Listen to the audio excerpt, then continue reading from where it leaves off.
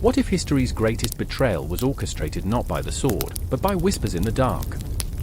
Picture this, a kingdom, grander than any social media influencer's mansion, teetering on the brink of an unspeakable collapse.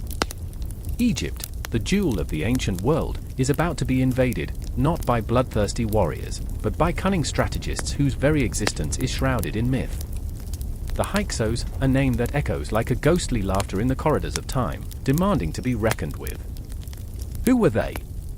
What drove them to launch their audacious assault against a civilization that glittered like gold in the desert sun? On the Nile, life flowed like a well-tuned river, predictable, serene, until the sky darkened with the banners of the Hyksos. A sudden storm of chaos erupted. Did they come as conquerors or liberators? Were they wolves donned in sheepskin or simply the misunderstood? Each question twists like a knife, making hearts race and minds spin. The air thickens with tension, the scent of treachery wafts like a noose tightening. The Egyptian pharaohs sat in their opulent palaces, their crowns heavy with the weight of ignorance. But ignorance is a luxury, and soon it became a grave mistake. As the Hyksos infiltrated with a smirk and a plan, their chariots rumbled like thunder, signaling a revolution or a reckoning. Did they wield advanced weaponry, or was it just clever propaganda? Perhaps they were just hipsters of the ancient world, flaunting shiny new technology while the Egyptians clung to their rituals, oblivious to the storm brewing on the horizon. Can you hear the echo of their laughter, mingling with the chains of the oppressed? Imagine the scheming that unfolded in candlelit chambers, as the Hyksos plotted their rise, like a band of thieves devising their grand heist. The timeline of Egypt splintered, alliances forged in darkness began to crack. Who would betray whom? And what treasures lay hidden in the aftermath of the conflict? History is written by the victors, so what happens when the victors are the very shadows that skulk through alleys of dusty tomes? Each inscription, every artifact, could hide an explosive truth, a truth that could unseat the very foundations of civilization. The Hyksos didn't just invade, they played the puppet master, pulling strings that danced to the discordant tune of power. As whispers of their strategies trickle down from the ruins, do they sound more like ancient wisdom or the ramblings of a madman? The truth teeters on the edge of insanity. The Hyksos, a riddle wrapped in an enigma, dared to challenge the gods of the Nile. So, who are the real monsters, the invaders who sought to claim a throne, or a civilization too proud to change? With their wits sharper than any blade, the Hyksos didn't just conquer, they implanted ideas that would haunt Egypt for centuries. And now, in the echoes of history, the question lingers, what do you really know about the twilight that fell over the land of the pharaohs? The clock is ticking, the sands are shifting, and the truth, buried beneath layers of myth and legend, demands to be unearthed. Ready or not, the answers await. The sky was darkening, thick clouds rolling in like an army preparing for conquest. The air hummed, heavy with anticipation, and the scent of dust hung thick, suffocating. I stood in the heart of Avaris, where once the laughter of children echoed in the sunlit streets, now reduced to a chorus of whispers and dread. I remember the first time I felt it, the chill of fear prickling my skin. The Hyksos were coming. What was once a bustling marketplace had become a graveyard of dreams, shadows lurking in every corner, the promise of blood hanging like an executioner's blade just above my head. Simeon, my brother, stood beside me, his eyes wide, reflecting the flickering torches that cast eerie shapes across the sand. He clutched his makeshift weapon, a crude wooden club, nothing more than an extension of his trembling hand. "They're not like us," he murmured, the tremor in his voice betraying the bravado he tried to wield as armor. He was young, maybe too young to understand the weight of his words, but there was an undeniable truth clinging to them, like the scent of ash from a smoldering fire. They were invaders, outsiders with striking chariots that churned the earth and menacing swords that glinted ominously in the fading light. I remember the stories, the tales of a foreign land that whispered of wealth and power. They came from the east, from the sun-scorched deserts, carrying the scent of spices and intrigue, their eyes glittered with ambition. Their skin, a shade darker than ours, marked them as something other, something to be feared. Their laughter rang in mocking tones, a language we couldn't understand, a symphony of chaos that danced just beyond our comprehension. I can still hear it, echoing in my mind like a haunting refrain. They were woven into our fabric, yet they stood apart, like a phantom in the night. And then there was Miriam, our sister, the heart of our family. The light in our bleak existence.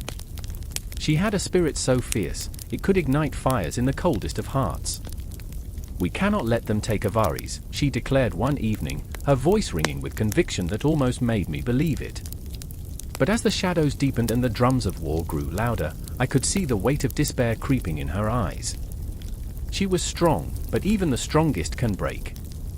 I remember the way she clenched her fists, knuckles white with desperation. "We fight or we die," she urged, but even her words felt like a desperate prayer, a plea whispered into a void that swallowed hope whole. The night they arrived, the moon was swallowed by darkness, a sickly omen hanging over us. I could taste the fear on my tongue, metallic and bitter. As torches flickered to life, illuminating the faces of those who dared to stand against the tide, I could see the resolve mingling with terror, a concoction of raw humanity. We were all caught in the web of history, each moment stretching like a taut string, vibrating with the weight of what was to come. Would we be martyrs or would we fade into the annals of time, ghosts forgotten, our stories lost like grains of sand slipping through fingers? Simeon's grip tightened around his club as shouts erupted, a cacophony of chaos erupting in the streets. I remember the sound, the clash of metal, the cries of the wounded, a symphony of despair melding with the stench of fear. The Hyksos flooded like a river breaking its banks, their eyes burning with the hunger for conquest. I could see the glint of their weapons, sharp and unforgiving, slicing through the air like promises never kept. There was no turning back now, we were caught in the whirlwind of fate, sucked into the cyclone of history. Miriam stood taller, her silhouette framed by the flickering light, a beacon of defiance amidst the storm. "We will not be broken," she shouted, her voice slicing through the din, a momentary stillness falling like dust. In that silence, I saw the souls of our ancestors, standing beside us, their whispers urging us to fight. But just as quickly, the stillness shattered, and chaos erupted anew. Fear twisted in my gut, a knot that wouldn't loosen, an instinct kicked in. We were cornered beasts, and I felt the primal urge to fight for survival surging through my veins. I remember the first clash, the cold metal meeting flesh, the sickening thud of bodies hitting the ground.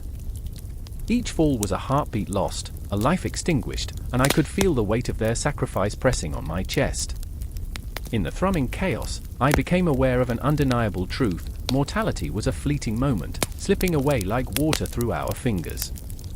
We fought not just for Avaris, but for memories, for laughter, for a future that felt like smoke, elusive and ephemeral. And then, amidst the chaos, I caught sight of Simeon. He was surrounded, lost in a sea of faces that swirled around him, eyes wild with fear and fury. "No!" I screamed, a desperate cry swallowed by the tumult, but I was just one voice in a maelstrom. The world around me blurred, a canvas of horror painted with strokes of violence and despair. I remember diving into the fray, adrenaline surging, heart pounding. He was my brother, my blood, the last tether to my humanity in a world gone mad. Miriam fought beside me, her presence a fierce flame against the encroaching darkness. "We will not yield," she cried, and I could see the determination in her eyes, a flicker of hope fighting against despair. But the tide of war was relentless, and I could feel the weight of history pressing down, shadows whispering of fate and destiny, mocking us as we struggled against an unseen force. The cries of the fallen mingled with the sound of steel, an anthem of chaos that reverberated through my very soul. I remember thinking that this was it, the moment that would echo through eternity. The Hyksos, with their strange customs and foreign tongues, sought to claim our lives, our stories, and with each clash, I could feel our history teetering on a precipice, ready to plunge into the abyss. But even as I fought, buried deep within the tumult was a question that clawed at my mind, a question about identity, about belonging, about the thin line between conqueror and conquered. Who were we, if not the echoes of those who came before us? The answer lingered, tantalizingly out of reach, like the stars twinkling in a darkened sky, distant and eternal. And as I plunged deeper into the heart of battle, I realized that this was just the beginning, the trembling, the uncertainty, the shadows of the Hyksos looming larger than life. We would fight, we would bleed, we would cry, but would it be enough? Would our story survive, etched in the annals of history, or would we fade into the silence, forgotten ghosts haunting the very streets we fought to protect? The tension hung thick in the air, suffocating, as the battle raged on and the night wore its mask of chaos. I remember the stars, dimmed by the smoke of war, their twinkling whispers promising that somewhere, somehow, hope still existed, a flicker in the darkness, waiting to ignite. The sun hung low over the golden sands, casting a lingering glow, an amber promise of warmth that belied the chill gripping the air. I stood at the edge of the Nile, my heart racing like the river's currents, its waters swirling with histories I could barely grasp. The shoreline shimmered with the remnants of long-forgotten stories, each grain of sand a memorial, whispering secrets of gods and kings, of grandeur and despair. I remember the moment, the world held its breath, and so did I. A figure emerged from the shadows, a silhouette against the flaming horizon, the weight of a destiny drawing him forward. Kinwasit, the proud son of Ramses, his brow furrowed, eyes penetrating with a storm of emotions, fear, anger, resolve. His hands trembled, not from weakness, but from the enormity of what lay ahead.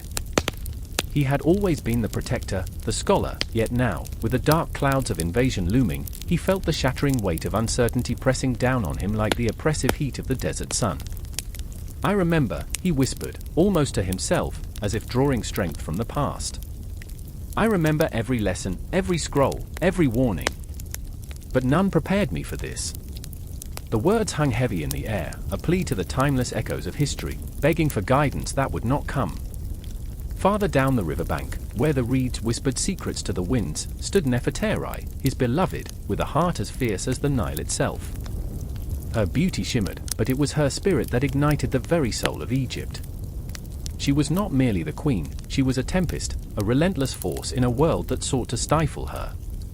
Yet here she stood, cradling a fragile hope amidst the crumbling realities around them.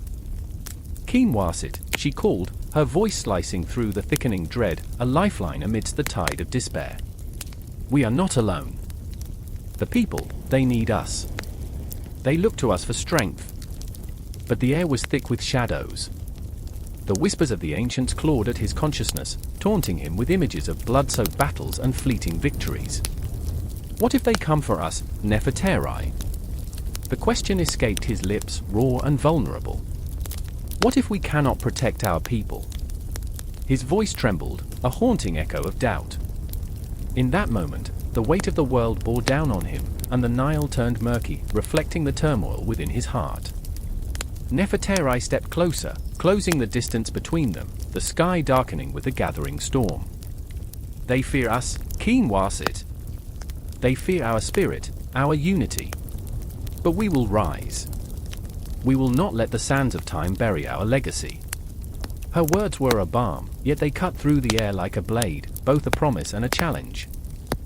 His heart surged, but uncertainty gnawed at the edges of his resolve. The geography of their land, that vast tapestry of life, became an extension of their turmoil. The Nile, once a bastion of fertility, now swelled with the weight of foreboding. The fields on either side, lush with promise just days before, now stood frail and trembling, as if anticipating the encroaching doom. In the distance, the mountains loomed like ancient sentinels, their peaks scraping the heavens, mocking the fragility of man's existence. I could almost taste the salt of the sea air, feel the tension in the atmosphere as it crackled with the unspoken thoughts of all who lived beside the river. Eyes turned to the horizon, scanning for shadows that would herald the arrival of fate. Kinwasit and Nefertari, two figures entwined in a rapidly darkening tale, felt the weight of history pressing against their shoulders, urging them to act, compelling them to become the legends that would be recounted in hushed tones for millennia. In the heart of the desert, the wind howled like a banshee, echoing their fears. Would they be the heroes they were destined to be, or merely footnotes in the annals of time? The thought spiraled in Kinwasit's mind, growing louder with every heartbeat, a scream against the silence of inevitability. He looked to Nefertari, that fierce fire within her igniting a spark of hope within him. What if we fail? The words wrenched from his throat, laden with sorrow and vulnerability. She grasped his arms tightly, her grip grounding him. What if we don't? Her eyes burned with a fierce intensity, a wild blaze against the desolation, illuminating the path ahead. We cannot allow fear to bind us. The geography of our land, this sacred soil, holds the weight of our ancestors. We must honor them. We must fight. As the sun dipped beneath the horizon, shadows danced along the banks of the Nile, creeping closer, wrapping the world in an unsettling embrace. Time felt suspended, a ghostly presence watching, waiting for the confrontation that loomed just beyond the veil of night. The air thickened with tension, crackling with the energy of unbridled courage mixed with the specter of despair. I felt it, the cold weight of history pressing against my chest, the relentless echo of ancient footsteps that had tread this path before. The geography of ancient Egypt was not merely land, it was a living entity, pulsating with breath and memory. The cracks that ran through the earth ran deeper than the chasms of time, they were fissures of the heart, raw and writhing. In that moment, the Nile surged at my feet, and I sensed something greater than myself, a legacy trembling on the brink of destruction or triumph.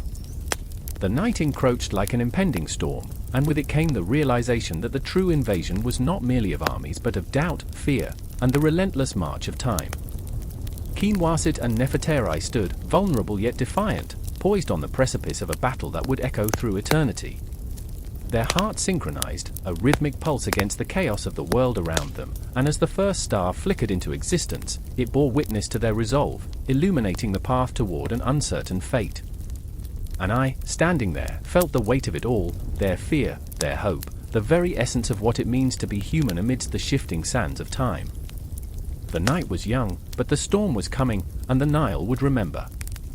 The sun hung low in the sky, a molten orb spilling blood-red light over the city of Memphis, illuminating the cracked stones of the palace courtyard.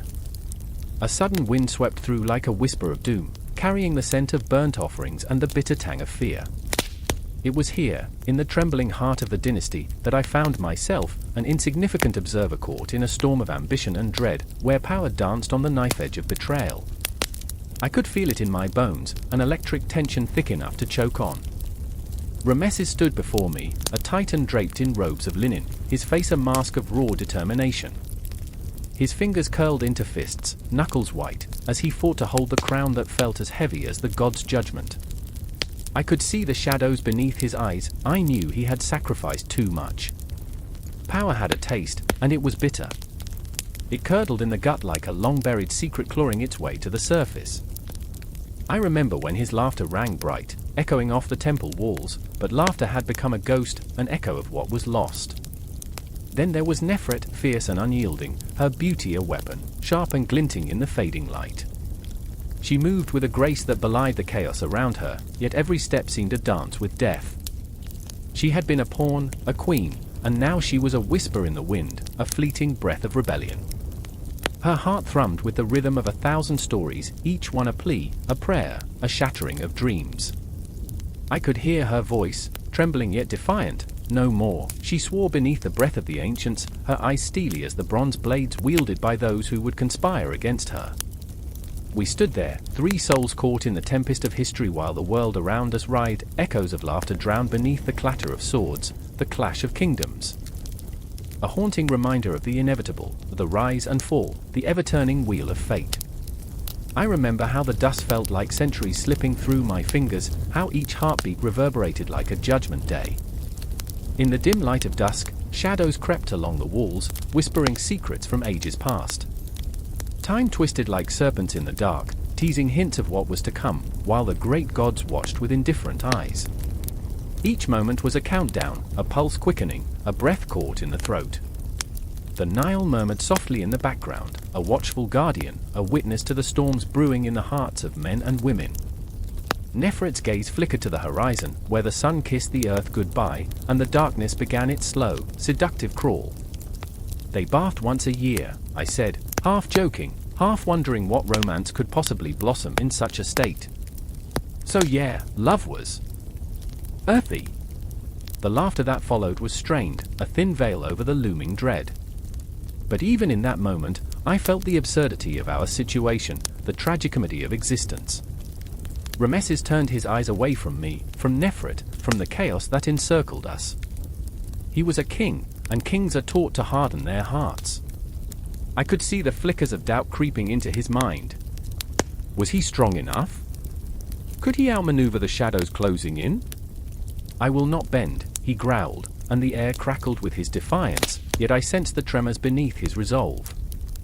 There was a time, not long ago, when dreams of power danced in his eyes, where ambition was a siren song calling him to glory. Those dreams had transformed into a nightmare of sleepless nights, haunted by the ghosts of those he had sacrificed, his own family, his people. Every loss a dagger, each betrayal a wound that would not heal. I remember the night Nefret had confronted him, the firelight flickering in her eyes.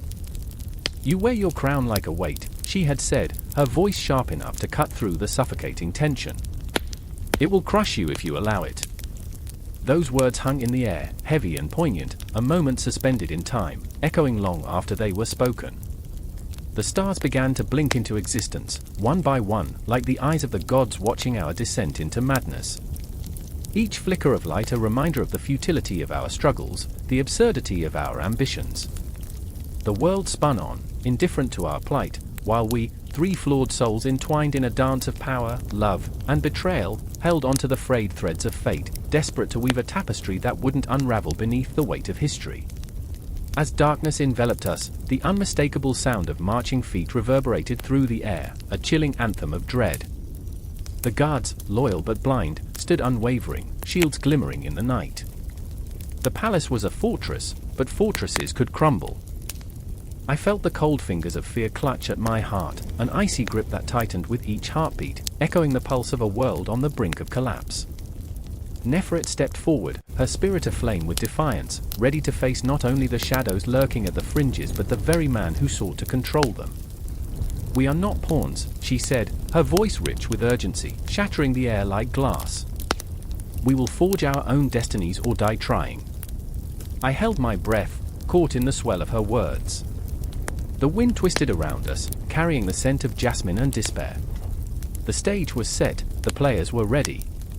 The tension hummed in my veins, each moment stretching into eternity, and I knew this was the beginning of the end. As the night deepened, and the stars blinked out one by one, I could sense the shift in the air, the electric crackling of fate boiling over. Here we were, on the cusp of a storm, a wave about to crash, and I was nothing more than a witness, a heartbeat in a world pulsing with tension. And as I absorbed the weight of their struggle, the gravity of their choices, I understood. Power was a seductive dance, and in this Game of Thrones, it was not the crown that would weigh heavy but the price of holding it. The darkness loomed ever closer, and with it, the promise of a reckoning. In the shadows of history, nothing is ever truly lost. It waits, it lingers, and it breathes, whispering to those who dare to listen. I could feel it in the very marrow of my being, the echoes of their stories, the unresolved conflicts, the heart-wrenching truths that would spill forth like an ancient river, carving new paths in the landscape of time. The air crackled with tension, a pregnant silence thick enough to choke the bravest of souls. Darkness enveloped the city of Avaris, its streets tangled with shadows clinging to the walls like whispers of betrayal.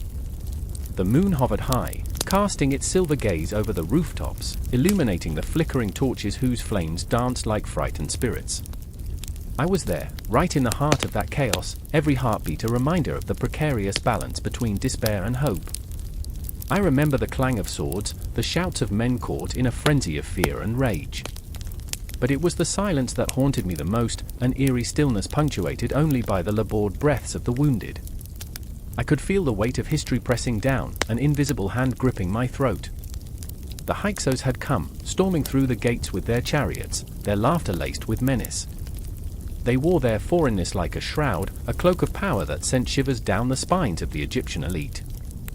There was a man amongst them, a warrior named Kai, fierce and proud, yet burdened by the weight of his lineage. His eyes burned like embers, fierce and unwavering, but inside, a tempest brewed.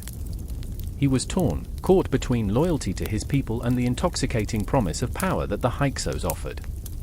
The very name of his tribe felt like a noose around his neck, tightening as he fought to reconcile who he was with who he could become.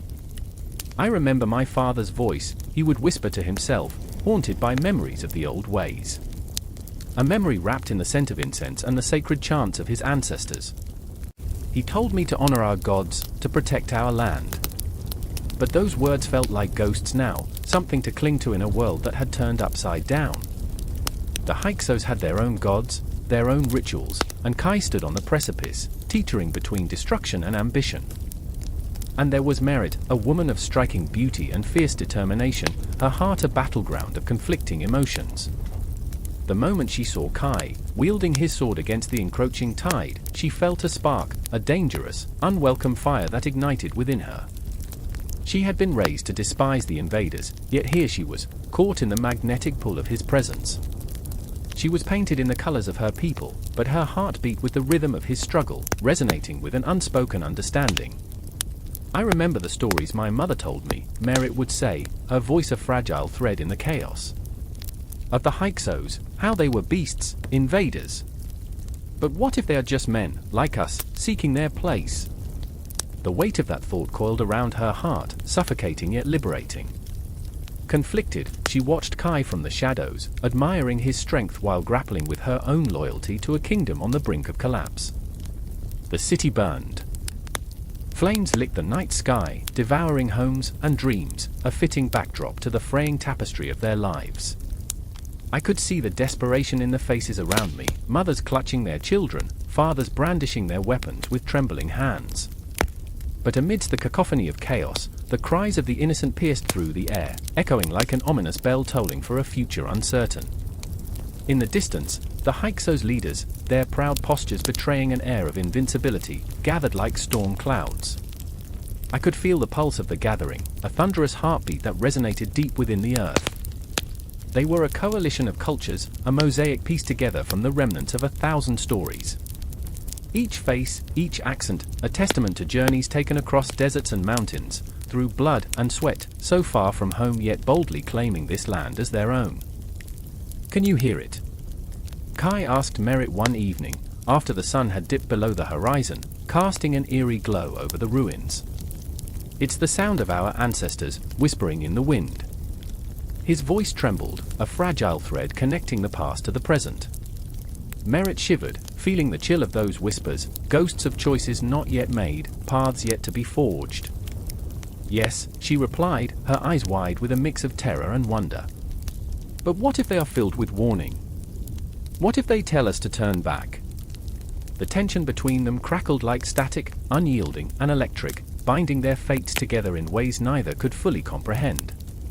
As the moon rose high, I watched them dance around the fire of their choices, both exhilarated and paralyzed by the truth that hung heavy in the air. The world was shifting, the tectonic plates of culture and identity grinding against each other, threatening to swallow them whole. Each moment stretched out like the shadows that danced across the walls, a reminder that time was a relentless beast, gnawing at the edges of their existence.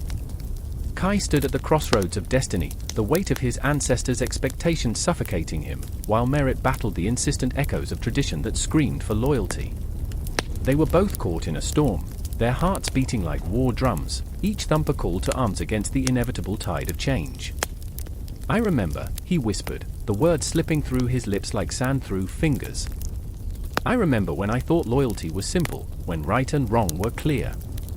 But the world was a mosaic now, and every piece gleamed with the potential for beauty or destruction. As the first rays of dawn broke, bathing the horizon in hues of hope and despair, I felt their struggles intertwining, a fragile thread binding the fate of a nation to the pulse of two hearts beating as one. The rise of the Hyksos would not be marked by the clash of swords alone, it would be defined by the collision of dreams, fears, and the haunting specters of the past. And in that moment, as the sun broke free from the shackles of night, I knew that this was only the beginning. The horizon gleamed with the promise of conflict and heartache, a reminder that the shadows of history were never far behind, whispering, beckoning, waiting for the perfect moment to reclaim their space in the light. The ground trembles underfoot, a heartbeat echoed in the clattering of hooves and the shriek of metal. Shadows slip through the midday sun, dark and swift, like whispers of fate announcing themselves to the doomed. I stand, breath caught in my throat, watching as chaos unfolds. A chariot slices through the dust, wheels spinning, a whirling dervish of death and speed. This is not just a battle, it's an orchestra of destruction, each note played with chilling precision. I remember the first time I saw the Hyksos warriors, their eyes wild with ferocity, faces painted with the grime of conquest. They were not just men, they were storms, unleashed and unyielding. Their chariots, oh, those magnificent beasts, two-wheeled monsters driven by the relentless pulse of ambition. I could feel the adrenaline coursing, a thrill mixed with dread as they charged forward, slicing through the enemy lines like a scythe in a field of wheat, leaving nothing but carnage in their wake. Karim, my closest friend, stood beside me, white-knuckled and breathless. He was a scholar, not a soldier, a man more comfortable wrestling with scrolls than swords.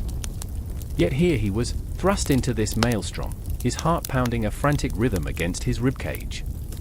"They're not just fighting for land," he whispered, his voice barely cutting through the chaos. "They're fighting for something deeper. For respect.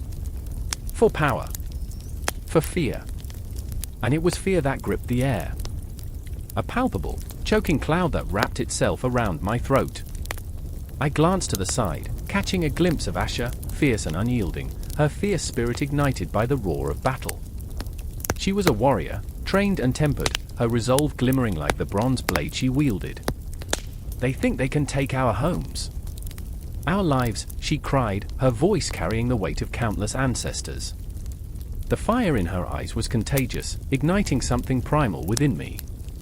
I felt it too, the desperate need to protect, to fight, to reclaim what was ours. And then there were the weapons that haunted my dreams. The Hyksos had brought with them innovations that turned the tides of war. Long spears tipped with sharp bronze, their glistening surfaces hungry for blood. Bows that sang as they released arrows, swift and sure, flying toward their unsuspecting prey. I had never seen such fearsome artistry in destruction. It was both beautiful and horrific, like watching the sunset bleed into the horizon only to be swallowed whole by the night. I remember the moment when the first chariot roared past us, the driver a phantom of shadows, a figure cloaked in the colors of death. The air crackled with tension, a moment suspended in time. In that instant, I saw the faces of the fallen, the terrified, the brave. I saw Karim's wide eyes, his realization dawning like the first light of dawn. "They're not just here to win, they're here to change the very fabric of our world," he gasped, the words tumbling from his lips like loose stones rolling down a hill. A chariot came crashing down, its axle splintering, a testament to the ferocity of the fight. The sound echoed like a thunderclap, and I felt the ground tremble beneath my feet. Asher lunged forward, a warrior in her element, her blade glinting in the battle-scarred sunlight. I was torn between fear and awe, watching her carve a path through enemy lines, each swing of her weapon a symphony of violence.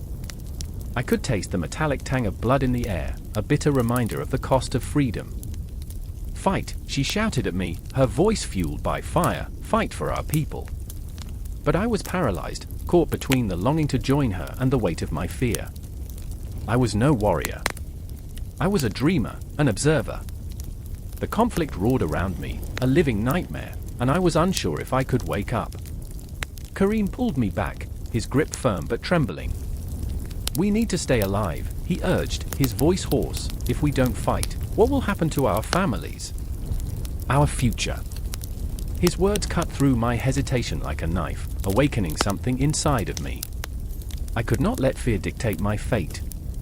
But then, something shifted in the chaos. The battlefield transformed into a theater of shadows and light, soldiers rushing and tumbling like waves against a crumbling shore. I could see Asher, a whirlwind of fury, her every movement fluid and fierce. She was fighting not just for land but for our very identities, for the stories embedded in our soil. I felt desperation clawing at my insides, a gut-wrenching hope that clashed with the horror unfolding around us. "Remember!"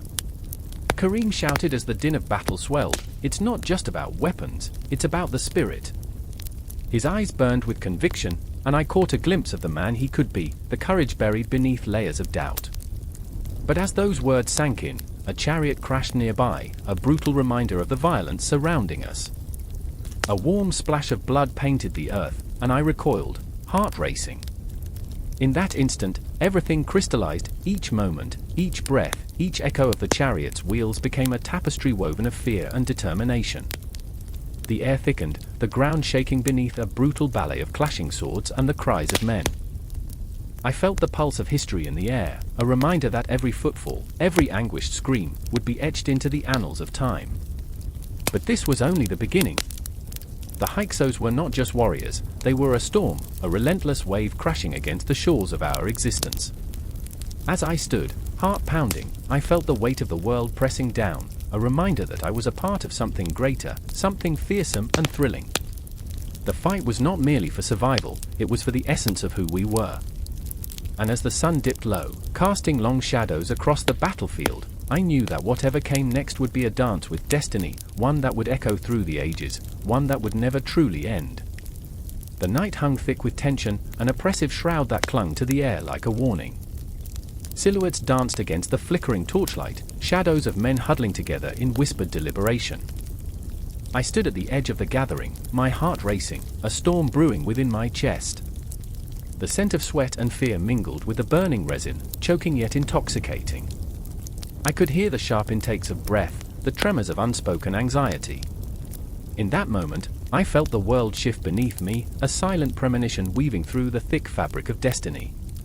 Menkaure, the shrewd diplomat, eyed the assembled merchants with a gaze that pierced through the noise. He was a man torn from the fabric of loyalty and ambition, his heart a battlefield where love and betrayal fought for dominance. His fingers drummed against the rough-hewn table, a rhythm that echoed the frantic beating of my own heart.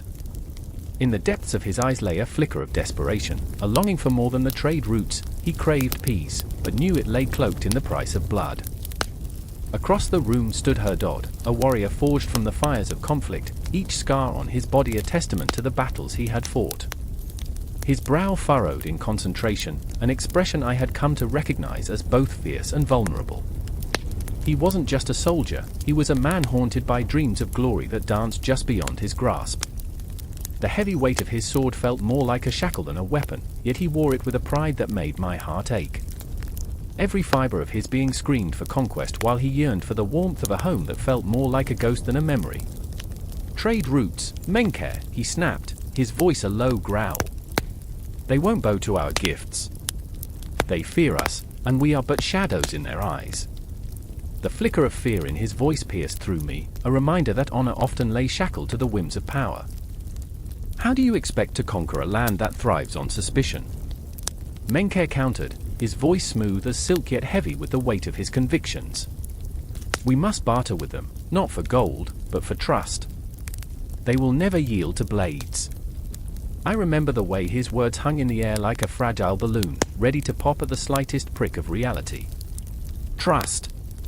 Such a delicate thing. The very notion felt like a cruel joke in a world tempered by betrayal. As dawn slipped silently into the sky, the tension thickened like the mist rolling over the Nile. I remembered the whispers of the elders, tales told around flickering fires of how trade could forge alliances stronger than steel. But the fear loomed larger than hope, it wrapped around my throat like a noose. "Do you see them?" Herdod's gaze pierced through the gloom, pointing toward the horizon where the sun began to rise. "They gather like vultures, waiting for us to falter. They know our weaknesses." I felt my stomach twist. He was right. The foreign merchants, with their lined faces and hawkish eyes, loitered like ghosts, watching our every move. Would they feast on our failures? The drums of diplomacy beat louder, echoing the pulse of a world on the brink. The merchants gathered in whispers, hands clasped like conspirators, plotting against the march of our ambitions. Each pact signed in ink felt like a pact with the devil, binding us in ways we couldn't comprehend. Menkaure reached for my arm, his grip firm yet searching. "We must tread carefully," he urged, his voice low and grave. "One misstep, and we plunge into darkness." I remember the way his eyes searched mine, as if trying to find the flicker of resolve within the shadows of doubt. Was I strong enough to navigate this treacherous dance? The shadows of the night loomed longer, growing heavier as the sun fought to break free of their grasp. I watched as the merchants traded not just goods, but information, whispers of vulnerability, of feigned alliances that turned to knives in the dark. They were masters of deceit, weaving webs so intricate one could hardly discern where truth ended and lies began. And what of our people? Herdod's voice cracked through the tension. What will we leave behind? A legacy of fear? A history of bloodshed? Our children deserve more. His passion ignited a fire within me, a flicker of hope amidst the despair. Suddenly, the stakes felt impossibly high. I remembered the faces of those we fought for, the laughter of children that echoed through the quiet nights. They were the lifeblood of our purpose, and yet, we stood on the precipice of destruction, teetering on the edge of choices that could plunge us into chaos.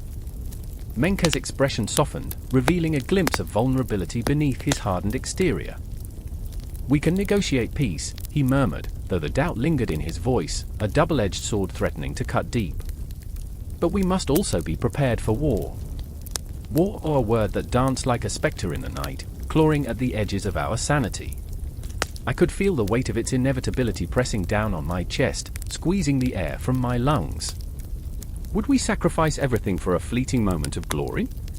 As the sun finally broke free, casting a golden hue over the tension-laden room, I caught a glimpse of the shifting alliances, the fragile threads of diplomacy weaving through the fabric of our existence. The air pulsed with anticipation. The moment of reckoning loomed, ready to consume us all. My heart raced, each beat a drum echoing in the silence, and I could feel the world shift again. The past collided with the present, leaving us teetering on the edge of a precipice where every choice we made would carve our legacy into the annals of history. The weight of what lay ahead nestled deep within my chest, an insatiable hunger for something greater, something that might just slip from our grasp like grains of sand. In the flickering shadows of trade and diplomacy, we stood, not as conquerors but as fragile beings clinging to the hope that perhaps, just perhaps, the ties we forged might bind us closer than the swords that threatened to sever us apart. And so, as the day unfolded in a cacophony of choices and whispers, the question loomed ever larger: could we emerge from the shadows, or would we succumb to the darkness that awaited us? The line between victory and defeat blurred, a haunting reminder that every heartbeat echoed not just with hope, but with the haunting specter of what we might lose. The sun hung low, a fiery eye blinking slowly over the horizon, casting long shadows that clawed at the ancient stones of the Egyptian city. I stood there, heart pounding, the heat wrapping around me like a heavy, suffocating blanket. Behind me, the rattle of carts and the distant cries of market vendors filled the air with a relentless pulse, but all I could hear was the thumping of blood in my ears. Fear coiled in my stomach, a tight knot of uncertainty. This was not the welcoming embrace of a new world. This was a place that felt alive and restless, its secrets whispering through the cracks in the pavement and the crevices of the crumbling walls. I remember the moment when I first saw them, those haunting figures draped in linen, their faces painted with colors that seemed to hold the very essence of the gods. The people moved like shadows, weaving between stalls piled high with spices, fruits, and the scent of decay. Their eyes flickered with curiosity, and just before I could meet one, they darted away, leaving only the lingering chill of their gaze. I wanted to shout, to reach out, to break the spell of their silence, but words caught in my throat like a hidden dagger. Beside me, Ava trembled, a stark contrast to the fierce resolve that usually colored her every decision. Her fingers curled into fists, knuckles white against the fabric of her dress. "This isn't what I expected," she whispered, a tremor in her voice that made my heart ache. I could see it, the fear, the excitement, the turmoil brewing beneath her surface. She was like a dormant volcano, ready to erupt with a single spark of provocation. "I remember the stories," she said, her breath hitching as she took in the towering structures that loomed over us. "They bathed once a year, you know? Can you imagine the romance?" Her laughter was sharp, brittle, an attempt at lightness that fell flat against the weight of the moment. But I laughed with her, a shared madness, a brief distraction from the oppressive atmosphere hanging thick like smoke. And then there was Malik, his eyes wide and restless, darting from one face to another, each unfamiliar countenance igniting a spark of paranoia. He had long since embraced the absurdity of it all, the madness of our uninvited intrusion into a world that had thrived for millennia without us. "They think we're ghosts," he murmured, half joking, half terrified. "We're the pale specters from the west, wandering through their lives, asking questions no one wants to answer." I caught his gaze, the flicker of fear buried deep beneath a facade of bravado. "What if they don't want us here?" I asked, the words slipping out before I could swallow them back. The air grew denser, the weight of that uncertain silence crushing us like the heavy stones of the Great Pyramid looming in the distance. Ava's laughter faded, replaced by a tension that hummed between us like an electric current. "Then we're nothing more than shadows ourselves," she replied, her voice low and solemn.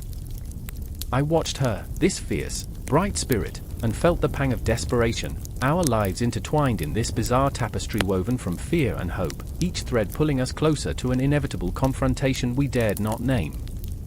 As we wandered deeper into the heart of the bazaar, the colors blurred into a cacophony of life, the golden hues of bread baking in the sun, the deep reds of pomegranate juice dripping like blood from the vendor's stall, and the sour scent of something rotting beneath the weight of the day.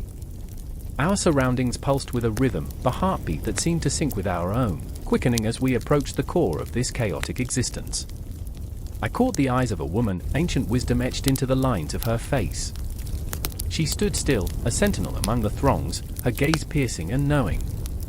I felt the world around us retreat, the noise of the market fading into a distant hum as our eyes locked. In that instant, time warped, memories of my childhood dreams swirling in the air between us. I remembered being told tales of Egypt, of its past woven with the threads of mystery and power. But all I could think of now was the reality of her stare, the weight of her experience bearing down on me. "Are we lost?" I asked, the question heavy with unsaid fears. The old woman tilted her head, a ghost of a smile playing on her lips. It was a smile filled with secrets and the shadows of history, but all it did was deepen the anxiety thrumming beneath my skin. "Lost is but a state of mind," she whispered, her voice like sand slipping through my fingers. "To be found is to embrace the unknown." I looked away, the words wrapping around me like tendrils of smoke, suffocating and intoxicating. What did it mean to be found? Did it mean acceptance, or perhaps annihilation? The question gnawed at my insides, and I could feel the tremors beneath my feet, a seismic shift echoing through the very ground we stood upon. Malik broke the spell, his voice slicing through the tension like a blade. "Let's not linger too long. We're not the ghosts here, we're the intruders." The urgency in his tone propelled us forward, and I felt a mix of dread and exhilaration, like standing on the edge of a precipice, ready to take a leap into the abyss. The path stretched ahead, an endless parade of faces and voices, a living tapestry that was both beautiful and terrifying. Each interaction, a fleeting brush with the divine. Each moment, a reminder of the fragility of life. I was acutely aware of the weight of our presence in this sacred place, an uninvited ripple in the fabric of time. And as night began to fall, casting the city into a palette of deep blues and blacks, I felt it, the shift, the anticipation of something lurking just beyond our sight, waiting for the perfect moment to strike. The world around us held its breath, poised on the cusp of revelation or destruction. I clutched Ava's hand, feeling the warmth of her skin against mine. Malik glanced back at us, a spark of something undefinable in his eyes. We were on the brink, teetering over the edge of understanding and fear, ready to confront whatever lay ahead. The city buzzed with life, but in that moment, it felt like a tomb. And in that eerie silence, I remembered what it means to be human, to grapple with the weight of existence, and the unyielding search for connection in a world that felt so infinitely vast. The darkness thickened around us, and with every heartbeat, I felt the pull of the unknown, the undeniable force drawing us deeper into the heart of Egypt's soul. The night was a shroud, wrapping the Middle Kingdom in a thick, suffocating darkness. A scream cut through the silence, raw and desperate. It clawed at the souls of those who heard it, echoing off the stone walls of a crumbling castle like a ghost refusing to leave. I stood there, heart pounding, as the guards scrambled, their heavy armor clanking, a terrible music of impending doom. I could taste the fear in the air, metallic and sharp, mingling with the scent of charred wood from the fires that flickered weakly in the distance. I remember the moment I heard the first whispers of betrayal. They curled around me like smoke, suffocating and insidious. "The Duke," they said, "he's plotting." Who knew such treachery could fester in the heart of our kingdom? Who knew that the very walls meant to protect us were crumbling under the weight of secrets? My hands trembled as I clutched the worn hilt of my sword, a relic of a more honorable time, its blade dulled by neglect and fear. The moon hung low, a pale spectre that seemed to laugh at our misfortune. I caught sight of Lyra, her face illuminated by its ghostly glow. Her eyes, usually bright and defiant, were now shadowed by pain. "They'll come for us, Kieran," she whispered, the tremor in her voice betraying her uncertainty. I wanted to reach out, to assure her that together we could face anything. but the truth lurked like a predator waiting to pounce. Our love was fragile, a flickering flame in a storm of chaos. Lyra had always been the heart of this kingdom, the light that cut through the fog of despair. But tonight, I saw the cracks in her resolve, the toll of sleepless nights and endless worry. "We must flee," she urged, urgency clawing at her words. "If the Duke has turned, there's no safety left for us." But I couldn't abandon the people, the kingdom that had raised me, that had danced in the sunlight and bled under the shadow of war.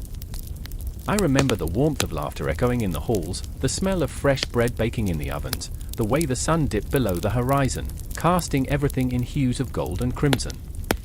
Those memories felt like a distant dream now, tainted by the reality surrounding us. "I can't leave," I replied, my voice a mixture of determination and desperation. "I can't leave you." And then, there was the sound of hooves, a thunderous stampede of betrayal. I watched as the shadows coalesced into a horde of soldiers, armed and merciless. They moved like shadows, a dark wave crashing against the walls of our sanctuary. My heart pounded, each beat a reminder of how fragile this world had become. I turned to Lyra, our breaths mingling in a shared horror. We were just two souls lost in a tempest, bound by love but suffocated by fate. "Whatever happens," I whispered, gripping her hands tightly, "we face it together."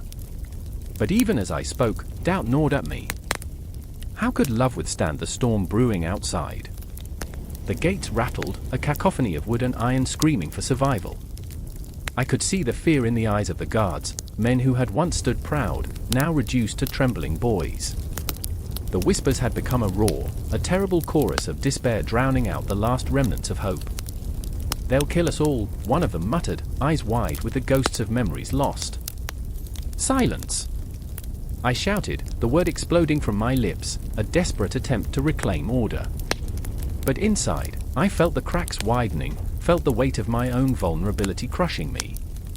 There was nowhere to run, no safe harbor from the storm. The Middle Kingdom was unraveling, threads of loyalty fraying with every heartbeat. "Lyra, stay close," I urged, steering her away from the door, the heavy thud of approaching feet echoing in my mind like a death knell. I could almost see the Duke's face, twisted with ambition and betrayal, a specter haunting the corners of my thoughts. I could hear his laughter, low and menacing, promising destruction wrapped in the guise of power. As the door splintered, I knew we were standing on the precipice of chaos. Fear prickled at the edges of my consciousness, but I pushed it aside. Together, I reminded myself, the mantra pounding in my head like a war drum. I was fighting not just for our lives, but for the very soul of the kingdom, for every laugh that echoed in the halls, for every sunrise that broke through the darkness.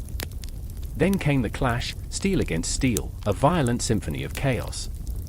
The guards fell, one by one, swallowed by the night, while the Duke's men surged forward, an unrelenting tide of darkness. I swung my sword, the blade biting into flesh, a sickening reminder of our fragility. Each strike was a plea, a cry for help, but it was drowned out by the cacophony of battle. And through it all, I saw her, Lyra, her spirit unyielding even as the world crumbled around us. She fought like a lioness, fierce and fearless, a testament to the love we had forged in the fires of adversity. But with each swing, I could feel her strength waning, her resolve cracking beneath the weight of despair. "Kieran," she cried, a haunting sound that echoed through the chaos. I reached for her, my heart a wild thing, desperate to keep her safe. I remember the way time slowed as I ran, the world blurring, the battlefield fading into a nightmare. With every step, the fear twisted inside me, coiling like a serpent, suffocating and relentless. The walls of our sanctuary trembled, shadows danced around us, and I knew that we were teetering on the brink of something unthinkable. The Middle Kingdom was collapsing, and we were caught in its haunting embrace, desperately fighting for survival, but knowing deep down that the shadows were closing in. And as I looked into Lyra's eyes, I saw our dreams of a future fade, swallowed by the darkness that loomed like a specter, reminding me that sometimes love isn't enough to save a kingdom. The night stretched endlessly, a canvas of despair painted with blood and heartache, and I knew this was only the beginning. The air was thick with smoke and the stench of sweat, the kind that clings to your skin like a bad memory. I was there, crouched behind crumbling stone, Heart pounding, the chaos of war a thunderous choir in my ears. The sun hung low in the sky, casting long shadows that danced wildly, like ghosts caught in eternal torment. And in the distance, the battle raged, a symphony of clashing metal, the cries of men, the dreadful, haunting wails of the wounded. I remember gripping my dagger, the cold metal a lifeline, a reminder that every breath I took was a small rebellion against fate. Is this how it ends? I thought, my heart thundering in my chest, echoing the war drums that beat a relentless rhythm. I was not a soldier by birth, but a storyteller caught in the throes of history. My name is Kinwasid, which means of the one who is powerful, but deep down, I felt as fragile as a clay vessel, ready to shatter. I had spent my life weaving tales of kings and gods, and yet here I was, a mere pawn in the game of empires. Across the field, I saw them, the Hyksos, invaders with chariots that gleamed like serpents in the sun. They moved with a chilling precision, arrows flying like whispers of death. I remembered my brother, Anubis, a warrior with fire in his eyes, who had laughed off my fears about the Hyksos. They are but children with swords, he had said, his voice bold and unwavering. But as I watched him now, fighting valiantly, I sensed the haunting truth: these children had become monsters. Fight for your fathers! Fight for your mothers, he shouted, his voice carrying over the chaos. But I saw the shadows creeping into his eyes, saw the flicker of doubt. How can one fight against the tide? The tide was a flood, an overwhelming wave of foreign soldiers who had stormed our homeland with the ferocity of a tempest. I could see the desperation in Anubis' stance, the way he gripped his sword as if it were the last thing tethering him to life. Anubis! I called, but the sound was swallowed by the cacophony. My throat was dry, the words clawing at the walls of my mind. I remembered our childhood, the games we played, the dreams we spun under the vast, unyielding sky. Now, those dreams hung like ghosts over us, taunting, mocking, whispering promises of a future we might never see. Hold the line! The general barked orders, his voice a whip cracking over the sound of despair. There was despair everywhere, it hung in the air like a thick fog. I could see our men faltering, could feel the hopelessness creeping in like a slow poison. Each swing of a sword was a desperate prayer, each fallen soldier a shattered promise. What did it mean to hold a line when the very earth beneath us trembled with the weight of an unrelenting enemy? I remember the night before the battle, when fear wrapped around my heart like a constrictor. I had sat by the flickering fire, watching shadows dance, pondering the prospect of loss. What if I never see Anubis again? I had whispered to myself, my heart a drumbeat of worry. And now, as I stood on this battlefield, the question clawed at me, relentless, unforgiving. Then came the chariots, fast, merciless. I felt the earth tremble beneath their wheels, the dread rising like bile in my throat. I had heard stories, tales of their speed, their efficiency. But now, standing on the precipice of annihilation, they were more than stories, they were nightmares unfolding before my eyes. Another roar erupted, and I instinctively ducked as an arrow whistled past, a cruel reminder of how fragile life was. My heart raced, every beat a plea to the gods I had always believed in, pleading for mercy, for guidance. Why have you forsaken us? I wanted to scream, but the words were lost in the chaos. And then I saw them, two figures silhouetted against the crimson sky, the Hyksos commander, tall and imposing, a shadow of death itself, and Anubis, defiant, rage fueling his every move. I could see the glint of desperation in his eyes, the shimmering reflection of his spirit fighting against the encroaching darkness. The moment stretched, a taut string ready to snap. Anubis! I screamed again, but he could not hear me over the war cries, the clash of swords, the symphony of destruction. I felt a raw pulse of fear. What if this was the last time I saw him alive, the last time I could call him brother? Despair twisted in my gut like a viper, coiling tighter with each passing heartbeat.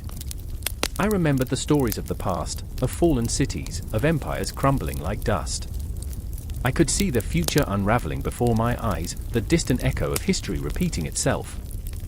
Would we become a footnote, a forgotten tale in the annals of time? The tension cracked like thunder, and suddenly, everything erupted into chaos. Anubis charged, a warrior against a tide of darkness, a flicker of hope daring to challenge the storm. I watched, breathless, heart racing, as he fought, each swing of his sword a testament to the spirit of our people. And with every clash, I felt it, fear twisting, hope soaring, love breaking through the suffocating veil of despair. But even as I reveled in that flicker of bravery, the shadows loomed larger, the chariots clashed closer. I knew, deep down, this was only the beginning of our struggle. The Hyksos were cunning, ruthless strategists, and we were mere mortals in their path. I could feel the weight of history pressing down, the inevitability of fate. As I stood there, breathless, caught in the chaos, I realized something profound. This was not just a battle, it was a moment that would echo through eternity, shaping not just my life, but the lives of generations to come. This was the moment when fear met courage, when desperation clashed with hope. And as the shadows danced and the cries of men filled the air, I felt the story of our people surge around me, an unstoppable force driving us forward into the unknown. And in that instant, I understood that the fight was not just for survival, it was for the very essence of who we were. A battle against the encroaching darkness, against the whispers of despair and the weight of memory. It was a fight for our identity, for our souls, a fight that had only just begun. The city of Avaris hung in the air like a held breath, poised at the precipice of chaos. The scent of dust and iron mingled with the sharp tang of fear, and in the distance, the sun hung low, a fiery orb on the horizon, as if it too sensed the impending doom. Shadows twisted along the crumbling walls, creeping like phantoms from a forgotten age. The echoes of desperation reverberated through narrow alleys, as cries of anguish punctured the tense silence, each sound a reminder of what hung in the balance. I stood there, my heart pounding in my chest, watching as Conquest gripped his sword with white knuckles. A warrior forged in the fires of conflict, he had witnessed the crumbling of his world, the tragic dismantling of a legacy. Rage flickered in his stormy eyes, but there was something deeper, something that whispered of loss. He had loved the land that these invaders had defiled, he had run barefoot across the sun-baked earth, laughing in the embrace of freedom. Now, that laughter felt like a ghost haunting him. Tonight, we take back what is ours, he growled, tension woven into every syllable, his voice low and fierce. I could see the deep creases in his brow, the way his jaw clenched as if the very act of speaking could shatter the fragile thread of hope holding him together. He was a flawed hero, steeped in the weight of duty, but also paralyzed by self-doubt. I could feel the warmth of his fervor tugging at my own heart. This was more than a battle, it was a reckoning. Beside him stood Mariette, a fierce warrior in her own right, though her thoughts were as tumultuous as the storm brewing overhead. She was the calm before the hurricane, the eye of the storm, yet even she could not escape the tension tightening around us. I could see the flicker of uncertainty in her gaze, as she clenched her fists, the dirt beneath her nails a testament to her resolve. She was haunted by a truth buried deep within. Her family had been among those taken by the Hyksos, their fate sealed in shadows, their screams swallowed by the night. "We do this for them," she whispered, her voice thick with anguish, "for all the souls they've stolen." The memory of her brother's laughter echoed in the back of her mind, a sound now reduced to silence. As the weight of his absence clawed at her soul, a fire ignited within her, fierce and unstoppable. She was flawed, too, the weight of vengeance threatened to consume her, yet it was that very darkness that would either save or destroy her. "We fight for the fallen, for every drop of blood spilled in their name," she added, and I saw the tears glisten in her eyes, reflecting the fading light, a reminder that hope could still flicker amidst despair. As we moved through the streets, the air thickened with anticipation, the shadows dancing around us, conspiring against the light. The marketplace lay abandoned, the vibrant colors of the stalls muted by the dust of neglect. It was a city that once thrived, vibrant and full of life, now reduced to a mere shell, a husk of dreams shattered under the weight of tyranny. Each step felt like a eulogy, each footfall a silent tribute to the ghosts that lingered, the memories that refused to fade, echoing through the alleyways. Suddenly, the sound of clashing steel shattered the stillness. Adrenaline surged through my veins, and I could feel my heart racing with every pulse, every beat a reminder of the imminent clash. Conquest's grip on his sword tightened as he turned to me, fire igniting in his eyes. "This is it," he breathed, a challenge as much as it was a promise. "We face the darkness head-on." As we plunged into the fray, the chaos enveloped us, a whirlwind of bodies and despair. I could feel the sharpness of the air, the metallic taste of fear on my tongue. The battle raged around us, a cacophony of shouts and screams, a symphony of life and death playing out in a twisted dance. King Warsit moved with purpose, a burst of fury in the face of 1,000 sorrows. His every swing of the sword was a testament to the weight he carried, each strike a desperate attempt to claim back what had been taken from him. But Meriet was the one who cut through the madness with raw intensity. She fought not just with strength, but with a ferocity born of heartbreak. Each opponent she felled was a step closer to justice for those lost, a release for the pain that had become her companion. I watched her, mesmerized and terrified, as she wove through the chaos, a storm unleashed. For our fathers, for our mothers, she shouted, each word a battle cry, each breath a vow of vengeance. Smoke billowed in the air, and the scent of blood mingled with the remnants of dreams. Avaris was alive, yet it felt like a corpse dancing in the moonlight, caught between triumph and tragedy. The shadows whispered promises, secrets hidden in the corners of forgotten alleyways. They threatened to swallow us whole, to consume us in our pursuit of reclamation. And then, silence. A hollow stillness that swallowed the cacophony, leaving only the heavy thud of my heartbeat, the ragged breaths of the weary. Keen Warsit stood, chest heaving, surrounded by the remnants of battle. I could see the flickering hope in his gaze, yet it was tainted with the taste of something darker, loss, uncertainty, the nagging doubt that victory could slip through our fingers like sand. Meriet knelt beside a fallen comrade, her expression fierce and vulnerable all at once. The weight of what we had done settled upon her shoulders, a reminder that with every victory came the haunting specter of loss. "They will remember," she whispered, her voice cracking. "We will make them remember." But would they? Would we? The idea lingered, a ghost in the twilight, as I stood between them, two warriors on the cusp of reclaiming their home, yet so burdened by the scars of their past that even the light felt heavy. The horizon glowed, the night releasing its hold, but darkness still danced, still whispered promises of reckoning. The battle for Avaris was far from over. Each heartbeat echoed with the certainty that we stood in the eye of the storm, the tension thickening, with the shadows lurking just beyond the fringes, waiting for the moment to strike again. The air was thick with the scent of smoke, the kind that clings to skin and memory, a ghostly reminder of what was lost. Shadows danced along the crumbling walls of the palace, flickering like the last vestiges of hope in a decaying world. In the heart of Avaris, under a blood-red sky, chaos reigned. The Hyksos had invaded, their presence a palpable tension, crackling like static before a storm. I could feel it in my bones, the fear winding tighter, constricting my chest, as if the ancient stones themselves were whispering secrets of despair into my ear. I remember the first time I laid eyes on the city's grandeur, the towering structures glistening under the sun, a testament to ambition and power. But ambition can rot like fruit left too long in the sun, and now the streets echoed with the cries of the fallen. The Hyksos, those foreign rulers, had turned the palace into a den of intrigue and betrayal. I could almost see the ghosts of the previous pharaohs, their faces twisted in sorrow, eyes pleading for redemption. Lord Kamudi stood at the edge of the throne room, his brow furrowed, a storm brewing within him. He was a man caught between loyalty and self-preservation, and I could almost hear the clashing of swords in his heart. "What have we become?" he whispered, his voice cracking like the fragile glass of a shattered dream. "We once ruled with might, now we are but shadows, mere puppets dancing to the Hyksos' tune." The throne, once a symbol of divine authority, now felt like an iron shackle, binding him in chains of oppression. Kamudi's fingers traced the intricate carvings on the armrest, each groove a reminder of his lineage, of the blood that flowed through his veins, a lineage that now felt like a curse. He clenched his jaw, fighting back tears that threatened to spill. "I am no traitor," he muttered, though the weight of his words echoed hollowly in the cavernous room.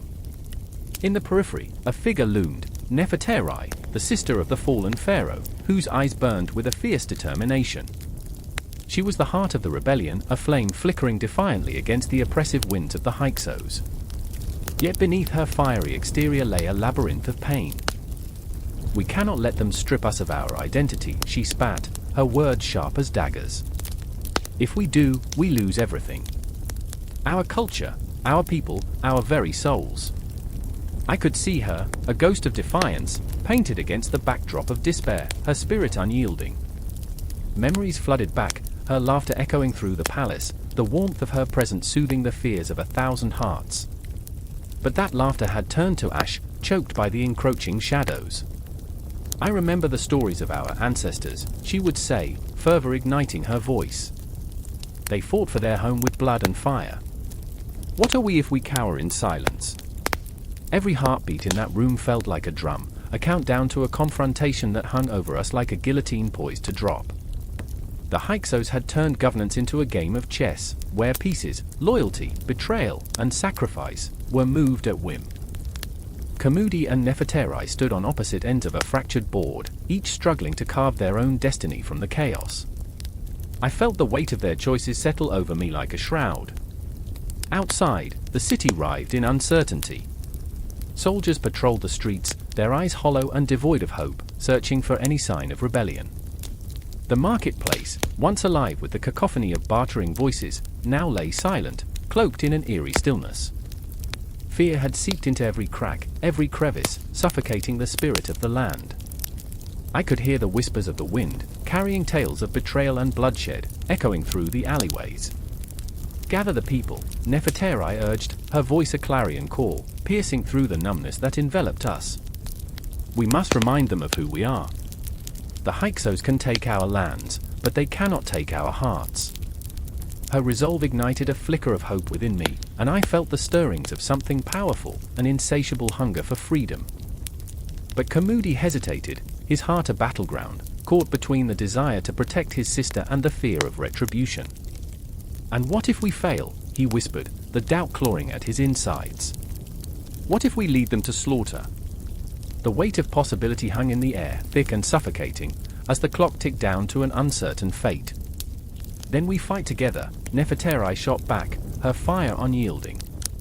"If we die, let it be with our heads held high, not like dogs in the shadows." The intensity of her words pierced through the fog of despair, igniting a spark I didn't know existed within me. I felt the pulse of history around us, breathing life into the walls of a crumbling palace, urging us to reclaim our narrative. As night fell, darkness wrapped around Avaris like a cloak, and the stars hung above like distant watchers, their light a promise of potential, of what could be if courage found its footing. The Hyksos might have taken our throne, but they could not extinguish the fire of our spirit.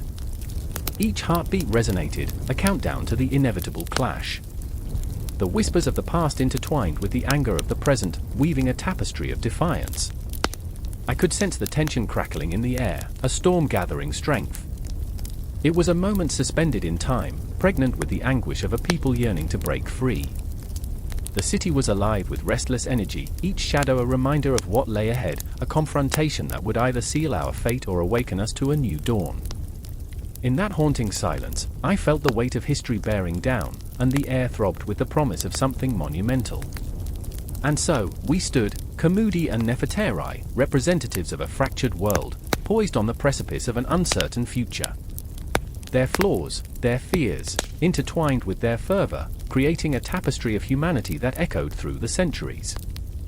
This was not just a fight for a throne, it was a fight for the very essence of who we were, a fight that would etch our names into the annals of time, or let them slip quietly into the void of oblivion. The stakes were high, and the world held its breath, waiting for the spark that could either ignite a revolution or plunge us deeper into darkness. The sun hung low, a molten orb dripping dread upon the ancient sands. Shadows stretched like desperate fingers across the marketplace of Avaris, where Hyksos traders peddled their wares, silks, spices, and the unseen weight of tension coiled in the air. I remember the scent of burning incense mingling with the dust, the way it clawed at my throat, a reminder of the simmering unease between two worlds. My heart raced like a gazelle startled from its sanctuary, for the Hyksos were not merely visitors, they were invaders, an unsettling presence that turned every greeting into a challenge, every barter into a battle. I stood in the thrumming heart of this uneasy union, surrounded by merchants with eyes like storm clouds. There was Kinwasid, his face set in grim determination, a Hyksos prince caught between loyalty and the gnawing desire for acceptance. He wore his heritage like a shroud, heavy and suffocating, while his heart clung to the beating pulse of Egypt. I could see it in the way he clenched his fists, the tremor in his jaw as he leaned closer to the stall laden with Egyptian pottery. "These are not just vessels," he whispered, his breath hot with longing. "They carry stories, souls trapped in clay." But standing beside him was Nefertari, a daughter of the Nile, her spirit as fierce as the desert wind. I watched her eyes dart nervously toward Kinwasit, each glance a collision of hope and fear. She wore the symbols of her lineage, a delicate anchor round her neck, but the weight of her ancestry felt like chains. "They'll never accept you," she bit out, her voice sharp, as if slicing through the tension that crackled between them. "You're a foreigner. You wear their blood like a mask." Those words hit me like a stone cast into a still pond, rippling outward, threatening to engulf us all. Kinwasit flinched, a wounded animal caught in the open, and for a moment, silence draped over us, a thick, suffocating blanket. I could sense the world around us fading, the laughter of children, the calls of merchants, all swallowed by the abyss of unspoken truth. The Hyksos had brought with them not just goods but a churning storm of conflicts, dreams entwined with despair. "Do you think we're all savages?" Kinwasit's voice shook as he faced Nefertari, his vulnerability raw and exposed. "Do you think I chose this life?" The desperation wrapped around his words, pulled tight like a noose. "I want to build a bridge, Nefertari, between our peoples." "But you," his voice cracked, and I could see the flicker of pain in his eyes, a flicker that mirrored my own restless heart. "You only see the differences." Nefertari's breath hitched, her defenses crumbling like the ancient stones of her ancestors. "You're right," she admitted softly, the words spilling like forgotten dreams. "I fear what I don't understand. I fear your kind." She glanced toward the horizon where the sun bled crimson, a wound across the sky, and I felt the weight of history pressing down on us, folding time into a cruel origami of sorrow. "But I also want to believe." I remember standing there, caught between two worlds, two hearts spiraling toward the inevitable clash of cultures. The air shimmered with unspoken words, electric and charged, holding the promise of change yet also the threat of devastation. The marketplace hummed with life, but it felt like a stage set for catastrophe, where every performance carried the weight of ancestry, blood, and betrayal. As twilight descended, shadows enveloped the square. The Hyksos danced with wild abandon, their movements an echo of forgotten rhythms, while the Egyptians watched with narrowed eyes, watchful, wary. Kinwasit joined them, swaying like a reed in the wind, and for a moment, he was free, unburdened by the chains of expectation. Laughter erupted, mingling with the strains of foreign music, but I could see the truth lurking beneath, the fractures of identity splitting the air between them. Nefertari stood apart, her heart pounding an erratic beat as she watched Kinwasit surrender himself to the night. I could feel her longing, the pull of something almost sacred, and it tore at me, unraveling threads of my own soul. "You can't trust them," Nefertari whispered, her voice a fragile breeze that felt like an omen. "They'll take everything, and we'll be left with nothing." But in that moment, filled with the pulse of life, Kinwasit's laughter surged through the night, an intoxicating promise of hope. The Hyksos and Egyptians were dancing together, yet within that joy simmered an undercurrent of tension, a precarious balance that threatened to shatter at any moment. I could feel it, a taut string vibrating in the air, echoing the clash of two worlds on the brink of collision.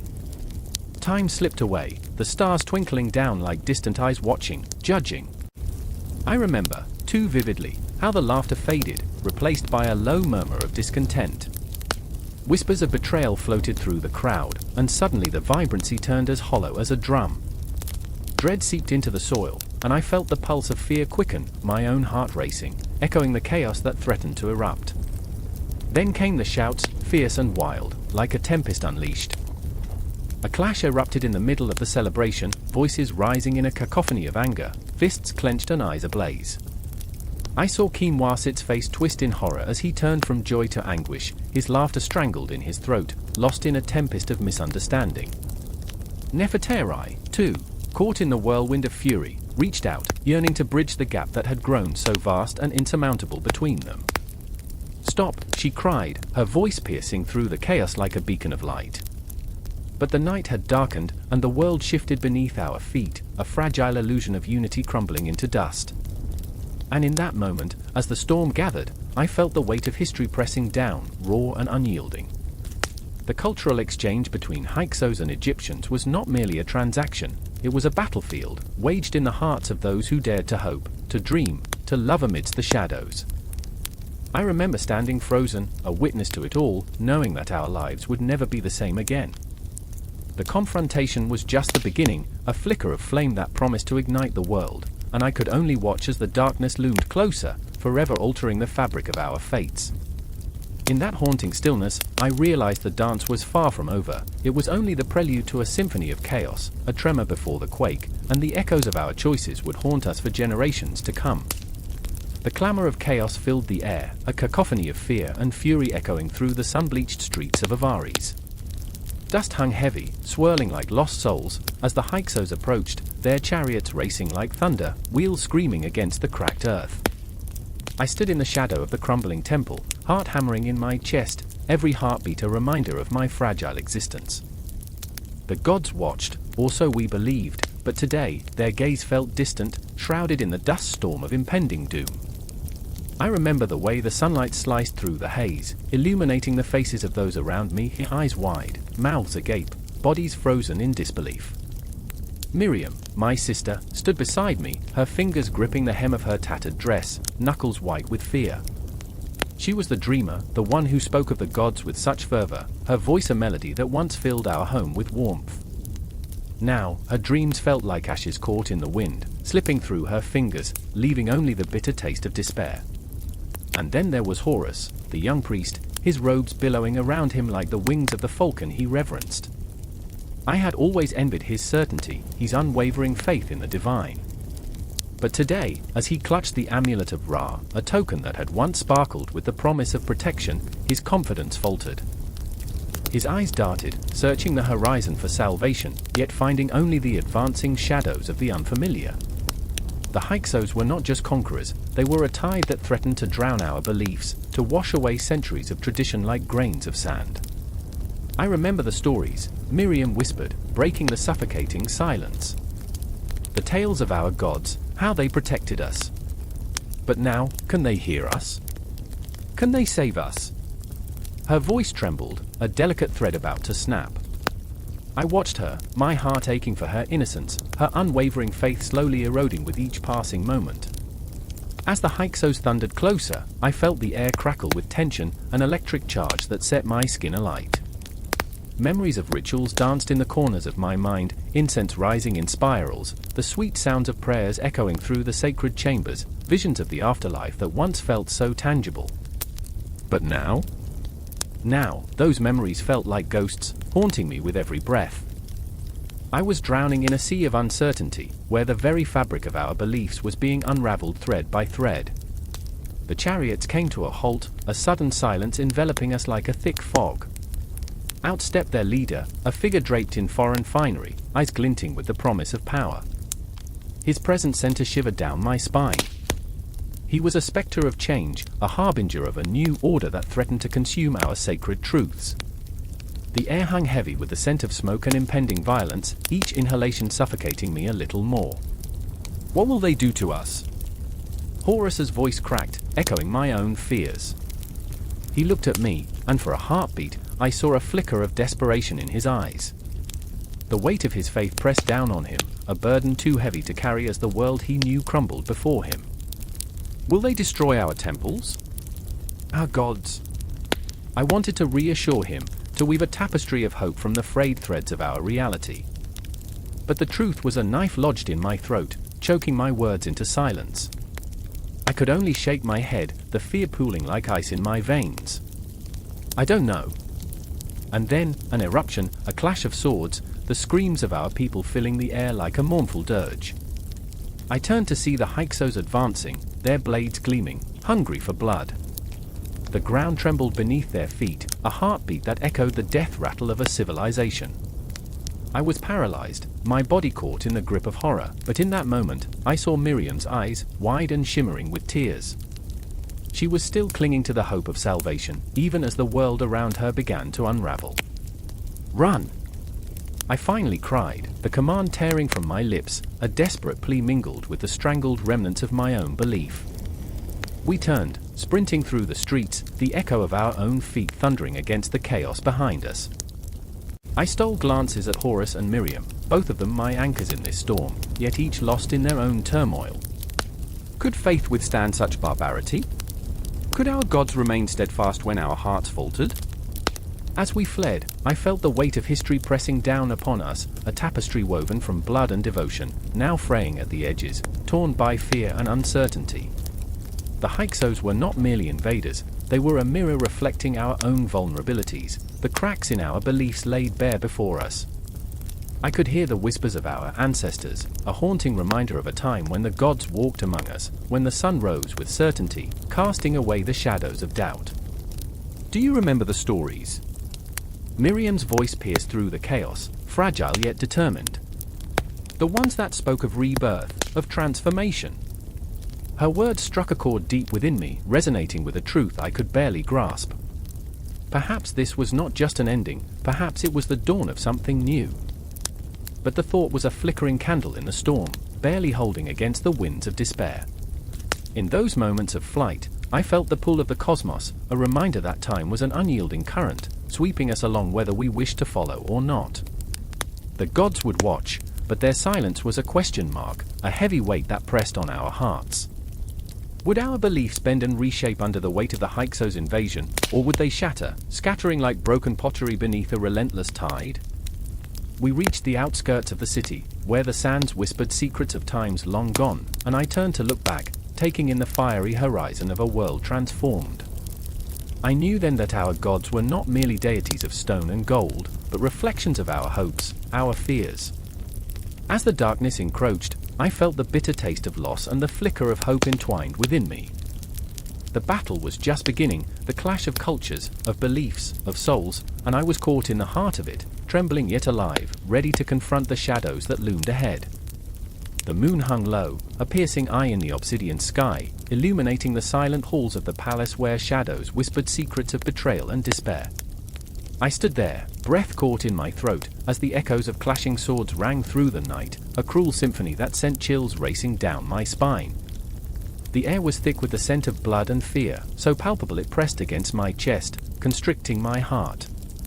In the corner of the chamber, Aset, the noble woman draped in shimmering linen, trembled, her fingers tight around the hilt of a ceremonial dagger. This was supposed to be a moment of honor, a ceremonial feast turned into a battlefield. I remember her wide eyes, a storm of confusion and fury swirling within them. She was not just any noble, she was the daughter of the last powerful pharaoh, navigating the treacherous waters of a kingdom now under the weight of the Hyksos invaders. "I won't let them take this from us," she hissed, her voice low yet fierce, as if daring the gods to challenge her resolve. "This land is ours." But even in her defiance, I saw the flicker of doubt, the fear that gripped her heart and twisted it like a serpent. Aset, proud yet fearful, fought against the reality that her world was slipping away, a tapestry unraveling thread by thread, with each clash of metal against metal echoing the crumbling walls of her legacy. Across the room, standing like a statue but trembling within, was her brother, Kamwi, the embodiment of nobility yet burdened by the weight of expectation. The silence of his stoic face was a mask for the turmoil raging inside. "Aset, we are outnumbered," he breathed, a sense of desperation creeping into his voice, like shadows gathering at dusk. "What can we do against their might?" I remember the tension crackling in the air like static, the desperation laced with a hint of betrayal. Kamwi had been groomed for power, a prince trapped in the gilded cage of his noble birthright, torn between duty and the gnawing fear of failure. The Hyksos had come like a winter storm, sweeping away the remnants of their family's power, leaving nothing but leaves scattered in the wind. "Do you think I care for numbers?" Aset's voice rose, raw and jagged, slicing through the weighty silence. "What is a number compared to our blood, our legacy? This is not just a fight, it's our survival." Her eyes blazed with the fire of rebellion. She was a phoenix rising from the ashes of despair, though deep down, I could see the flicker of uncertainty. Then came the sound, the unmistakable thud of boots against marble, marching, relentless, drawing closer to their fate like moths to a flickering flame. It was as if the walls of the palace were holding their breath, the very stone steeped in the echoes of history, of battles long fought and lost. My heart raced, pounding like war drums, each beat a reminder that time was slipping away, and chaos was at the door. In the end, they will speak of us, Aset, Kenwi murmured, his voice a thin thread of hope tangled with dread. We will be remembered, even if it is in whispers, even if they curse our names. But whose names would be whispered, I wondered. The brave or the foolish? Was there even a difference anymore? As the door burst open, the shadows flooded in, Hyksos warriors, fierce and wild-eyed, their presence a black tide rolling against the fragile fortress of Egyptian nobility. My breath hitched, I felt the weight of history pressing against my chest. They were the harbingers of change, the storm that would sweep away the old, leaving desolation in their wake. The battle erupted, a visceral clash of wills and bodies. Aset lunged forward, dagger raised high, a fierce warrior in a world that had sought to subjugate her. I could feel the heat of her anger, the desperation of her fight against the inevitability of their downfall. Each strike was a desperate plea for survival, a cry against the silence that threatened to engulf everything she held dear. But Kenwi faltered, his sword trembled, caught between the weight of his sister's rage and the icy grip of fear. In that moment, I felt the shattering of ideals, the fracturing of loyalty. A noble bloodline, battered and bruised, facing the dawning of a new era. Aset, wait, he cried, the words bursting forth like a dam breaking, but it was too late. The night had consumed the last vestiges of hope. I remember the sound of the dagger slicing through the air, a haunting whistle that marked the moment, the heartbeat suspended in time. Aset, fierce and unyielding, striking not only at the enemy before her but at the very heart of her own fears. Her resolve was her strength, her acknowledgement of mortality, a blade sharper than any steel. The clash continued, the hallways echoing with the cacophony of chaos. I felt the cold creep into my bones, the shadows dancing menacingly around us, and I understood, this was more than a battle. This was a reckoning, a moment in time where everything would shift. The Hyksos were not just invaders, they were ghosts of a future that threatened to swallow the past whole. Kenwi, his heart pounding a symphony of despair, found his footing. He rushed forward, not with a sword at the ready but with a desperate plea for unity, for survival. Aset! Together, we can fight this. But unity felt like a distant dream, a whisper carried away by the winds of conflict. And in the midst of this chaos, I felt the pull of the past, of the dreams that shaped them, of the shadows that loomed behind every noble mask. The weight of their lineage bore down on them, each decision, each action, woven into the fabric of their fate. The moon still hung in the sky, a silent witness to the unraveling of history.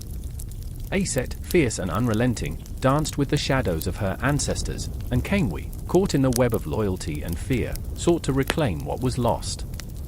The night would not end quietly, it would roar with the voices of the fallen, the echoes of the past shaping the future that lay ahead.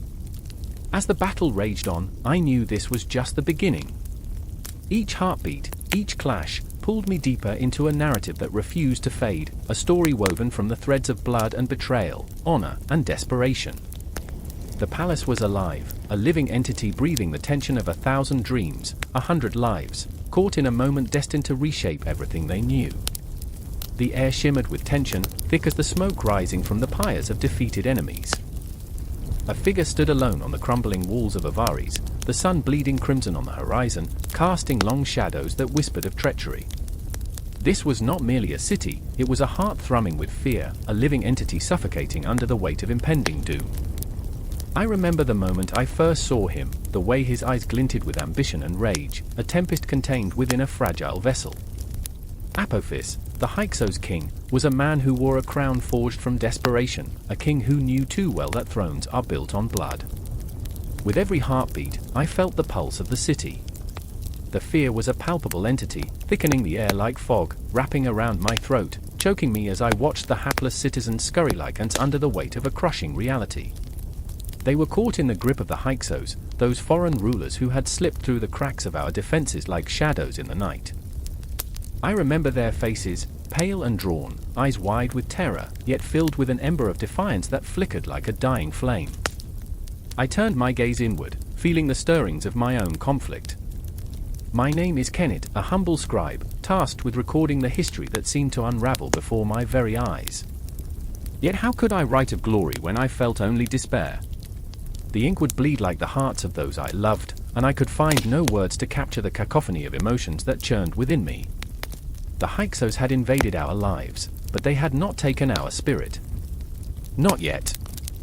And then there was Nefret, a fiery soul caught in the web of allegiance and betrayal. She stood at the center of the turmoil, a warrior at heart, her fierce eyes sparkling with zeal, yet marred by the weight of choices unmade. I remembered the way she laughed, as if mocking the very gods that had turned their backs on us. But beneath that bravado lay a tender wound. She had watched her father fall, a loyal soldier who had believed in a dying dream, and now the quest for revenge coursed through her like a fever.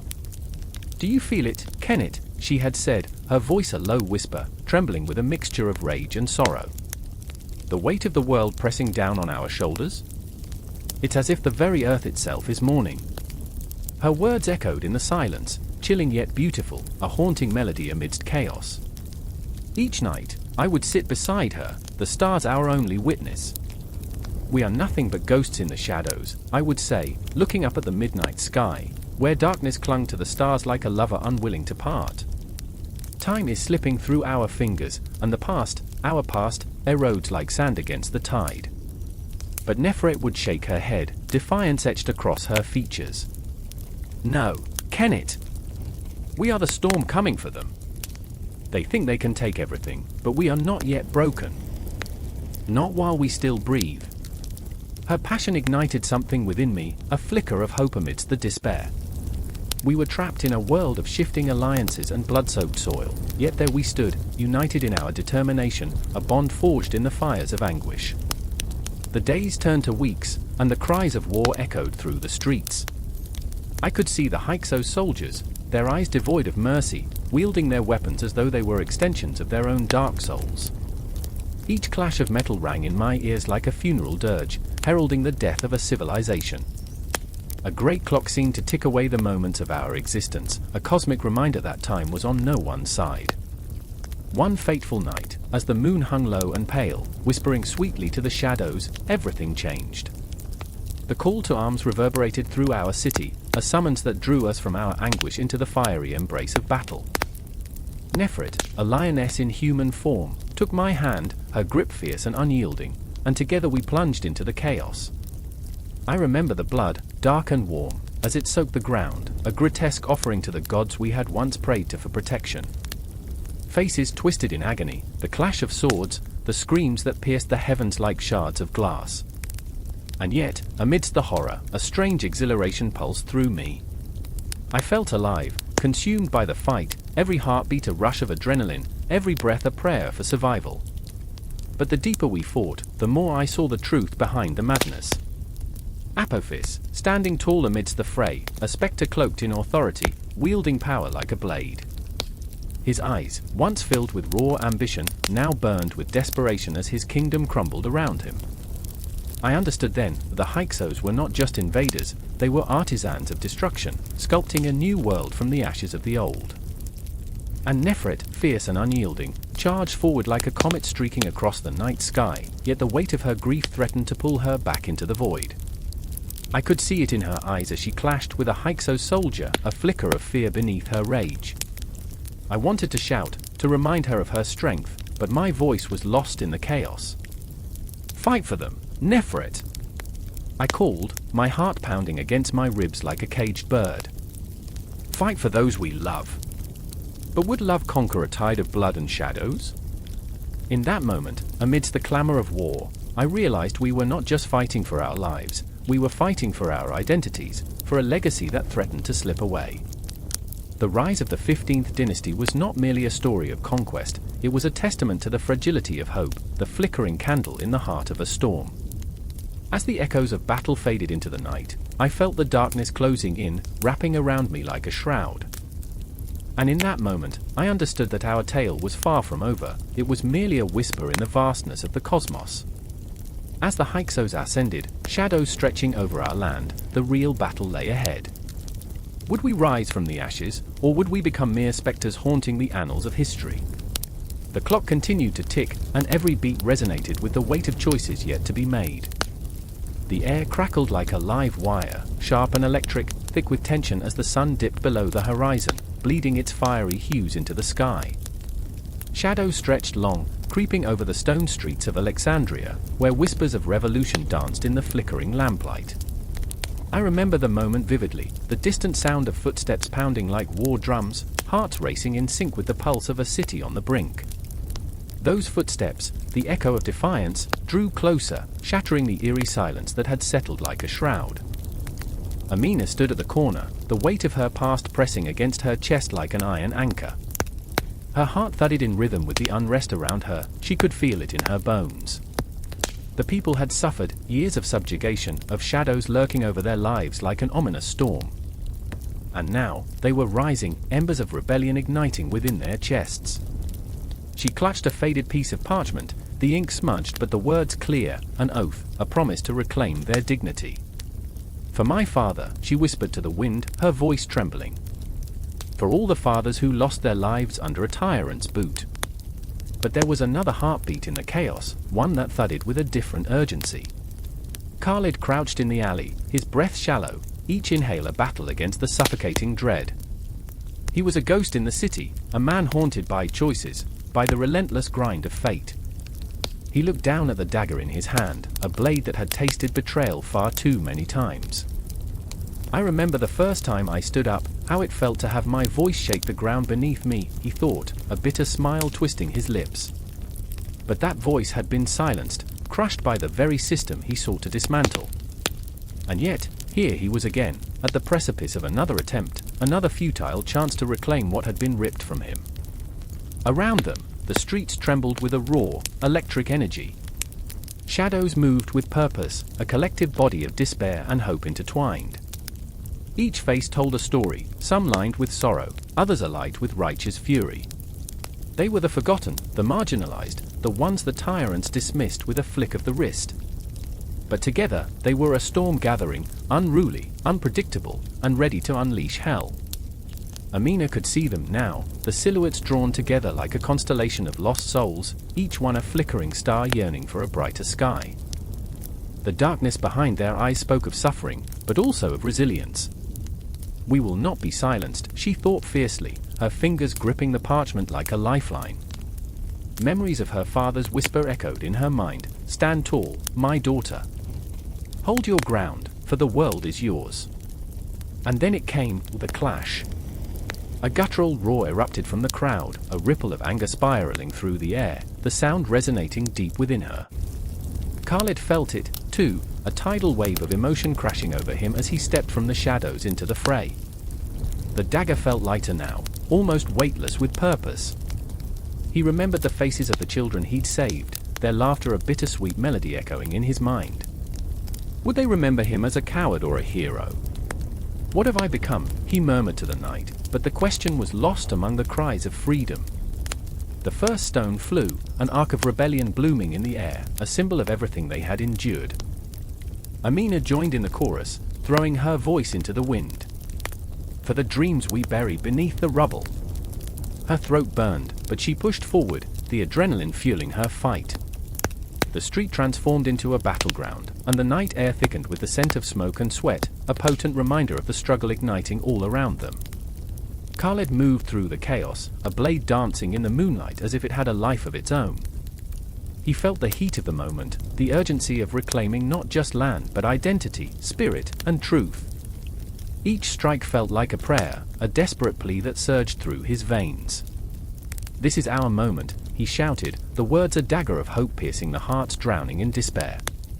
But as the night unfolded, doubt seeped in like a creeping mist. What if they failed? What if this was just another fleeting moment, swallowed by the dark void of tyranny?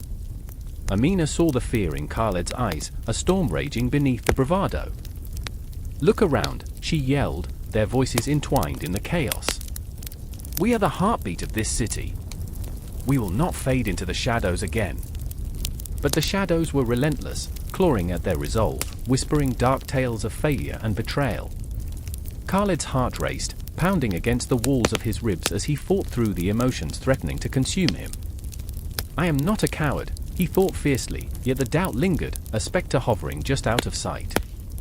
The clash of metal rang like a death knell in the distance, and Amina's heart ached for those who had already paid the price. Their names would echo through history, but at what cost?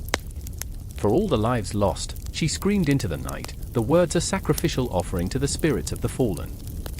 In that moment, time seemed to suspend itself, the world narrowing down to the intensity of their fight.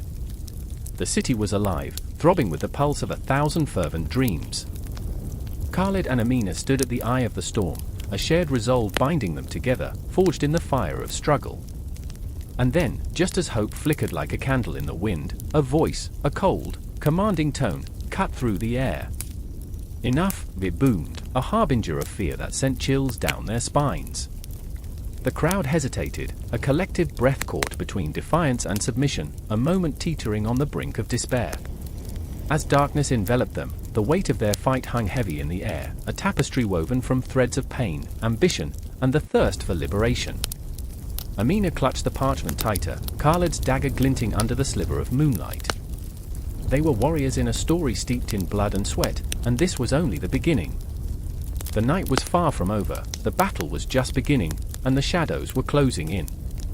But in their hearts, a flame flickered, imperfect, unyielding, and undeniably alive.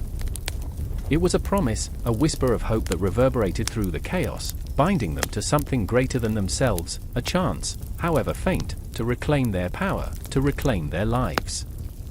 The echoes of their cries would resound long after the night had faded, leaving behind only a raw, aching desire for freedom. The night sky hung heavy above Thebes, thick with the scent of impending doom. A blood-red moon fractured the darkness, casting eerie shadows on the faces of the soldiers gathered below.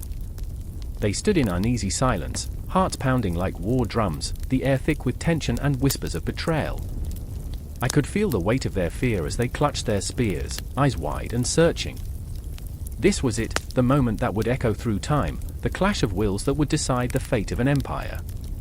I remember Hyksos, his brow furrowed with determination, the muscles in his jaw taut.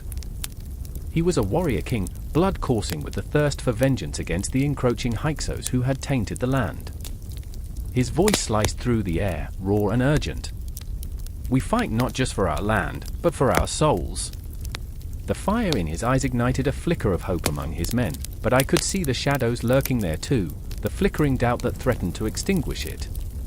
Standing beside him, Amos was a tapestry of conflict. Young yet seasoned by the weight of expectation, he was a mirror to his brother's resolve, yet the reflection was marred by uncertainty. "What if we fail?" he whispered, the quiver in his voice betraying the mask he wore. The very thought gnawed at his insides, a serpent coiling tighter with each breath. "What if this bloodshed is for nothing?"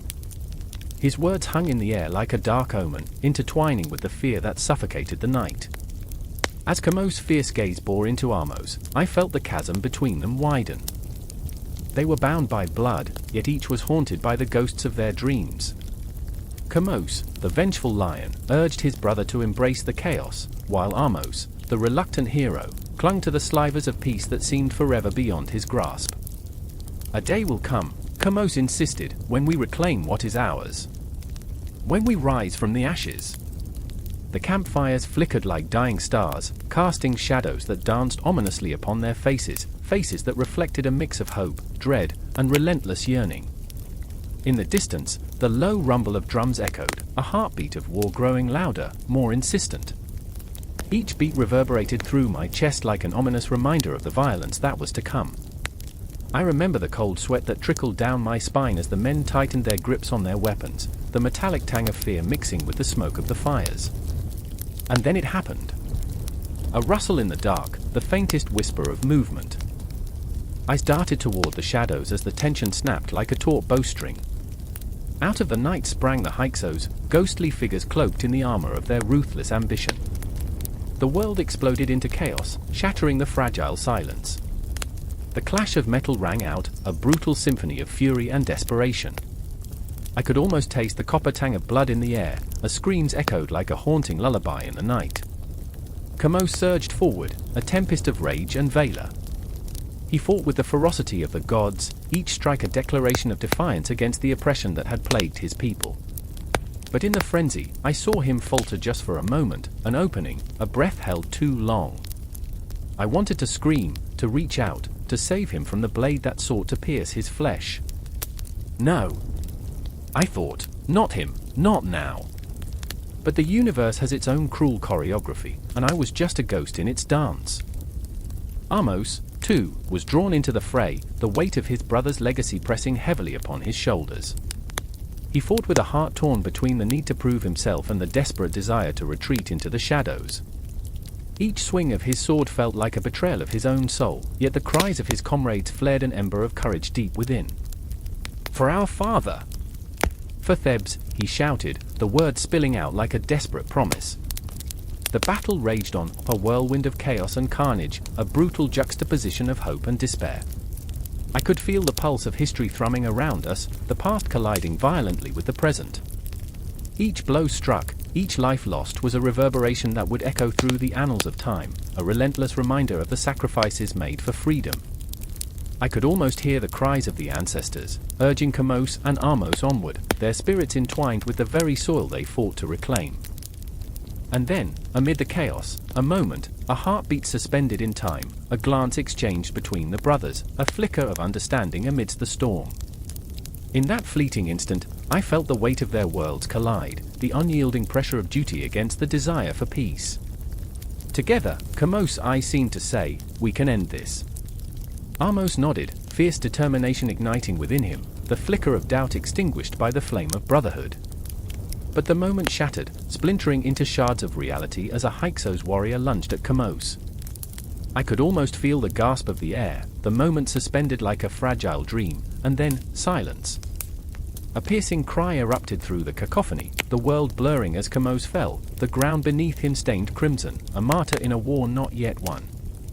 The battlefield fell into a haunting stillness, the brutality of life clashing against the finality of death. Amos stood, his heart a tempest of grief and rage, the essence of his brother's spirit igniting a fire within him, a fire that would consume him whole. "I will finish this," he roared, the sound reverberating like thunder, a vow echoing through the night, binding him to the legacy of a fallen hero. In that moment, the cosmos shifted, the stars conspired, and I knew the story was far from over. The struggle of Chamos gave rise to the indomitable spirit of Amos. Their fates were entwined, like shadows against the flickering light of a dying sun, and I could feel it, the relentless pulse of history, the promise of vengeance, the echoing cries of ancestors stirring in the darkness. And as the night bled into dawn, a new chapter unfurled, raw and electric with the potential of what was yet to come. The air crackled with tension, a palpable electric charge that stung the senses.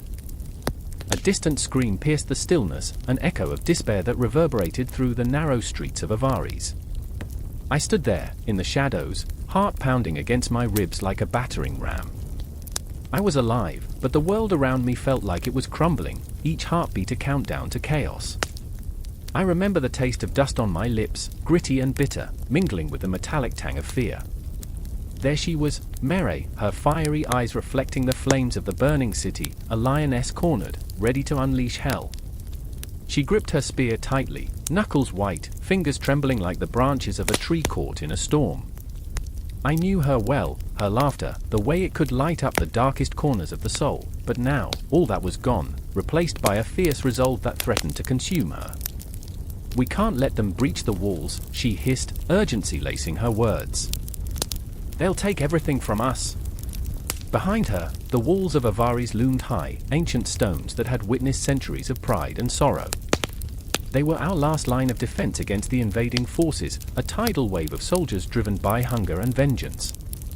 I could feel the thud of their feet like a heartbeat of doom, each step a reminder of the fragility of safety. I remember Ramses, not the great pharaoh of old, but a general whose ambition danced dangerously close to madness. His grit was palpable, the kind that could fill a room, but there was a shadow behind his eyes. He was a man wrestling with ghosts, the memory of his father, fallen in battle, a specter that whispered against his ear. "We fight for our future," he shouted, rallying his men with fists raised high, but the tremor in his voice betrayed him. "We cannot retreat." The soldiers cheered, but it was a desperate sound, a prayer offered in the heat of the moment. I watched as Ramses clenched his jaw, the muscles twitching beneath his skin like caged beasts. Victory was a distant star, shimmering amidst the chaos, But at what cost? I could feel the weight of his ambition pushing down on us all, a steel vice tightening around our throats. The siege began in earnest, the clash of metal on metal ringing through the air like a death knell. I remember the first wave of attackers crashing against our walls, their cries mingling with our own as we defended our home. Each thrust of a spear, each release of an arrow, was a desperate attempt to hold back the tide, but in that moment, the line between life and death blurred like ink on parchment. I saw a man fall, his eyes wide with shock, blood pooling around him like a dark promise. I felt a knot in my stomach, a sickness that spread like a disease. I wanted to look away, to shield myself from the horror, but I was rooted in place, a spectator in a nightmare that refused to end. If we lose Avaris, we lose everything, Mere cried out again, her voice a rallying cry laced with terror. Remember your families. Remember why we fight.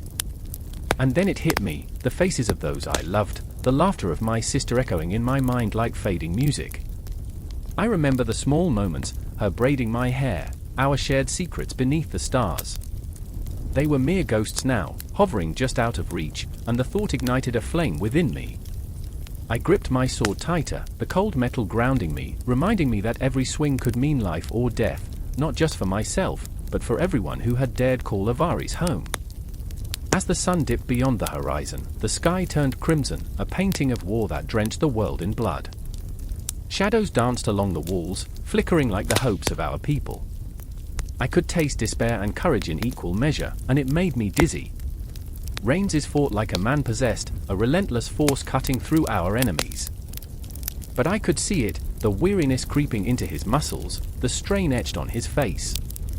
Each blow he delivered was a reminder of the weight he carried, the burden of a legacy that threatened to crush him. I wanted to scream, to pull him back from the abyss, but the chaos spun around us like a tornado, drawing us closer to the heart of darkness. In that moment, Mere fell, the spear knocked from her hand, the shock on her face a mirror of my own. Time slowed, her screams drowned out by the roar of battle. I lunged forward, adrenaline surging through my veins, but it felt like wading through molasses. Each step was an eternity, as if the universe conspired against me. Mere! I cried, my voice a raw whisper, caught somewhere between desperation and grief. But I was too late. The world fragmented, shards of reality piercing through my mind. I remember the laughter that once filled Avaris, replaced now by the cries of the wounded. I remember feeling the earth tremble beneath my feet, the weight of the siege pushing down on us like a mountain. With a fierce growl, Rains turned, fury igniting his spirit. Push them back, he shouted, and his voice resonated through the chaos, a beacon in the darkness, but I could see the flicker of doubt in his eyes. I felt something crack within me, a moment of clarity amidst the chaos. The future of Avaris hung by a thread, and we were all tangled in its fraying fibers. Shadows loomed, specters of what was lost and what could be. I chose to fight, not just for survival, but for the memories that flickered like dying candles. I would not let fear consume me. As I charged forward, every swing of my sword became a heartbeat, a testament to defiance. I fought alongside Rains's, my spirit igniting with each clash, a wildfire against the cold night. I saw Mere struggle to rise, and our eyes locked, an unspoken promise, a vow that we would not be forgotten. The siege pressed on, each moment a crescendo of emotion, a symphony of fate and fury, where love and loss intertwined like a dance. And the night was alive with chaos, swirling, spinning, collapsing inward, as we stood on the brink of everything we had ever known. The wall trembled, the cries grew louder, and the dawn felt so far away. But we fought, oh how we fought, with every fiber of our being, because in that moment, we were more than the siege, we were Avaris, and we would not fall quietly into the night. A scream pierces the night, a heart-stopping, soul-chilling sound that echoes through the narrow streets of Cairo. I'm standing there, feet rooted to the ground, unable to grasp the reality unfolding before me. The moon hangs like a ghostly eye, watching as chaos unfolds, shadows dancing with the flickering light of torches. The air is thick with the stench of smoke and fear, clinging to my skin like a shroud. I remember thinking, this is it. This is where it ends. In the distance, I see Salma, her eyes wide with terror. She's clutching her little brother, Ahmed, close to her chest. They both tremble as they watch the soldiers march in with their cold, hard faces. I can feel the weight of her fear, a palpable thing that wraps around us like a noose. It tightens with every step they take, each boot thudding against the earth like a drum announcing the end of innocence. "Why?" she whispers, the word barely escaping her lips, but it carries the weight of 1,000 unanswered questions. Why are they here? What do they want from us? With every breath, the tension builds, an unseen force pressing down on our chests, making it harder to breathe. I remember the stories my grandmother told me, tales of invaders who tore families apart and turned vibrant streets into graveyards of despair. But I never believed them. Not until now. The ground beneath our feet feels foreign, as if it has turned against us. I look into the faces of my neighbors, each one a mirror of my own dread. We are shackled by our shared tension, our collective heartbeat a frantic rhythm thrumming in the silence. Then there's Youssef, once a symbol of hope, a beacon of resilience. Now, he stands at the edge of the crowd, fists clenched, eyes blazing with a determination that borders on madness. He was always the bravest among us, but tonight, his bravery feels like a blade, sharp yet heavy with the knowledge of what's to come. I remember the way he laughed, how his joy lit up the darkest corners of our lives. But now, that laughter has turned into a grimace, transforming him into a specter of what we once were. Enough, he shouts, voice breaking but defiant. We will not be silenced. The words crack like thunder, resonating within us, igniting the last embers of courage. I want to join him, to feel that fire coursing through my veins, but fear wraps around my throat, choking my resolve. The soldiers are drawing closer, their eyes scanning us like vultures searching for a meal. Run! I want to scream, but the word dies on my lips. Instead, I find myself frozen, caught in the web of uncertainty. I remember the tales of resistance, the whispers of those who stood against the tide, but they feel like distant memories now, fading like the last rays of sunlight disappearing behind the horizon. The ground trembles as more soldiers pour into our streets, their shouts crashing like waves against the shore of our sanity. I catch sight of Ahmed, his small frame dwarfed by the chaos swirling around him. He clings to Salma, eyes wide, innocence shattering like glass. I want to reach out, to pull them both into safety, but the world is collapsing in on itself, and I'm swallowed by the tide of despair. Youssef lunges forward, and for a moment, time freezes. I see him, a lone figure standing against the grey tide, the embodiment of defiance. The soldiers hesitate, their confidence wavering just a fraction. But it's enough. It sparks something in the crowd, a flicker of hope igniting within the shadows.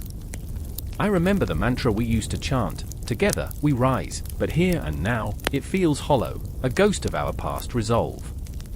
Suddenly, a flash, a strike of fear laced with brutality. A soldier swings a baton, and the world erupts into chaos. Bodies collide, a cacophony of shouts and the sickening thud of flesh against flesh. I see Salma fall, her grip on Ahmed shattered as she crumples to the ground.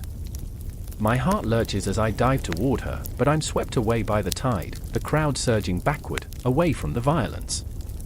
Time stretches, and in that moment, I'm torn between the urge to run and the instinct to save. I remember the last time I felt this way, when darkness crept in, and I felt my heart splinter under the weight of loss. But this is different. This isn't just about me. It's Salma and Ahmed and Youssef, and it's the very essence of who we are as a people. I stumble, gasping for breath, as fear seeps deeper into my bones, a poison spreading through my veins. I want to scream, to rage against the stars falling around us. How can we fight back when our spirits are shackled? Amidst the chaos, I catch a glimpse of Youssef, still standing. He raises his fists, and something deep within me stirs. It's a desperate longing for change, for a life unmarked by invasion. I remember my dreams of freedom, of streets filled with laughter rather than screams. But those dreams feel like smoke, drifting through the air, out of reach. As the soldiers close in, the fear morphs into something darker, more primal. We are no longer just a community, we are a galaxy of despair, each star flickering in the vast emptiness. I feel it, the weight of invasion pressing down on our souls, stealing our laughter, our colors, our very essence. It's a slow, creeping madness, twisting and turning, threading its way through our lives until we are left gasping for air, desperate for light in the overwhelming darkness. But even in despair, there's a flicker, a stubborn brightness that refuses to die. I think of Salma, of her brother, of Yosef's fierce heart. I remember the love we shared, the bonds that hold us together even when the world tries to tear us apart. And I understand now, in this moment of crisis, that while they can invade our land, they can never invade our spirit. And as the moon watches from above, I realize it's not over. This is where our story begins. The crescendo builds, the heartbeat of our people thumping in unison, the promise of tomorrow lingering on the horizon. Even as shadows stretch across the land, I feel the stirrings of rebellion, the pulse of life surging within us all. We will not be broken. We will stand, and we will fight. For ourselves, for each other, and for the future we dare to dream. The clang of metal echoed through the night, a symphony of impending doom. I felt it ripple down my spine, prickling the skin at the nape of my neck. Shadows danced under the flickering torches, writhing like specters of the fallen. The air was thick with the stench of sweat and fear, a palpable tension that coiled around my heart. I remember the moment vividly. The moon hung high, a cold eye watching the chaos below. A figure darted past me, Yora, her brow furrowed, dirt streaking across her cheek like the battle line she now wore. "They're coming," she hissed, her voice barely a whisper but sharp enough to cut through the noise. She was my sister, my tether to the fading light of our crumbling world. I could see the tremor in her hands, the way her fingers curled into fists, wrought with anger and despair. How long could she hold on before the weight of it all crushed her? I remember standing beside Khepri, my best friend, watching as the horizon ignited with the glow of torches, an army, relentless, unyielding. "This isn't just war," he muttered, his eyes wide, reflecting the flames like twin suns. "They have chariots made of iron. They have weapons that burn like the sun." His voice quaked with fear, a crack in his brave facade. But Khepri was not meant for this, not meant for the terrors that came with the Hyksos, the invaders who did not come to negotiate or parley, but to claim and conquer. We were surrounded by chaos, cries of the desperate, the crackle of burning thatch, and the hollow thud of bodies hitting the ground. I could taste the ash in my mouth. It was bitter, like betrayal. I looked at Yora, her face illuminated by the flames, a mixture of resolve and heartbreak. "We can't let them take our home," she said, her voice rising above the din. "We need to fight." But what did we have? Our spears were as dull as our hope. We were farmers, tradesmen, and dreamers, not warriors. The looming shadows of the Hyksos, their chariots thundering like rolling thunder, filled me with an icy dread. I could almost see them, faces carved in cruelty, eyes glinting with ambition. They were not just invaders, they were the embodiment of our darkest nightmares. I remember the night my father spoke of the Hyksos, a mere whisper over flickering firelight. "They are cunning," he said, his voice low and filled with warnings. "They bring with them the wheel and the bronze. They know how to strike from a distance, to kill before you even see them." I had laughed then, a naive chuckle, dismissing his tales as exaggerated stories meant to scare children. But now, as the clang of metal and the screams of the dying filled my ears, I realized how foolish I was, how unprepared we were for the storm that had come to swallow us whole. "Don't let fear consume you, not here," Khepri said, his voice trembling but fierce. "We fight with every breath." And yet, even as he spoke, I saw the shadows creeping into his heart, gnawing away at his resolve. The truth was, fear had already consumed us. It was a hungry beast, and we were but its prey. The ground beneath us trembled as the chariots advanced, a nightmare of iron and fire, dragging with them an army that knew no mercy. I could feel the pulse of the earth beneath my feet, a reminder that life was fragile, and here it was on the brink of annihilation. We were outmatched, outgunned, we were the storm against a tidal wave. In that moment, as the first arrows rained down like the tears of the heavens, I found myself not in the midst of warriors, but in the fragile embrace of family. I reached for Yora's hand, squeezing it tightly. We faced them together, I vowed, though my heart quaked with uncertainty. But there was no time for comfort, only the rush of adrenaline, the primal urge to survive. I could hear Khepri shouting, leading the charge, but I was caught in a web of fear and confusion, adrift in a sea of chaos. I was no longer the boy who laughed at my father's stories. I was a trembling soul caught in the maw of history, with shadows looming ever closer. Then I saw him, a Hyksos warrior, tall and imposing, a figure of pure malice. His eyes locked onto mine, and in that instant, I felt the weight of 1,000 souls crushed under the tyranny of ambition. I was no longer an observer, I was a part of this tapestry of violence and pain. With every swing of his sword, the air screamed, cutting through me like a knife. I could see the colors blurring, the faces of my friends and family melting into one another, all of us caught in a desperate dance of survival. I could taste blood, hot and metallic, and in that moment, I understood. Warfare wasn't just about tactics or chariots, it was an insatiable beast that demanded sacrifice, a rending of the very fabric of life. Fight! Khepri yelled again, and I could see the fire in his eyes, the determination that would either save us or doom us. I lifted my spear, my heart pounding against my ribs. I was terrified, yet the fear was aflame, igniting something deep within me. And we charged, a ragtag band of farmers and dreamers against the tide of iron and ambition. I can't say I knew what I was doing, but in that moment, we were alive. We were the pulse of humanity, the heartbeat of a land that would not yield. I remember every heartbeat, every breath mingling with the scent of smoke and despair, carving our names into the annals of battle. Yet deep down, I knew this fight was only the beginning.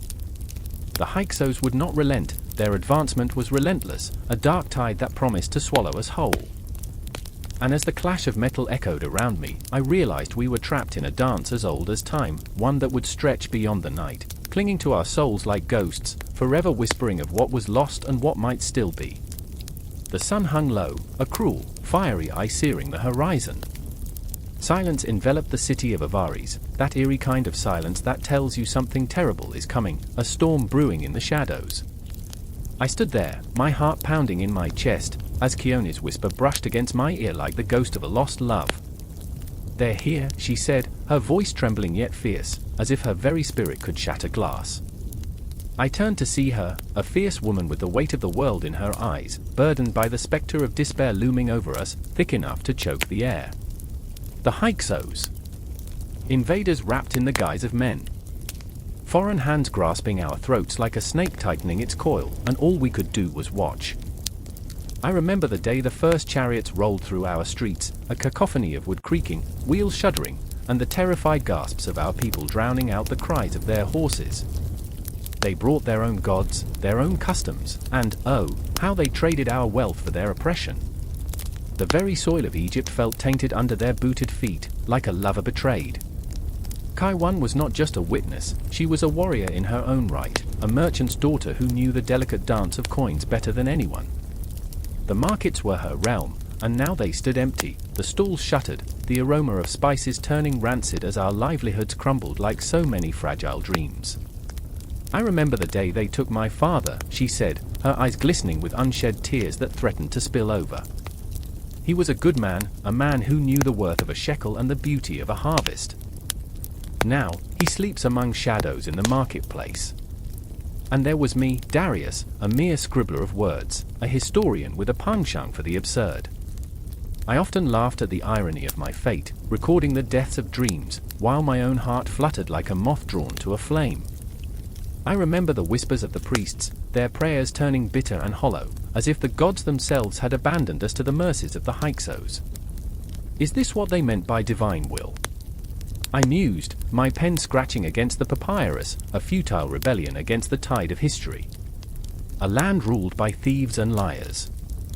We were caught in a tangle of fear and desperation. Kaiwan would often steal glances at the horizon, her spirit restless, while I pored over scroll after scroll, trying to piece together the puzzle of our plight. "They're not here to stay," I told her once, a futile attempt at hope. "They will leave." But the truth was, deep down, I feared the Hyksos had settled into our bones, wrapping around us like ivy, choking the very life out of our economy. The gold we once counted so freely now became a currency of misery. The markets, once alive with laughter and the clatter of trade, now echoed with the ghostly cries of the dispossessed. "Listen!" Kaiwan would urge me, her voice low, trembling. "Can you hear them?"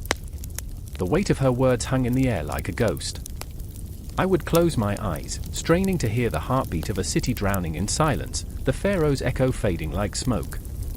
The Hyksos would soon learn that the heart of Egypt was not a currency to be taken, but a spirit to be crushed. Each day brought fresh horrors, their soldiers parading through the streets, their laughter a cruel melody, while we cowered in dark corners. Kaiwan would sometimes stand at the edge of the marketplace, her hands curled into fists, ready to fight back. "They think we'll bow," she would hiss, and I could see the fire in her soul, a stark contrast against the cold, hard reality of our world. This is our land.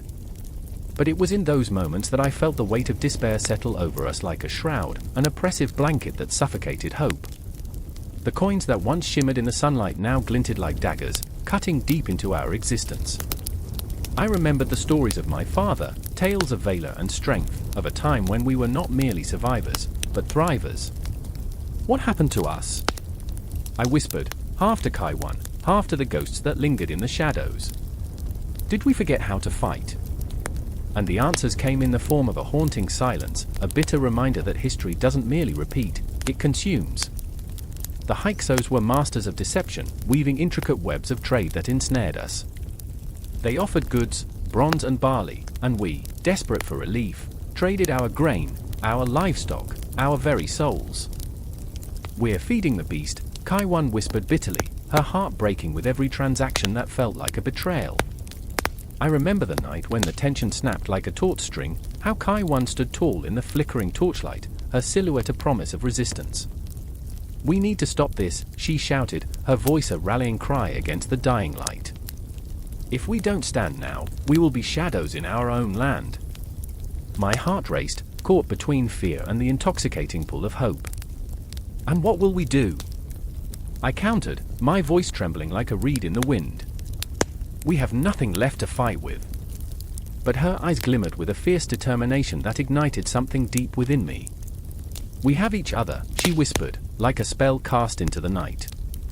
As the moon rose high, casting an eerie glow over the city, I felt our fears and dreams collide, a storm of emotion swirling around us.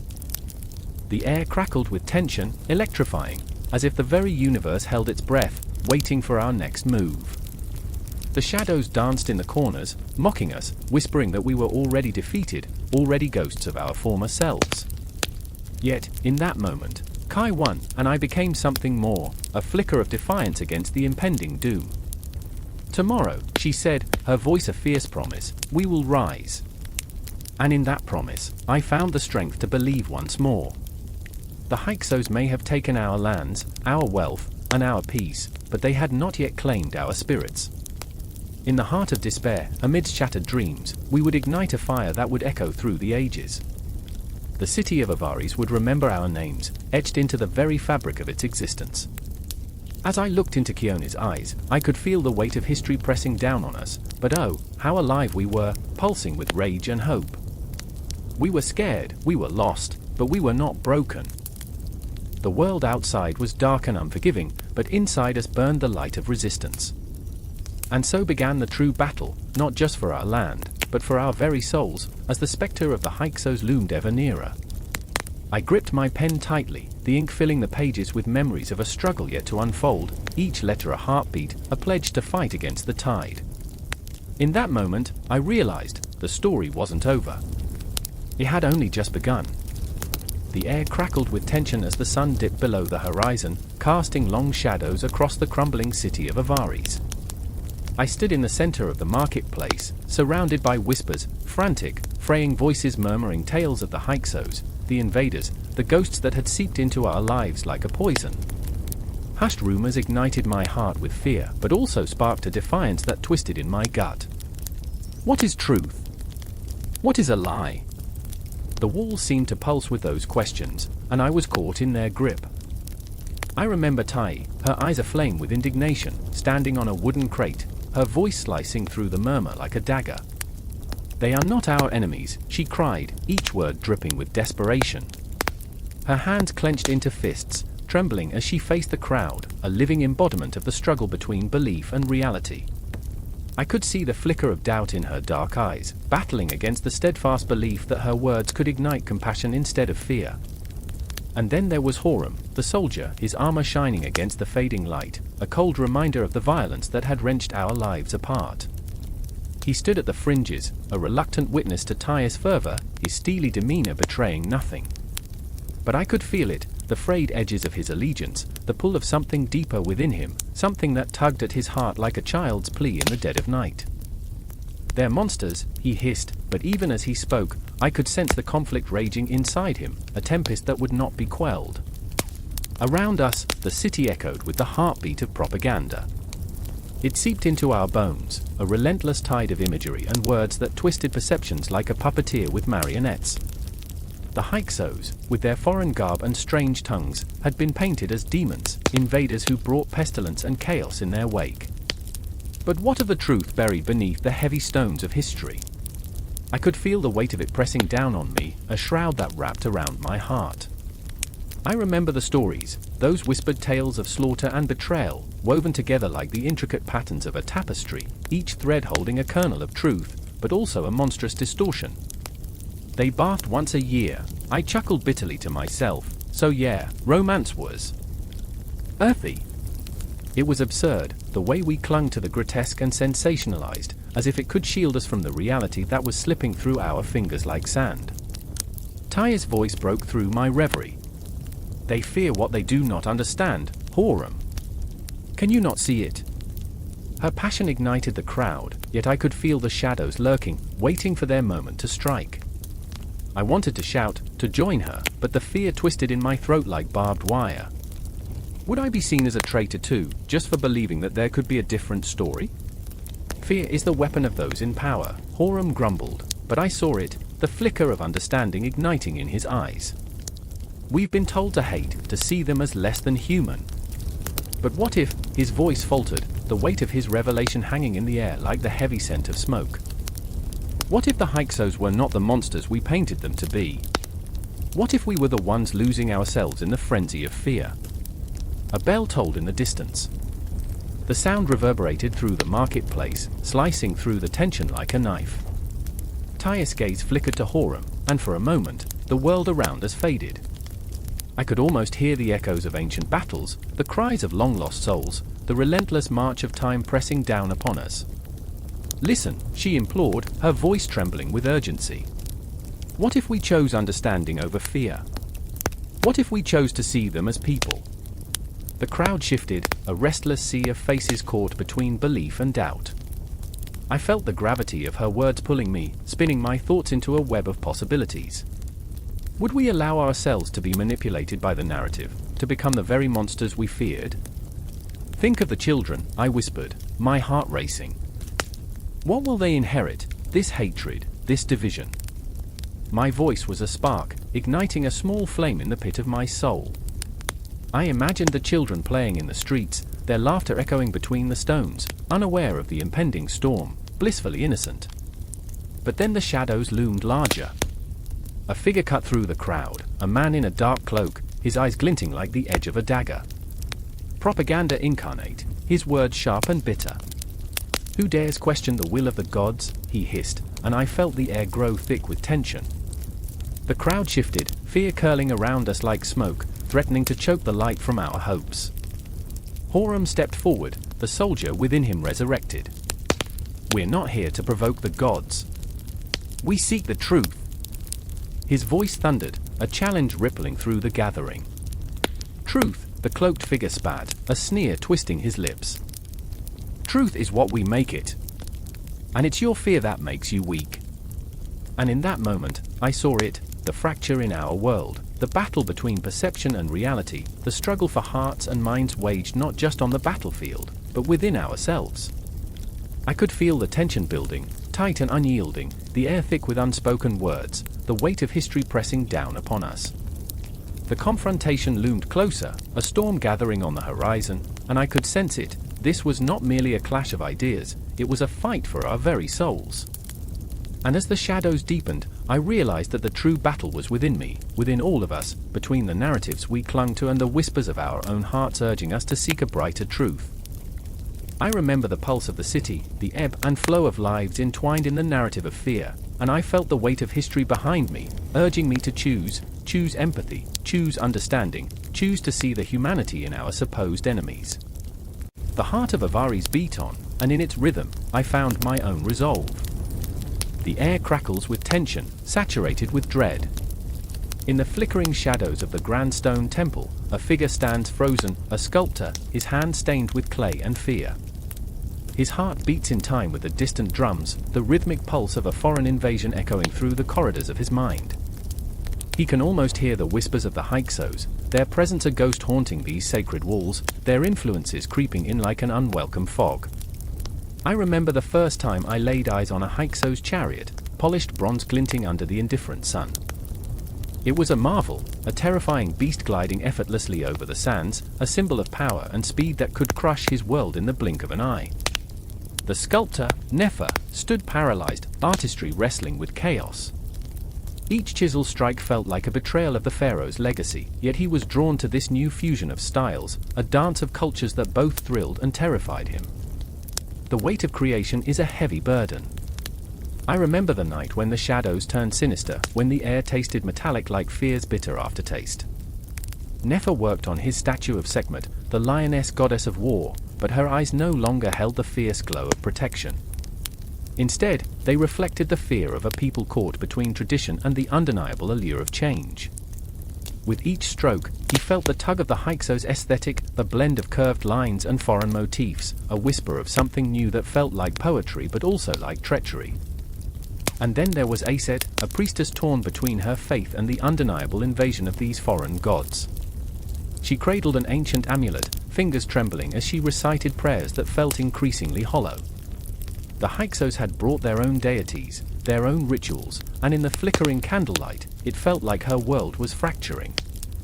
She had dreamt of a powerful and unified Egypt, yet now found herself questioning, what if these new gods were not just invaders, but harbingers of a new dawn?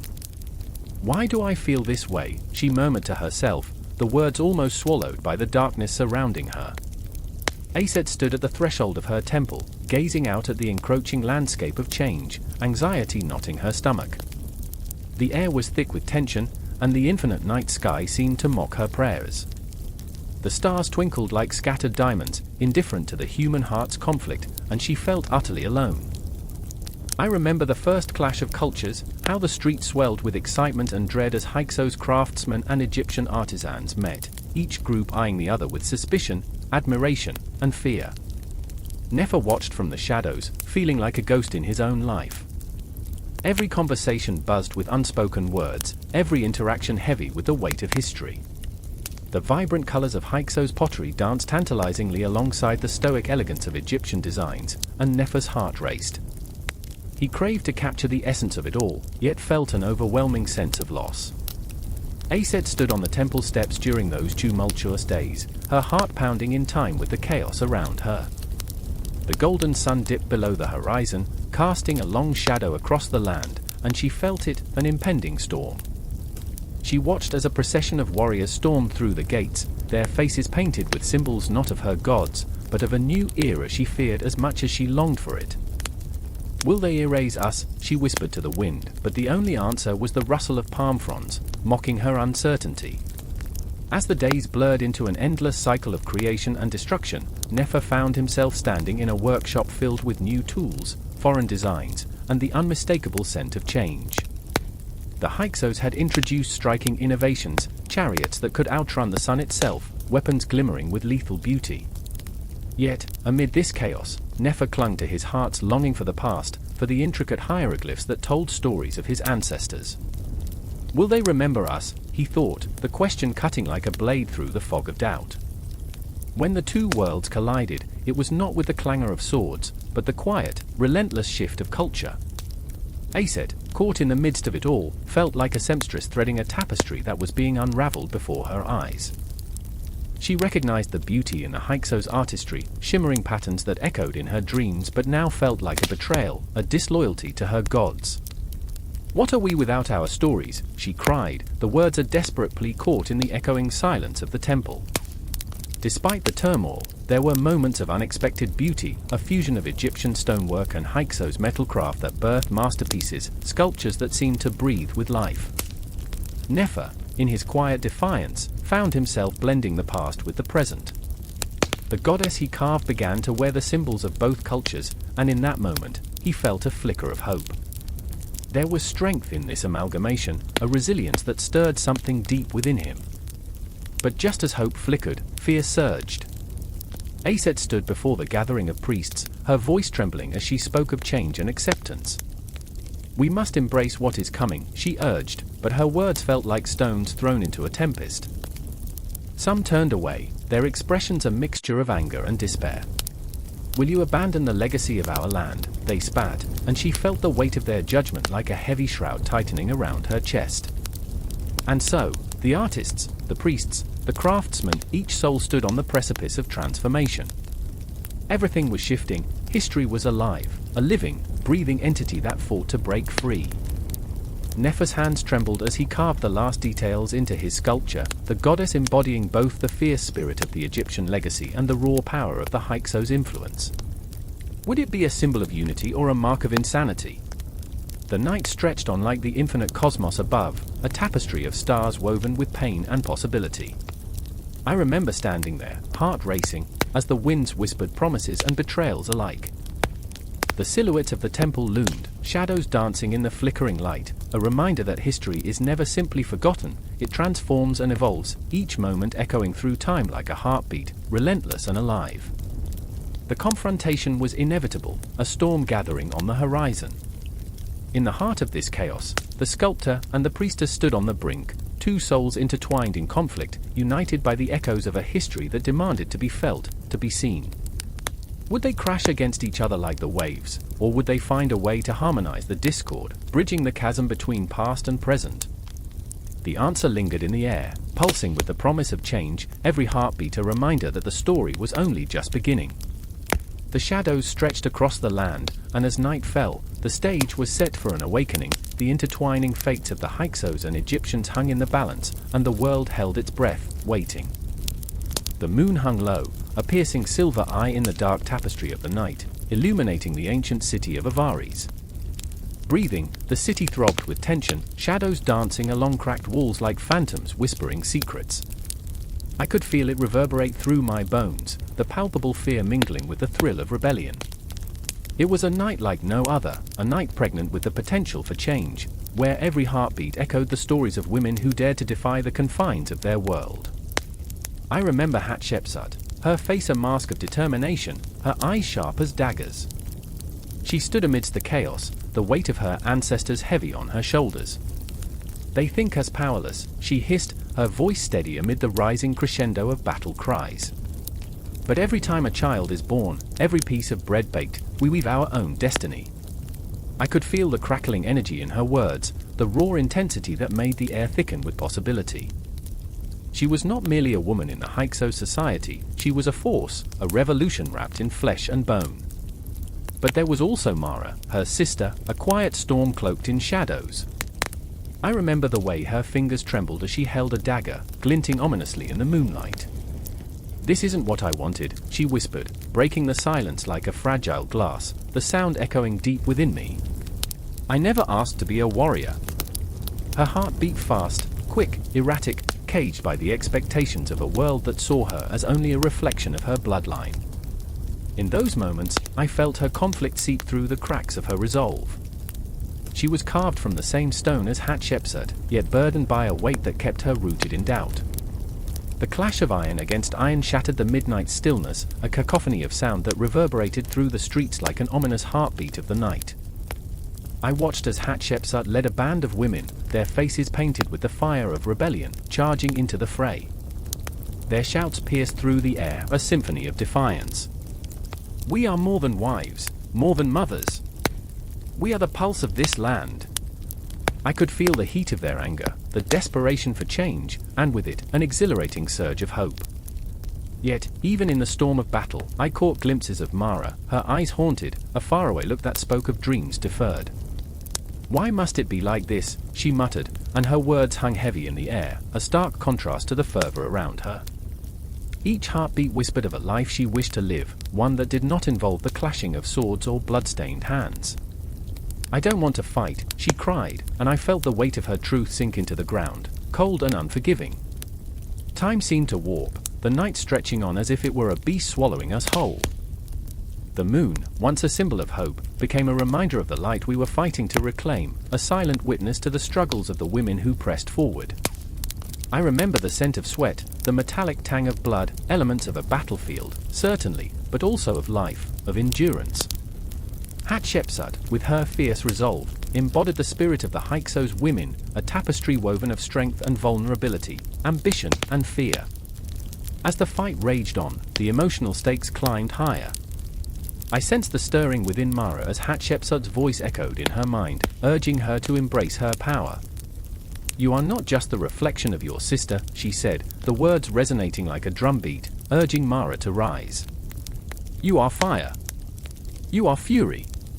I could see the flicker of resolve ignite in Mara's eyes, the internal battle raging like a tempest. "But I'm afraid," she breathed, and in that moment, her fear became a living entity, filling the air with tension. The clash, the fury, it spiraled, wrapping tighter around us like a noose. With each blow struck, I felt their stories intertwine, merging into the raw fabric of history. Women who once stood in the shadows now carved their names into the annals of time with every act of defiance. I could hear the echoes of their laughter, their tears mingling with the sweat of effort, their voices rising above the din, a chorus of resilience. They were mothers, daughters, warriors, they were everything. Then came the moment, the pivotal confrontation that would alter the course of their existence. Hatshepsut faced off against a figure cloaked in shadow, a symbol of the oppressive forces that sought to stifle their voices. The air crackled with tension, time suspended in anticipation as they squared off. "You will not silence us," Hatshepsut shouted, the fire in her heart blazing like the sun.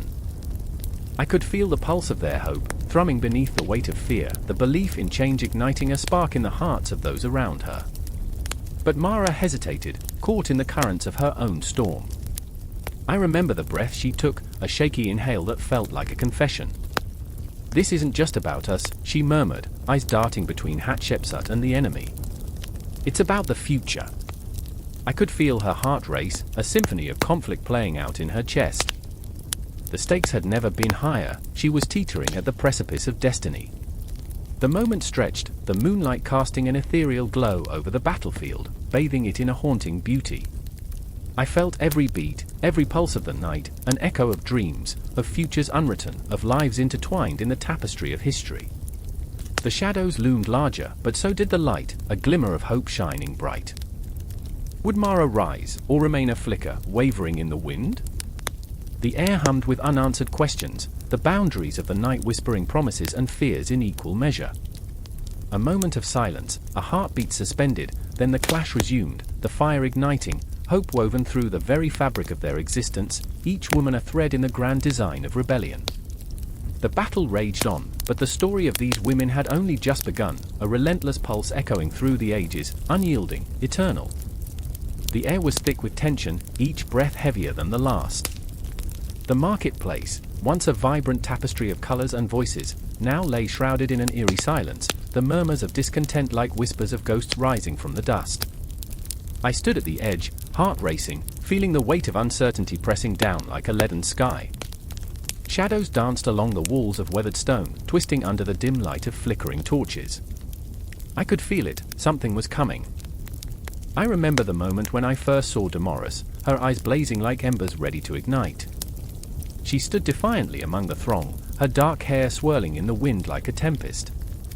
Her hands, calloused and stained, gripped a faded piece of fabric, her mother's shawl, frayed and tattered, but still full of memories. "This is our home," she cried, her voice breaking through the oppressive silence, full of unyielding spirit. "We will not bow to the Hyksos." And I felt it. The fire igniting in my chest, a raw emotion, a sense of kinship that echoed through the streets. But even as I stood there, caught in the current of her fervor, I felt the gnawing doubt, what if we were just chasing phantoms in the night? The shadows of our oppressors loomed large, and the unease of our fractured society loomed larger still. Across the marketplace, Tarek watched from the shadows, his expression a mix of longing and despair. He was a man torn, caught in the crosshairs of loyalty and love. How many nights had he spent awake, wrestling with the choices laid bare before him? The Hyksos had brought prosperity, but at what cost? He remembered the sounds of laughter when trade flourished, and he thought of Damaris, her fierce passion igniting every corner of his heart. How could he protect her? When the very blood that ran through his veins was tinted with the ink of the invaders' banners. I can't choose between love and obligation, he muttered, the words barely audible over the distant hum of discontent. What is love if it chains me to silence? The wind shifted, carrying the scent of ash and smoke. A crowd began to form around Damaris, faces shadowed with desperation, yet lit by a flicker of hope. Rise up, she cried, her voice piercing the suffocating gloom. We are more than subjects. We are the heart of this land. Each word struck like a hammer, forging connections among the weary souls who had come to life in her presence. But Tarek felt the weight of the unspoken truths, the fears that clung to him like dark, twisting vines. As the Hyksos soldiers marched into view, their armor glinting ominously in the dim light, dread seeped into the soul of the crowd. Their eyes were cold, devoid of emotion, a stark contrast to the passionate fire ignited by Damaris. I could see Tarek's face pale, the shadows of his doubts growing darker. He stepped forward, caught between two worlds, two identities. What choice do we have? He shouted, raw and trembling. Will you die for a dream? And I felt it, a heart-wrenching chasm between hope and despair, a fracture in the very foundation of our reality. Damaris turned, fierce determination etched in her features, and for a moment, the world stood still. The choice is ours, she declared, the words ringing out like a prophecy. We either fight for our home, or we die in silence. Time seemed to stretch, the air thick with the weight of her challenge. But beneath that fiery facade, I saw the tremor of fear in her hands. She was a warrior, yes, but she was also a daughter, haunted by the specter of loss. Sometimes, I would catch her gaze drifting, remembering her brother, a spirit lost to the violence that had spilled like ink across our land. A ghost that haunted her dreams, whispering warnings of despair. Then, like a thunderclap, the moment shattered. The Hyksos surged forward, their faces masked in the coldness of duty. The clash of metal and flesh sang through the air, a cacophony that mingled with the screams of the desperate. I felt the world tilt, the gravity of our choices pressing down, squeezing the breath from my lungs. I fought with each beat of my heart, each pulse a reminder of the stakes, life, love, freedom, and the darkness that loomed ever closer. And Tarek, my dear friend, my lost soul, surged forward, caught in the maelstrom of chaos. I saw him reach for Damaris, but she was already lost in the storm of battle, a fierce embodiment of the hope we all clung to. He was torn between the desire to protect and the knowledge that freedom often comes at a cost too high to bear. What have I done? He whispered, choking on the weight of his own indecision. Yet in that moment of chaos, I felt a strange clarity wash over me. I understood that we were all shadows dancing on the edge of despair, each of us torn by our own ghosts, haunted by choices made and unmade. The Hyksos were not the only invaders, our own fears and doubts gnawed at us, roots entwined deep within our souls. And as the battle raged, I could hear Damaris's voice soaring above the fray, calling us to rise from the ashes. Listen to the heartbeat of our land. Each word a pulse of defiance, each shout a flicker of light against the encroaching darkness.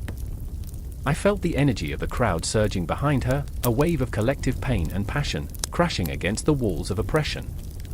We chose to stand together, to fight for our dreams, our hearts entwined in the chaos.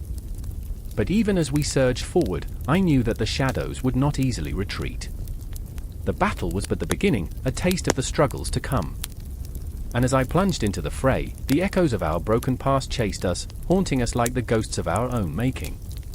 It was in that moment, the heartbeat of defiance against a dying light, that I realized we weren't just fighting for a home. We were fighting for each other, for love and freedom intertwined, for the very essence of who we were. And the shadows that loomed would have to reckon with the fire we now carried in our hearts. The air crackled with tension, thick enough to choke a man. I stood in the shadows of the crumbling palace, heart hammering, skin prickling, as if the ghosts of the past had chosen this moment to awaken. The scent of sweat and iron mixed like a grim cocktail, the echoes of battle still fresh in my ears.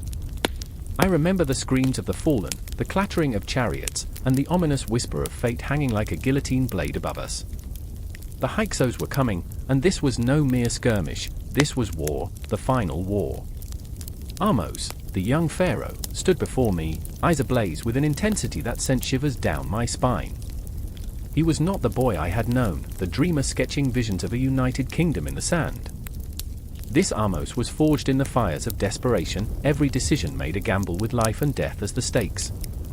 The weight of his crown pulled him down, but it was the burden of his people that clenched his heart.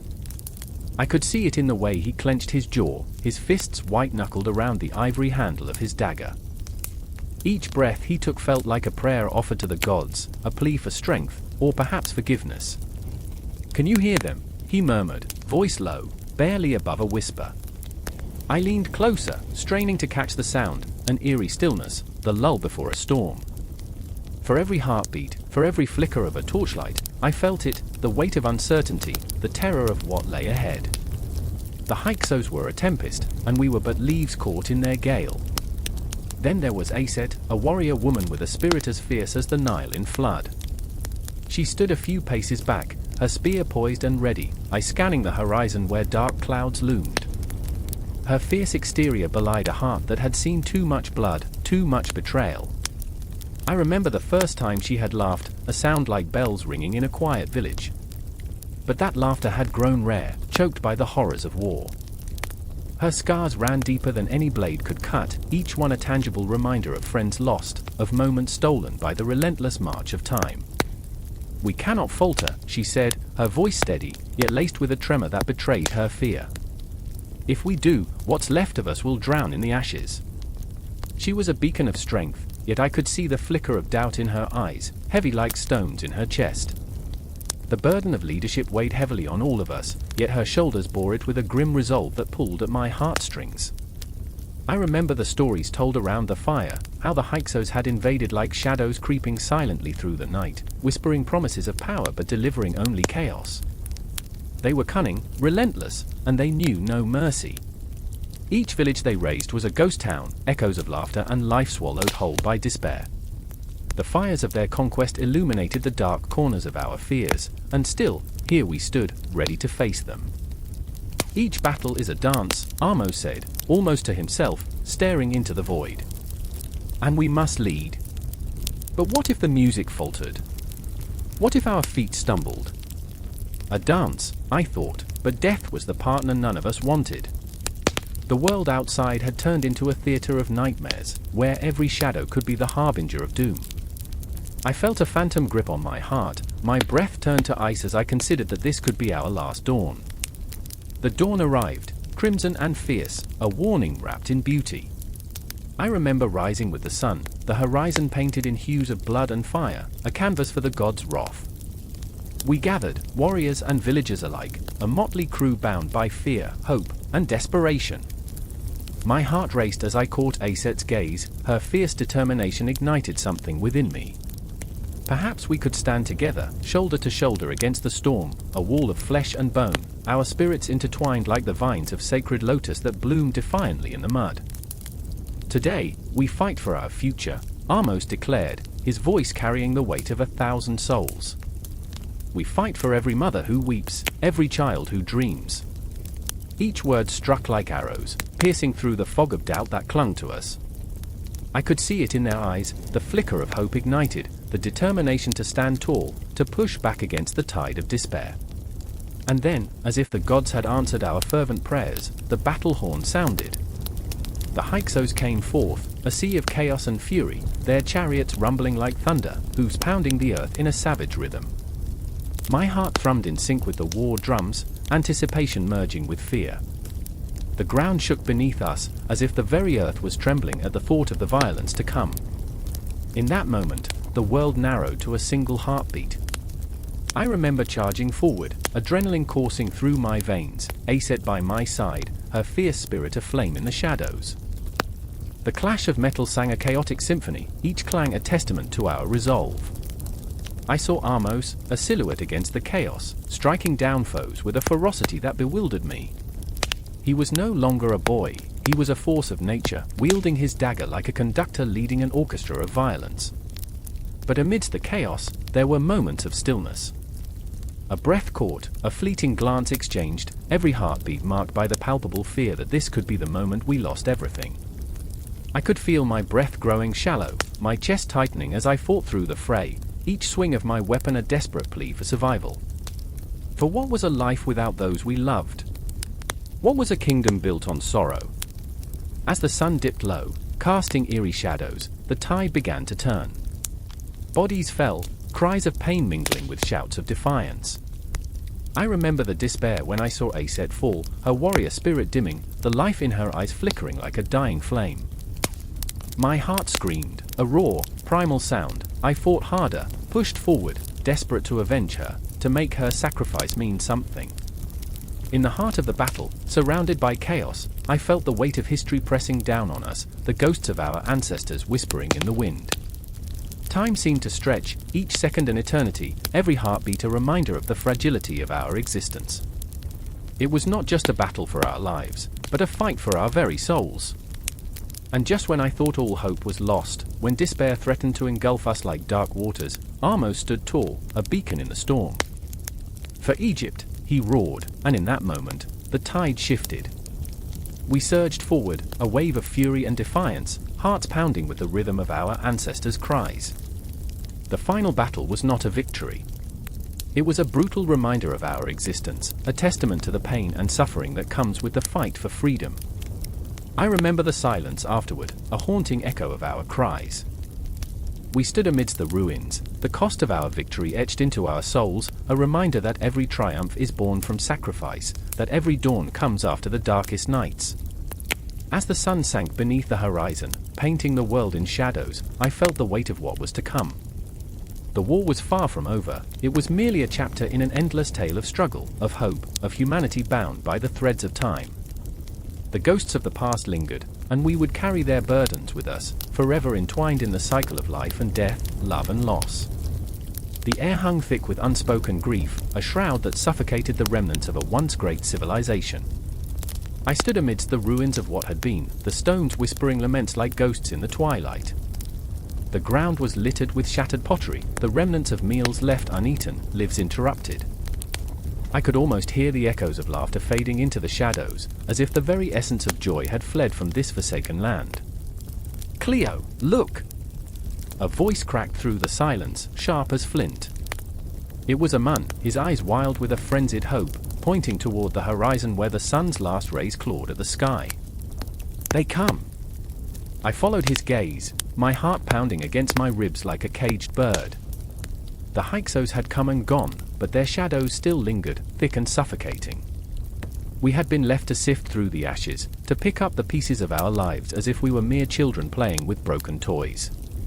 I remembered the night of their invasion, the screams slicing through the air like daggers, the smell of smoke curling into the night sky. The memory burned, raw, searing. Together, we stood on the edge of our city, our home, our haunted fortress. Amun, the ever-hopeful dreamer, clothed in a tattered tunic, had vowed to rebuild Egypt with a fire ignited by his stubborn heart. But beneath that bravado, I saw the glimmer of doubt, a fleeting shadow that whispered, "What if? What if we fail?" I murmured, barely able to speak the words. He turned to me, eyes fierce, but I could see the flicker of uncertainty. "We cannot fail, Cleo. We must rise from the ashes like the phoenix. This land deserves it." A laugh bubbled up from my throat, a hideous, mocking sound that felt foreign to me. A phoenix? Is that what we are now? Birds of fire? Or burnt carcasses? In the silence that followed, I could almost hear the universe laughing at our plight. The Hyksos had razed not only our homes but the very spirit of our people. Each time I closed my eyes, I could see the flames, feel the heat licking at my skin, and I shuddered. But Amun would not be deterred. He grabbed my hand, his grip warm and reassuring. "Come," he urged. We'll gather the people. We'll show them. We'll remind them who they are. And so we walked through the skeletons of our ancestors' homes, past the walls that had once reverberated with life.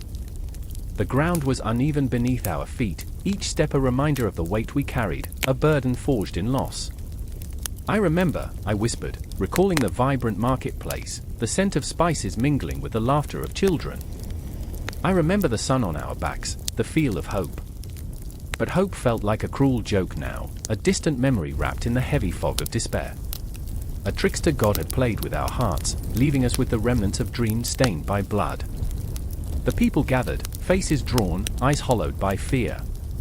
I could see their hearts, fragile, trembling like leaves caught in a storm. "We must remember," Amun shouted, his voice a beacon in the darkness. "Remember who we are. We are the children of the Nile." "Children of the Nile," I echoed, though my voice felt small, a withering flower in a storm. I wanted to believe, to join him in that dream, but the memories of loss held me back, anchoring me in a bitter reality. I remembered the old man who had sold me bread, his laughter like music. I remembered the mother who had cradled her child, whose eyes had sparkled with dreams. They were gone now. "Cleo," Amun's voice broke through my reverie. "Look at them. They need us." And in their eyes, I saw it, a flicker of something, a spark that refused to be extinguished, even in the face of annihilation. It was fear, yes, fear of the unknown, fear of the future. But beneath that fear, something else simmered, a fierce determination to fight, to reclaim what had been lost. "We will rebuild," I heard myself say, the words spilling out like a promise. "We will plant seeds in the soil of our ancestors. We will make this land breathe again." The crowd stirred, a wave of energy pulsing through us. I felt my heart race, a drumbeat of hope and despair entwining in a dizzying dance. "But it won't be easy," I cautioned myself, "the wounds run deep." Amun squeezed my hand, a reminder of our shared strength. "Together," he whispered, his breath warm against the chill of uncertainty. "Together, we forge a new beginning." I looked out at the faces before me, so many broken pieces, so many stories yet to be told. They were ghosts of a glorious past, waiting to be reborn, a tapestry frayed but still intact, yearning to be woven anew. And then a shadow passed, a swift movement that sent a shiver down my spine. I turned, heart racing as I scanned the horizon. What if they returned? What if the ghosts of the Hyksos came back to haunt our dreams? "Cleo?" Amun's voice trembled, pulling me back from the precipice of my mind. "What is it?" I shook my head, forcing a smile that felt like glass. "Nothing. Just the wind." But the wind carried whispers, echoes of memories that would not let us rest. I could feel the weight of the past pressing down, a reminder that we were standing on the precipice of something grand and terrible.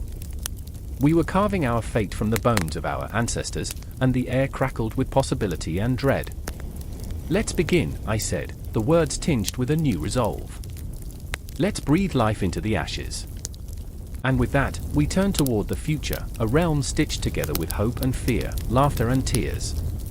The city lay before us, a canvas waiting for our brushstrokes, and for the first time, I felt the tremors of possibility rushing through my veins. It was time to face the ghosts, to confront the nightmares that lurked in the corners of our minds.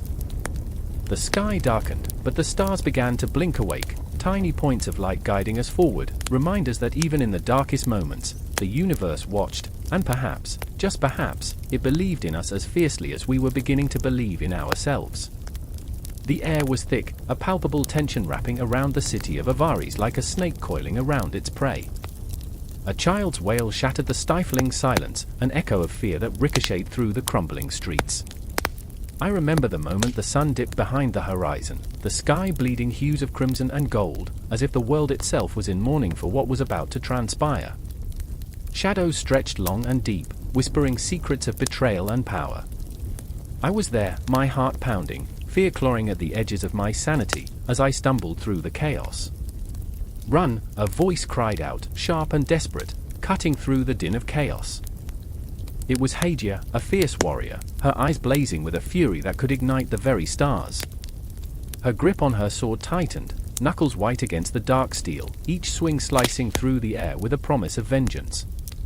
She was born of the Hyksos, yet her heart beat fiercely for a land that might never accept her.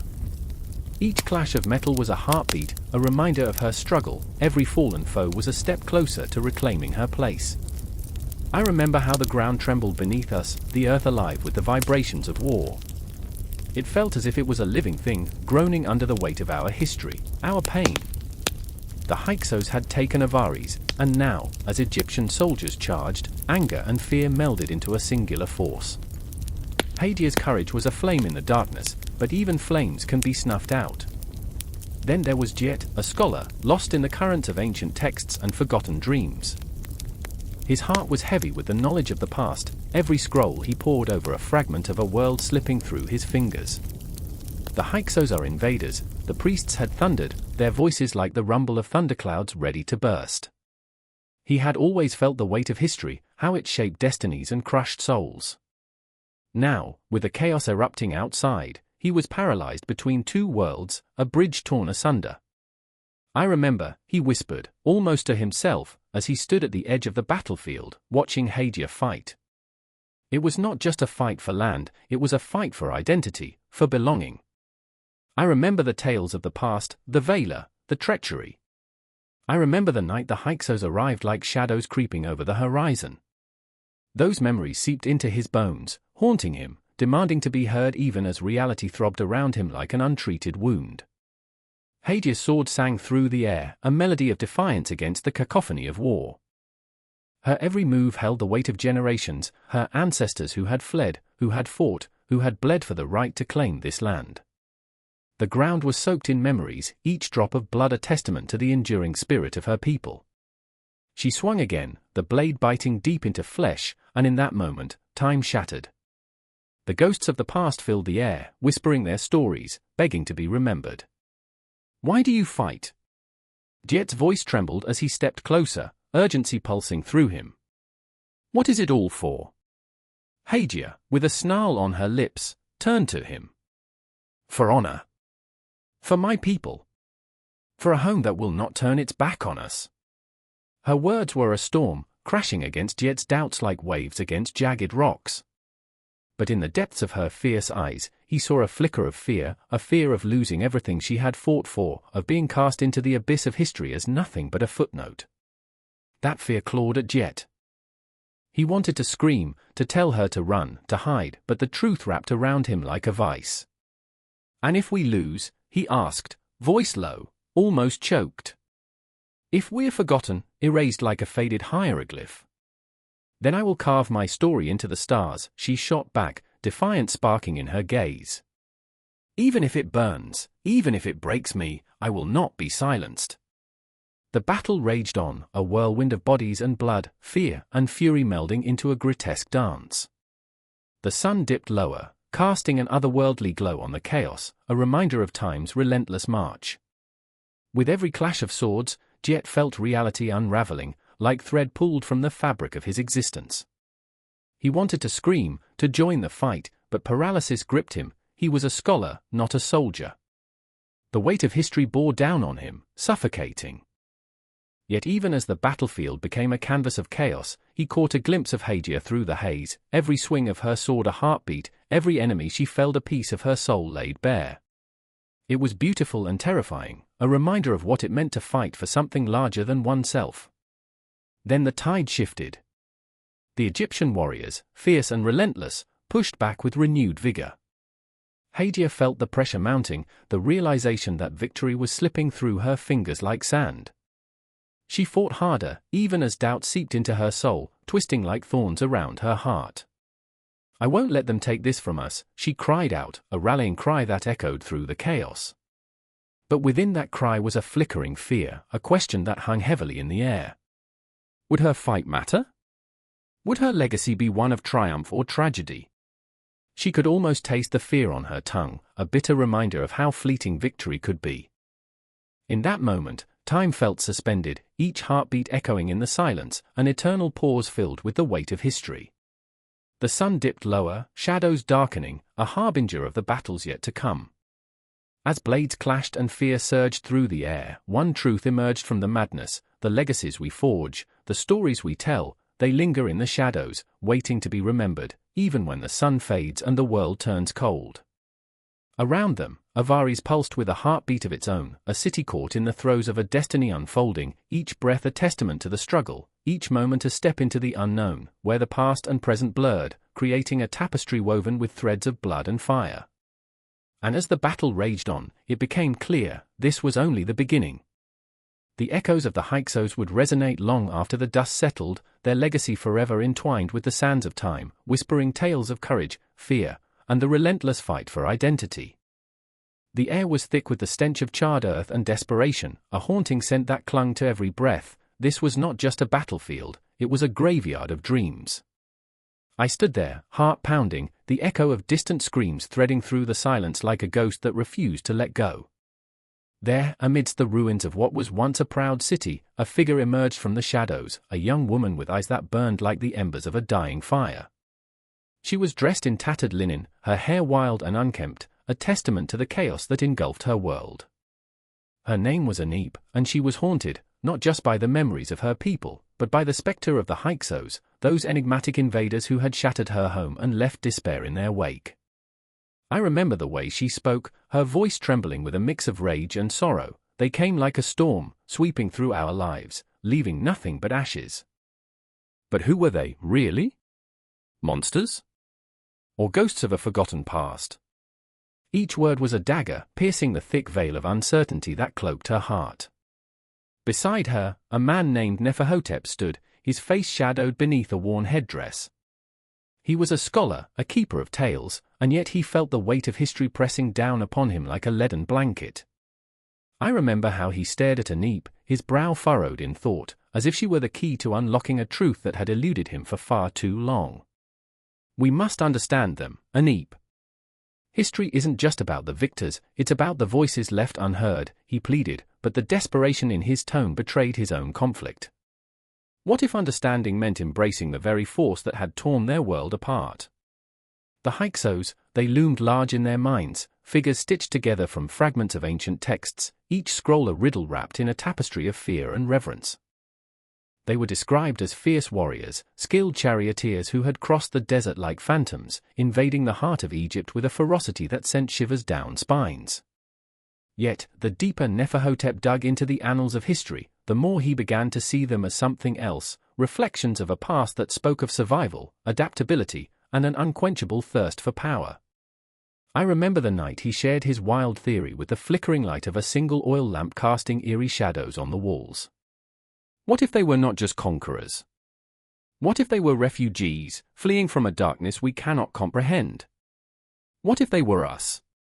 The words hung in the air like smoke from a dying fire, a thought so radical it churned the stomach.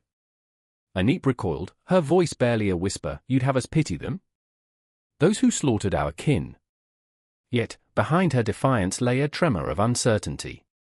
She felt it, the familiar tug of empathy, the way it gnawed at her heart. The Hyksos' very name was a curse on her lips, and yet she began to see the duality in their story. I remember hearing my grandmother speak of them as if they were demons. But what if they dreamed of a home, too? The concept rattled her, each word a pebble thrown into the still waters of her anguish, creating ripples that threatened to drown her in confusion. The hours melted into days, each one a spiral of tension that tightened around them. They walked through the streets of their fallen city, the echoes of laughter replaced by the sound of wind howling through empty alleys, ghosts of a world that once knew joy. They stumbled upon remnants of their culture, artifacts that told tales of gods and glory, now reduced to mere fragments. Anip touched an ancient pottery shard, her fingers trembling. This was once part of our story, she whispered, but the weight of her words felt heavy with the knowledge that stories could be rewritten. Neferhotep, his heart caught in a tempest of curiosity and dread, began to connect the threads of history, weaving a narrative that felt both familiar and foreign. Think, Anip. What if the Hyksos brought new ideas? Innovations? They could have shared knowledge, art. Perhaps they were not simply destroyers, but builders of something new. His hopeful vision became a flicker of light in the encroaching darkness, yet it left them both terrified of what it might mean. I remember the night they faced each other, the air electric with unspoken words. "You're asking me to forgive the unforgivable," she spat, tears glistening like dewdrops on fragile petals. The moonlight danced between them, illuminating the raw emotions etched on their faces. Neferhotep stepped closer, vulnerability spilling from his very core. "I'm asking you to see them as we are, flawed, desperate, searching for a place to belong. To understand is not to absolve, it's to grasp the entirety of our existence." As their voices rose, passionate, heart-wrenching, the shadows around them seemed to stretch and twist, listening, waiting. The night held its breath, the silence thickening like a storm about to break. Would the truth set them free? Or would it plunge them further into despair? I remember the moment the sky cracked open, a soft rumble of thunder echoing their turmoil. In that instant, the boundaries of their convictions blurred. Anip and Neferhotep stood on the precipice of revelation, the ghosts of their past swirling around them, demanding recognition. The Hyksos, now more than just invaders, became reflections of their own fears, hopes, and aspirations. And as dawn broke, spilling light over the ashes of their lives, they realized the walls they had erected to protect their sorrow could no longer contain the weight of their shared humanity. The Hyksos were no longer mere shadows on the scrolls of history, they were a call to confront the darker recesses of their own souls, a reminder that every heart, every story, bears the scars of conflict, yet craves understanding. In the quiet aftermath, the world felt both vast and intimate, as if time itself had paused to witness their awakening. They were two souls caught in the web of history, a history that spiraled endlessly, refusing to be contained by the narratives of victors or the silence of the vanquished. And as they stood together, on the brink of an uncertain future, the whisper of the past lingered in the air, poised to take flight once more. The moon hung low, a sliver of silver barely holding its breath over the sprawling sands of Avaris. A chariot raced through the night, wheels clattering against stone, the sound echoing like a war cry through the silent streets. Dust billowed, swirling like spirits rising from the earth, and in the chariot sat Koemhizit, his heart pounding like a war drum, matching the tempo of fear that coursed through his veins. The world around him was a chaotic storm, shouts of chaos, the clashing of swords, the acrid odor of smoke mingling with blood, the air electric with impending doom. Everything he knew was slipping through his fingers like grains of sand. He gripped the reins so tightly his knuckles blanched. "The Hyksos! They come!" A voice echoed in his mind, a memory of his father's warning, shadowed by years of disbelief. But disbelief crumbled now, like the walls of a city under siege. He could see them, figures clad in leather and iron, eyes fierce and wild as they surged forward, relentless as the Nile during flood season. They were invaders, yes, but also men with stories carved into their souls, men as lost as he was, driven by a force they could neither tame nor understand. His mind raced with thoughts of Amina, his sister, hidden somewhere in the chaos, as he remembered her laughter, how it rang out like a melody even in the darkest of times. He had promised to protect her, yet here he was, unmoored and panicked, his heart a fragile vessel threatened by the storm. "Amina," he shouted into the night, the sound swallowed by the cacophony around him, but he would not stop. "Where are you?" And then, just as the world began to spiral into darkness, he felt a tug, a pull toward the shadows. There stood Amina, her dark hair wild, her eyes wide with fear yet aflame with a fierce determination. "Ka," she cried, and the sound struck him like lightning, illuminating the abyss of his despair. She ran toward him, arms outstretched, a beacon in the chaos. But moments stretched painfully, like an eternity, as the distance yawned between them. The ground shook beneath their feet, as if the earth itself mourned for what was lost, and the cry of the Hyksos rang out, a haunting refrain that pierced the veil of night. "Come," he shouted, heart racing as she drew closer, but shadows moved behind her, figures emerging from the dark like specters, faces twisted in rage and desperation. They were men, yes, but they wore the scars of conquest, each one a story of loss, of yearning, of dreams turned to dust. Ka could see it in their eyes, they were not monsters, but desperate souls seeking a place in a world that had cast them aside. Amina reached him, and as she grasped his hand, a wave of warmth washed over him, but it was fleeting, like a dream dissolving at dawn. Time felt unreal now, the seconds stretching and snapping like fragile threads of fate, binding them together in this moment of terror. "We have to go," she urged, but he hesitated, looking back at the encroaching shadows. There was a flicker of something in their eyes, a despair that mirrored his own, and for a heartbeat, he wondered if he was looking into a mirror of his own soul. "Are they really our enemies?" he whispered, a question heavy with the weight of generations. "What if they, too, are seeking home?" But Amina's grip tightened, and her voice cut through the fog. "We can't think like that. They will destroy us." The raw panic in her voice sent shivers down his spine, and he felt the world narrowing, closing in on them as walls of fear and confusion rose on all sides. They were not just fleeing, they were witnesses to a tragedy unfurling before them, the tapestry of their lives fraying at the edges. And then, as if summoned by the haunting echoes of his thoughts, a figure emerged, a Hyksos warrior, sword drawn, his face a mask of defiance and sorrow. K's heart raced as he recognized the fierce determination within those eyes. He was not just a soldier, he was a brother, a son, a man grappling with the weight of his own losses. In that moment, K could see the threads of fate intertwining, the invaders and the defenders, both caught in a web of despair, both longing for the same thing, the home. Time blurred as they faced each other, the air thick with unspoken words. K felt the world tilt. This was not just a battle of swords, but of souls. Fear mingled with empathy, and he wanted to shout, to scream that they were caught in the same storm. But before he could utter a sound, the warrior advanced, eyes locked on K, and in that gaze, he felt the echo of a shared humanity. "Amina," he called, stepping forward, heart racing. "Wait!" She looked at him, confusion etched on her face, and in that moment, everything hung in balance.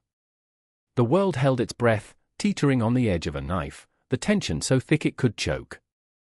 K could feel the weight of the past pressing against him, ghosts of ancestors whispering in his ears, urging him to act. What was history, if not a series of choices, a tapestry woven from the threads of fear, hope, and love? What if this moment was theirs to shape? But just as the flicker of understanding ignited between them, the clash of steel shattered the fragile tranquility. The world erupted into chaos, echoing a primal scream, a desperate plea for survival. K felt a surge of adrenaline, fear morphing into resolve. He had to choose. Amina's eyes searched his, and in that gaze, he saw the end of a chapter, or the beginning of a new one. The shadows danced around them, flickering like a dying flame, and he knew that to surrender to fear was to allow the past to dictate their future. With a heart full of unnameable resolve, K stepped forward, ready to confront the storm. "Let's fight," he breathed, as the universe shuddered and the night swallowed them whole, two figures against the tide of history, caught in the relentless grip of destiny. The confrontation loomed, an unwritten page hanging in the balance, and with every heartbeat, the world awaited the choices that would shape tomorrow. And as silence fell once more, mingled with the distant cries of a world on fire, K felt the weight of time itself pressing against him, a reminder that history was not just written in the annals of the past, but forged in the fiery depths of the human spirit, alive and unyielding. A chill hung over the barren ruins of Avaris, a place where the past clawed its way into the present, wrestling with the shadows of what once was. The air vibrated with whispers, secrets tangled in dust. I stood there, heart pounding, surrounded by crumbling walls that bore witness to the Hyksos, those enigmatic conquerors who had swept through Egypt like a storm, leaving echoes of fear in their wake. I remember the moment vividly. The sun dipped low, bleeding orange and crimson across the horizon as if the sky mirrored the violence of history. I could almost hear the clash of swords, the desperate cries of a people fighting for their home, and yet, there was a haunting beauty to it all, a symphony of despair and glory. The dig was more than an excavation, it was a confrontation with the ghosts that lingered in the soil, waiting for someone to listen. Beside me stood Miriam, her eyes wide with a mix of wonder and dread. A scholar by day but a fierce warrior in spirit, she was fueled by a consuming passion for the past, yet haunted by her own demons. Shadows danced in her heart, her family torn apart by war, her dreams crushed under the weight of reality. She sought solace in the bones of the dead, hoping to find answers in their silence. Every artifact, every shard of pottery was a piece of her fractured soul, a testimony to both loss and resilience. I can feel them, she whispered, her voice trembling as if the very air around us pulsed with life. They want to be remembered. I could see a flicker of madness in her eyes, the kind that ignites a fierce fire or burns everything to ash. I gripped my trowel tighter, feeling the cool metal against my palm, grounding me in this chaotic whirlwind of history. Then there was Khalid, a young intern with a passion that bubbled over like a cauldron ready to boil. He was naive yet brilliant, bursting with hope but teetering on the brink of despair. His laughter echoed through the ruins, jarring against the silence, a stark contrast to the ominous weight that settled over us. "What if we find something incredible?" he would say, I sparkling with a youthful naivete that made me ache for the innocence of dreams untainted by reality. But the deeper we dug, the more the earth seemed to recoil, as if it held its breath, a living thing ready to unleash its secrets. As Miriam unearthed a fragment of a Hyksos dagger, its blade cracked but glimmering, a shiver went through us all. "This was once a weapon of power," she murmured, tracing the lines with trembling fingers. "And now it's just forgotten." Fear wrapped around my heart like a vice, squeezing harder as the revelations thickened in the air. Each discovery was a double-edged sword, slicing through the fabric of time, revealing glorious victories and harrowing defeats. I remembered tales of their fierce chariots, of how they had stormed like phantoms across the Nile, and now, here we were, standing on the same ground where history had bled. The winds shifted, carrying with them an eerie silence that made the hair on my neck stand up. As the day faded, the shadows grew long, creeping closer, threatening to swallow us whole. I glanced at Miriam, her face pale, lips pressed in a thin line, and I felt the weight of unspoken words, the burdens we carried, the histories we longed to uncover, all smashing together in this timeless moment. Khalid's laughter faded, replaced by a tension that gripped us all. "What if they don't want us here?" he said suddenly, his voice low, casting a spell of dread. The words hung heavy, a foreboding echo that pierced the twilight. I could feel the ghosts shifting, indignant at our intrusion, their stories left half-told, stuck in a web of time.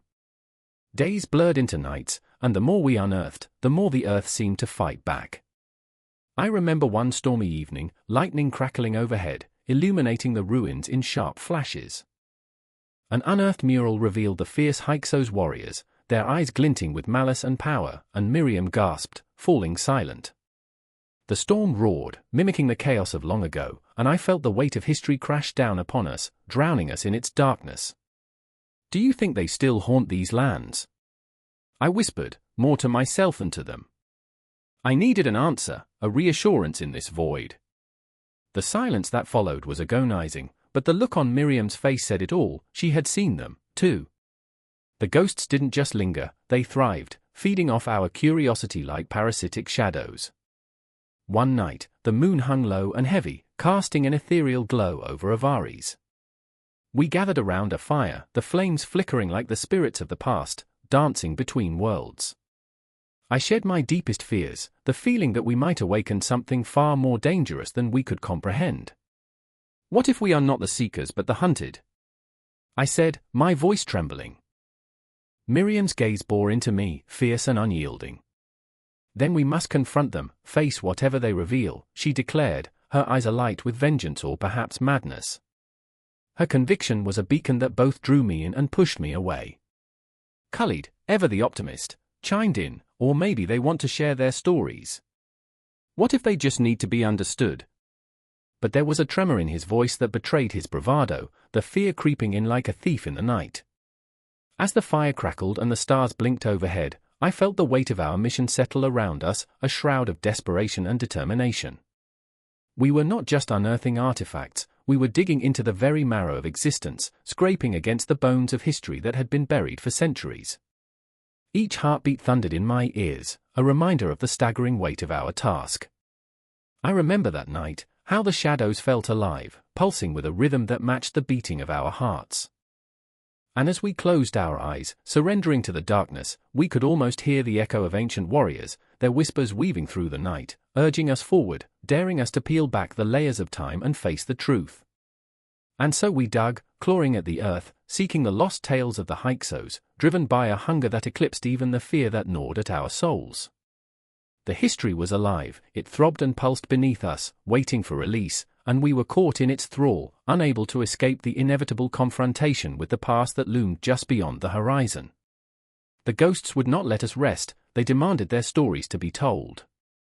And tell them we must, even if it meant facing the abyss that waited beneath. The moon hung low, an ominous coin clutched in the gnarled fingers of an unseen hand. I stood in the shadow of the Great Pyramid, its stones whispering secrets of ages lost, the air heavy with the scent of something ancient, dust mingled with the musk of fear. I remember the night everything changed, the night the Hyksos came. I could feel the tremors beneath my feet, a low rumble echoing the choir of chaos in my heart. The heart of Egypt, once a symphony of life, now pulsed with the frantic beats of despair. My brother, Kem, had always been the brave one, the hero of our stories. But that night, I saw the fear dance in his eyes, and it chilled me deeper than the frigid winds that swept across the desert. "Run," he shouted, but the word shattered on the air like glass. Rigid and broken. Who could run from the shadow of the Hyksos, those ghostly marauders? They swept in like a plague, their chariots carving paths of destruction, their laughter echoing in my mind like a funeral dirge. I remember the stories, how they spoke in tongues thick with the taste of blood and iron. Those outsiders, those harbingers of chaos. They were not just invaders, they were a tempest of nightmares, weaving tales of conquest and devastation through the very fabric of our lives. I remember the old priests, their faces cracked and haggard, whispering about their gods, Set and Baal, the dark entities that cloaked them. In the flickering torchlight, I caught a glimpse of their leader, a figure draped in shadow, eyes glinting with a hunger that sent shivers cascading down my spine. His name was Apepi, a name that felt like a curse, a promise of the end. My heart raced, each pulse a countdown to doom. Kem, always so defiant, stood tall against the tide, his fists clenched as if he could push back the encroaching darkness. But I saw the truth in his eyes, the flickering flame of hope was dwindling, a candle snuffed out by the breath of despair. "We must stand and fight," he uttered, a desperate plea laced with defiance. But could defiance shield us from the storm? Outside, the chaos raged like a wild beast unleashed. I heard the screams, high and piercing, echoing through the night like the cry of a child who knows only fear. I wanted to plug my ears and drown in silence, but instead, I was forced to watch. I watched as my neighbors fell, their bodies crumpling like discarded paper, lives extinguished in the blink of an eye. And there was Heshi, my childhood friend. Innocent laughter had once danced from her lips, but now her face was a canvas of terror. I remember her hands, trembling like fragile leaves in the wind, clutching at her mother's dress, only to be pulled apart by the chaos. "No!" I shouted, but my voice was lost in the cacophony. I could taste the salt of my tears mingling with the dust of the earth. The world around me blurred, each moment stretching and collapsing like a cruel joke.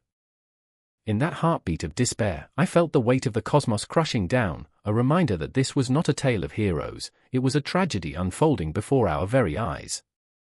With each scream that pierced the night, I felt pieces of my soul being chipped away, the echoes a haunting reminder that the Hyksos were not just foes. They were a reckoning. They were us, twisted by fear and survival, reflecting the darkest corners of humanity. I knew it then.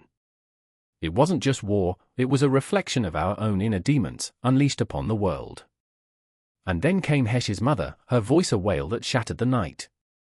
She stumbled through the chaos, a spectre of grief and loss, and in that moment, I saw my own mother, golden threads of hair, laughter that danced like sunlight.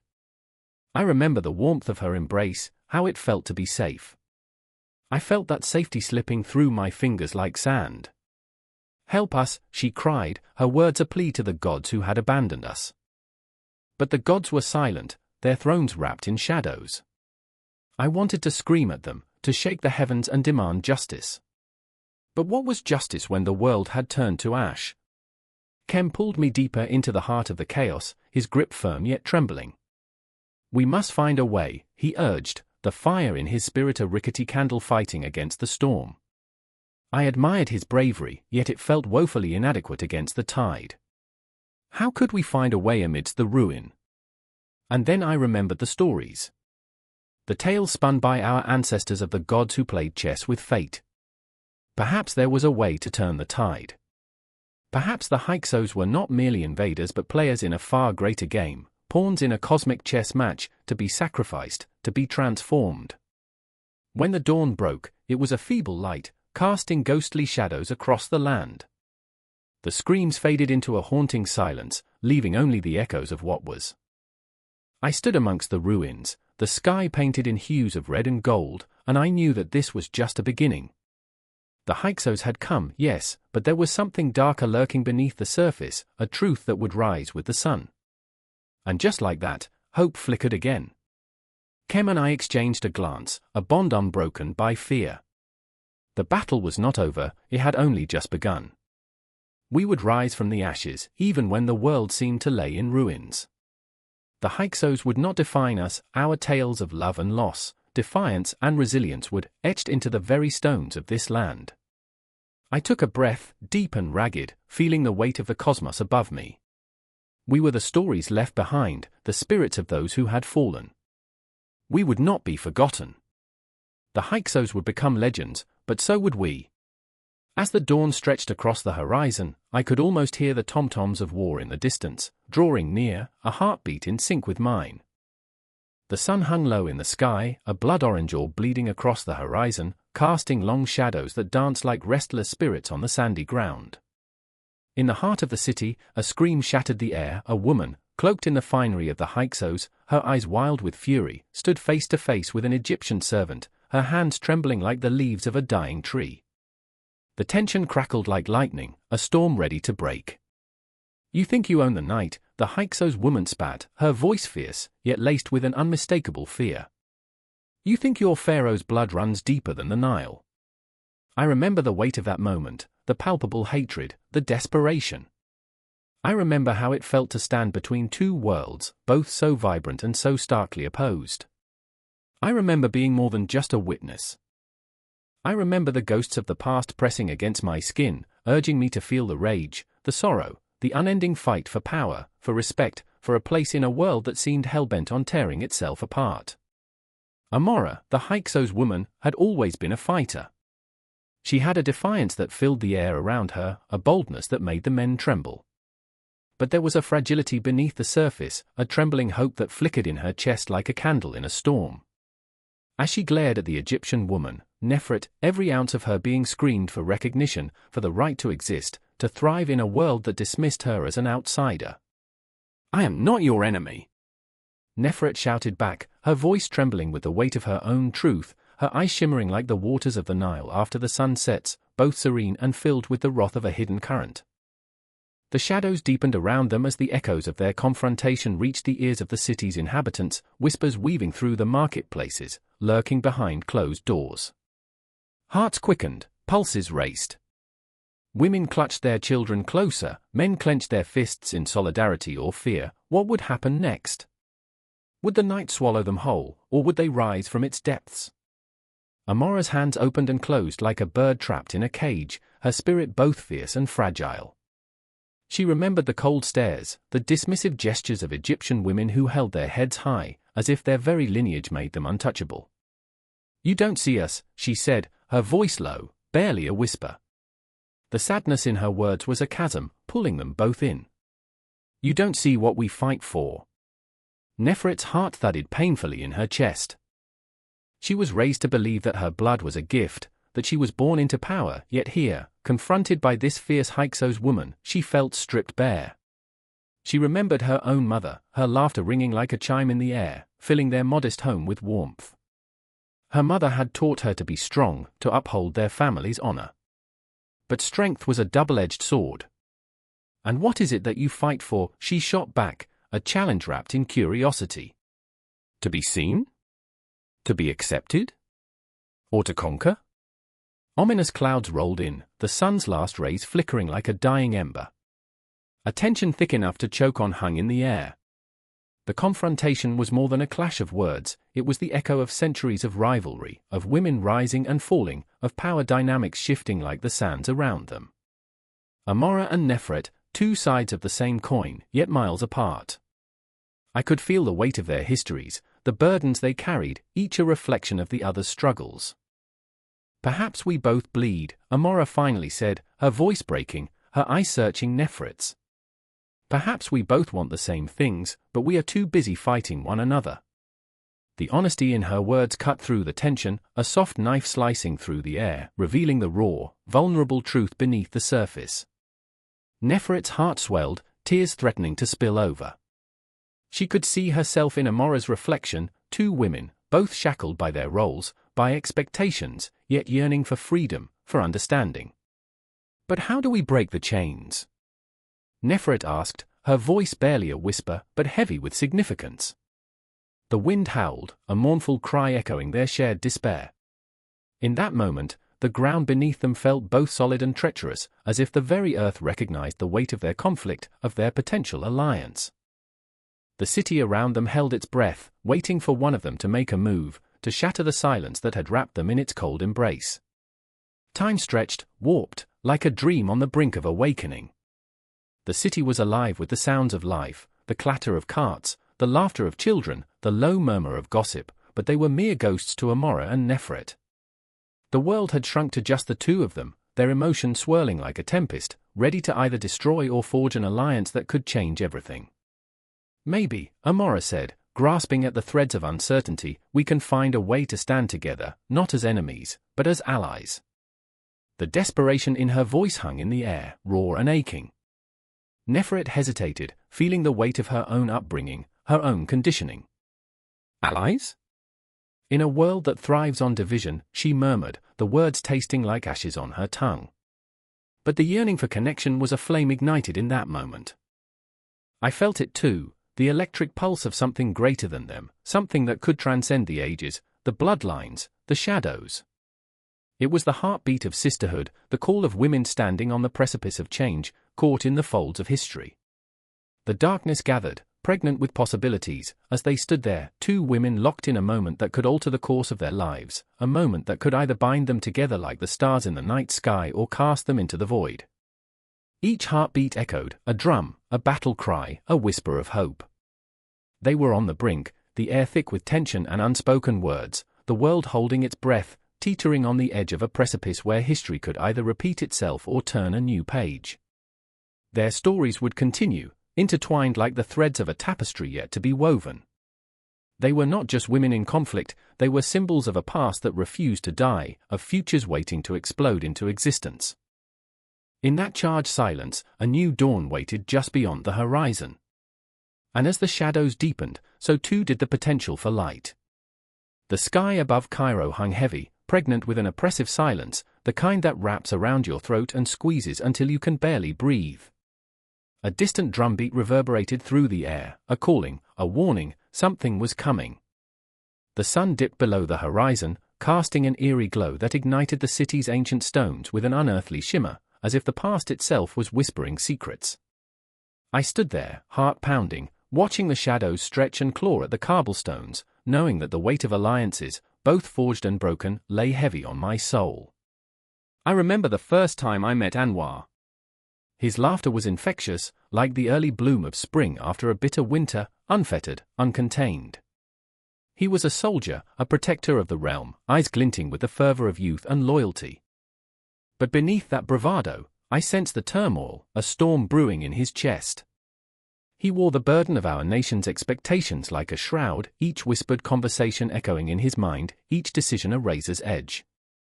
I watched him stand before the council, defiance radiating from him like heat from the desert sun, his fists clenched at his sides. "We cannot trust them," he cried, voice trembling with intensity, "they'll turn their backs as soon as we turn ours." And then there was Layla, the diplomat, woven from silk and steel. She moved through the world with grace, yet I could see the cracks, the fractures that marred her beautiful facade. Her eyes held the weight of every negotiation, every fleeting alliance, a tapestry of hope and despair. She had spent countless nights in candlelit chambers, arguing with foreign dignitaries, her heart a pendulum swinging between the dream of peace and the reality of betrayal. The way her fingers danced over the parchment as she penned letters to leaders, to foes, to friends, it was both a soothing rhythm and a frantic plea to a world that seemed hell-bent on chaos. "They will not understand," she whispered once, her breath a ghost in the darkness. "They view us as pawns, just pieces on their board. That night, as the air thickened with expectation, we gathered in the cathedral-like hall, the grand arches looming overhead, a testament to our civilization's glory. The council sat in judgment, and we all felt it, the tension, a taut string pulled to its limit. I could see Anwar's jaw clenched, his muscles coiled like a serpent ready to strike. "Do they think us naive?" he muttered, his voice low yet cutting through the tension like a dagger. "They'll come for our lands, our very essence, and we'll stand here, shackled by words." Layla shifted in her seat, the faintest flicker of doubt crossing her face, but it was gone in an instant, smothered by the fire of conviction. "We cannot let fear guide our choices," she urged, her tone fierce but edged with vulnerability. "Alliances can be our bridge to salvation, or our noose. We must play our cards wisely." Outside, the night had grown restless, shadows swirling like phantoms, and the distant hum of a crowd echoed through the stone walls. I felt the weight of history pressing down on me, the ghosts of leaders past whispering their failures and triumphs, each decision like a thread lacing our fates together, and every moment teetering on the brink of catastrophe. As the council debated, voices rising in fervor, I knew we were standing on the precipice of something monumental. Anwar's passion ignited the room, each word a spark, each gesture an explosion of emotion. "We cannot ally with those who have betrayed us before," he shouted, eyes ablaze with conviction. "They will betray us again." A war drum echoed his heartbeat, a primal rhythm that drowned out any reason. But Layla raised her hand, urging silence. "And what of the cost of isolation?" she countered, each syllable a gentle caress, tempered by the weight of her own fears. "Is it not better to forge a bond, however fragile, than to stand alone against the tide?" Her voice was like a soothing balm, yet I could see the tremor in her hands, the way she fought against her own vulnerability, trapped between loyalty to her people and the heart-wrenching possibility of betrayal. In that moment, I was lost in the tangled web of emotions, the push and pull of alliances that felt so fragile, like glass balancing on the edge of a cliff. I could feel my heart racing, torn between the harsh truth of Anwar's words and the glimmer of hope that Layla offered. The walls seemed to close in, the air thick with uncertainty, and all I could do was watch as the two of them, so different, yet so alike, battled the demons that threatened to consume them. Suddenly, a messenger burst through the heavy doors, breathless, eyes wild. "The foreign envoy approaches!" Panic rippled through the chamber, a sudden gust of wind lifting the tension and tossing it like leaves in a storm. The walls reverberated with the dreadful promise of impending conflict. Anwar's face hardened, a mask of resolve, while Layla's lips pressed into a thin line, her mind racing, calculating the potential fallout of their arrival. "Do not let fear dictate your actions," she urged Anwar, a plea laced with desperation. "We may yet turn this to our favor." But in that heartbeat, I knew, each course of action was a path lined with thorns. And so, as the envoy drew closer, the air crackled with a mixture of anticipation and dread. I could feel the tension coiling around us, an invisible thread pulling tighter, binding us to a fate we could no longer escape. The city outside buzzed with life, oblivious to the storm brewing in our hearts. The past felt like a ghost standing between us, whispering of alliances won and lost, of empires built on trust and torn apart by treachery. The moment hung suspended, every breath steeped in the weight of history and the uncertainty of the future. I could scarcely breathe as the clock ticked, counting down to a moment that would change everything. We were at a crossroads, and the choices we made would ripple through time, leaving echoes that would haunt us forever. In the face of looming darkness, the flicker of hope danced on the edge of despair, and with every heartbeat, we inched closer to the inevitable confrontation. The envoy was here, and with them, the promise of alliances, fragile, beautiful, and fraught with peril. The shadows deepened, and I could only wonder, would we rise from the ashes or become one with the dust of forgotten dreams? The air crackles with tension, a single torch flickers, casting grotesque shadows that dance like the souls of the damned upon the cracked walls of Avaris. I can almost taste the fear, a metallic tang on my tongue, salty like spilled blood. The city breathes uneasily, wrapped in the smothering embrace of dusk as the sun drowns in the horizon, dragging the last vestiges of light into the abyss. It is a city poised on the brink of annihilation, a heartbeat away from chaos. I see her, Zera, a warrior forged in the fires of desperation, her heart a battered drum echoing her determination. The weight of her father's legacy, a fallen king, hangs heavy on her shoulders like a shroud. She grips her dagger like a lifeline, its hilt slick with sweat, the only comfort in a world gone mad. I remember her eyes, fierce and wild, reflecting the flickering torchlight, a storm brewing within them. "Fight or die," she whispers, the words laced with a desperate resolve that cuts through the air, a prayer to the gods who have long abandoned her. Her breath is a ghost, a vapor dissipating in the chilling night. The sound of distant drums thunders in the background, a war cry echoing through the cobblestone streets, pulling her deeper into the vortex of impending doom. I can feel it, the pulse of the city quickening, a frantic rhythm that mirrors my own racing heart. Then there's Amir, her brother, caught in the whirlpool of his own demons. He stands at the city's edge, the familiar weight of cowardice clinging to him like a second skin. The thought of blood, of facing the Hyksos, of standing against an enemy that feels like an unstoppable tide, makes him tremble. His hands shake, he's not a warrior like Zera, more a shadow of what could have been. "What if we fail?" he breathes, the words tumbling out like stones dropped into a bottomless pit. "Then we die fighting," Zera snaps, her voice cutting through his doubts like a blade through flesh. "Would you rather die here, as a coward?" Her words slice him open, expose the rawness of his fear. I remember the way his eyes dart toward the horizon, where darkness blooms like a savage flower. It is there that his dreams of valor wither. He wants to scream, to break free from the chains of expectation, but the silence that follows his unasked questions is deafening, louder than the drums of war. The streets are alive with a maddening energy, shadows of the past dragging their heavy chains through the alleys. I see the faces of those who have lost hope, hollowed eyes staring into the void, searching for solace in a world that offers none. The smell of smoke and despair hangs thick in the air, clinging to my skin like the touch of a ghost.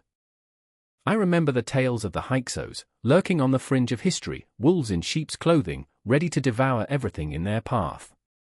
Their laughter echoes in the dark, a chilling melody that dances against the walls of Avaris, a reminder of our vulnerability.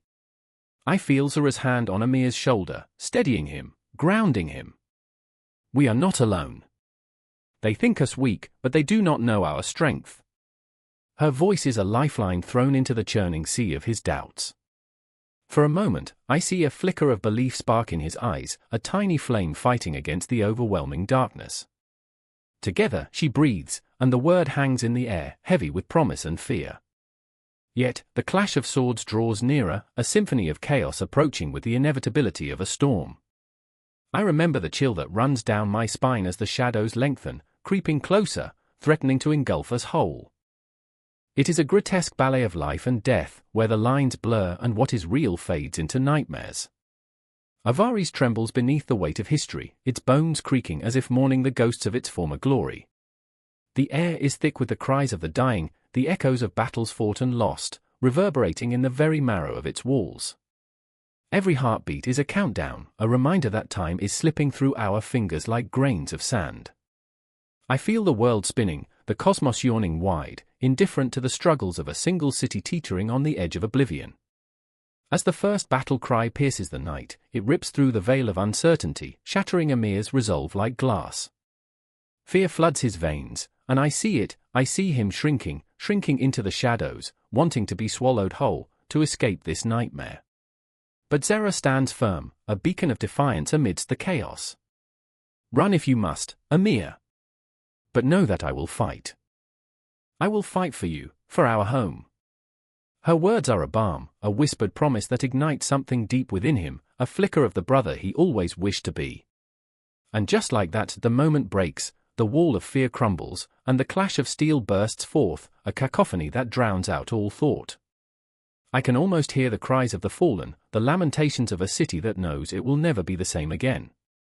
Time stretches, bends, and snaps back like a taut string as Zera charges into the fray, the sound of her boots pounding against the earth echoing in my soul. What is glory when it is draped in blood? What is victory when it is stained with the tears of the innocent? The city catches fire, flames licking at the sky, a funeral pyre for dreams that will never take flight. I remember standing amidst the chaos, heart racing, a witness to the end and the beginning, where the Hyksos surge like locusts, ready to consume everything we hold dear. Zara fights with the ferocity of a lioness, each swing of her dagger a testament to her pain, her desire for revenge. Amir, trembling yet resolute, watches, and in that moment, a transformation ignites within him. The ghosts of their ancestors whisper through the smoke, urging him forward. He steps out of the shadows, into the light, ready to face the ghosts of his own making.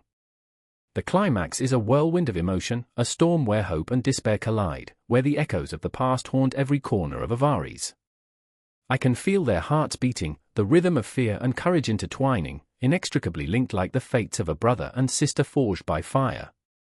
And so, in this moment of chaos, in the heart of battle, the city holds its breath, a collective gasp echoing through the ages, as Avaris teeters on the brink, on the edge of oblivion, on the cusp of rebirth. The shadows deepen, the night swallows the day whole, blurring the line between victory and defeat, and all that remains is the pulse of a heartbeat, echoing in the dark, demanding to be heard. The sun hung low in the blood-red sky, bleeding out shadows that danced across the stones of Thebes like restless spirits. The air, thick with the scent of sweat and burnt offerings, crackled with tension. I stood there, heart pounding, breath caught somewhere between fear and exhilaration, as the cries of the people, their hopes, their despair, echoed in the walls of the city. It was chaos. It was destiny. "Are you a coward or a king?" whispered a voice from the depths of my memory, echoing like a ghost in my mind. It was the question that had haunted me since I first grasped the fragile thread of my lineage, since I first felt the weight of my father's blood coursing through my veins. I could feel it now, a hot pulse that matched the rhythm of my heart, the very essence of a royal lineage, heavy with expectations, burdened by legacy. I clutched my sword tighter, the hilt biting into my palm, and I was reminded of Ilara, her laughter ringing like silver bells that now clashed with the thunder of impending war. Ilara, with her fierce gaze and defiant spirit, stood not far from me, eyes alight with a fire that threatened to consume her. She had chosen this path, the one bathed in peril and shadow, where love and loyalty tangled like vines around a decaying pillar. I remembered her words, sharp as the blade I wielded, "You cannot lead an army if you cannot lead yourself." She had poured her heart into my hands, her dreams and fears mingling with mine like the smoke curling from incense, intangible yet suffocating. "Look," she shouted, pointing toward the horizon where the dust of approaching soldiers billowed like a storm. "They come for blood. Our blood. Will you let them take it?" Her voice struck me, sharp as a dagger, and my pulse quickened. Those were no mere words, they were a call to arms. I could see the silhouettes of the Hyksos, their figures looming like nightmares against the twilight. They were not just invaders, they were phantoms of our past, remnants of a time when we had lost everything we held dear. I could feel the weight of my ancestors pressing down on me, their whispers urging me to fight, to reclaim what was rightfully ours. A sudden flash of memory wrapped around me like chains. I remembered my mother, her gentle hands caressing my cheek, her voice soft yet firm. "Fear keeps the heart alive, my son. Let it guide you." But fear had morphed into a beast within me, clawing and gnashing, threatening to devour my resolve. I was not just a prince, I was a man on the brink of an abyss. Would I rise, or would I fall? "Cyrus!" Ilara's voice shattered my reverie, pulling me back to the present where shadows loomed, and the battle drums beat like the pulse of a dying world. Her hand caught mine, an electric jolt that ran through my veins, grounding me. She was my anchor, but she was also a reminder of the chaos that could unfold. Would I protect her, or would I lose her like so many others? I took a breath, and her eyes held mine, unyielding and fierce. "We fight together, or we die together. Make your choice." And in that moment, I saw the flicker of fear in her gaze, the crack in her armor. We were two souls intertwined by fate, standing at the precipice of an era, as if time itself conspired against us. The ground trembled beneath our feet as the first arrow soared through the air, a shower of death that split the sky. I felt an icy finger trace down my spine as if the cosmos itself whispered a warning. The clash of metal and the cries of the wounded pierced the silence, a cacophony of chaos that echoed through my soul. I ran, Ilara at my side, the battlefield stretching out before us like a twisted tapestry of fate. Remember the stories, Cyrus, she shouted, her voice barely cutting through the din. The gods watch, and the past is alive. They will judge us. The past, a mirror that reflected not just glory, but blood and betrayal. I could feel it wrapping around my throat, choking me as visions of my ancestors flashed before my eyes. They had fought their own battles, and yet here I stood, a mere mortal, caught between honor and survival. Did I have what it took to emerge victorious? The Hyksos surged forward, dark figures against the blazing sky.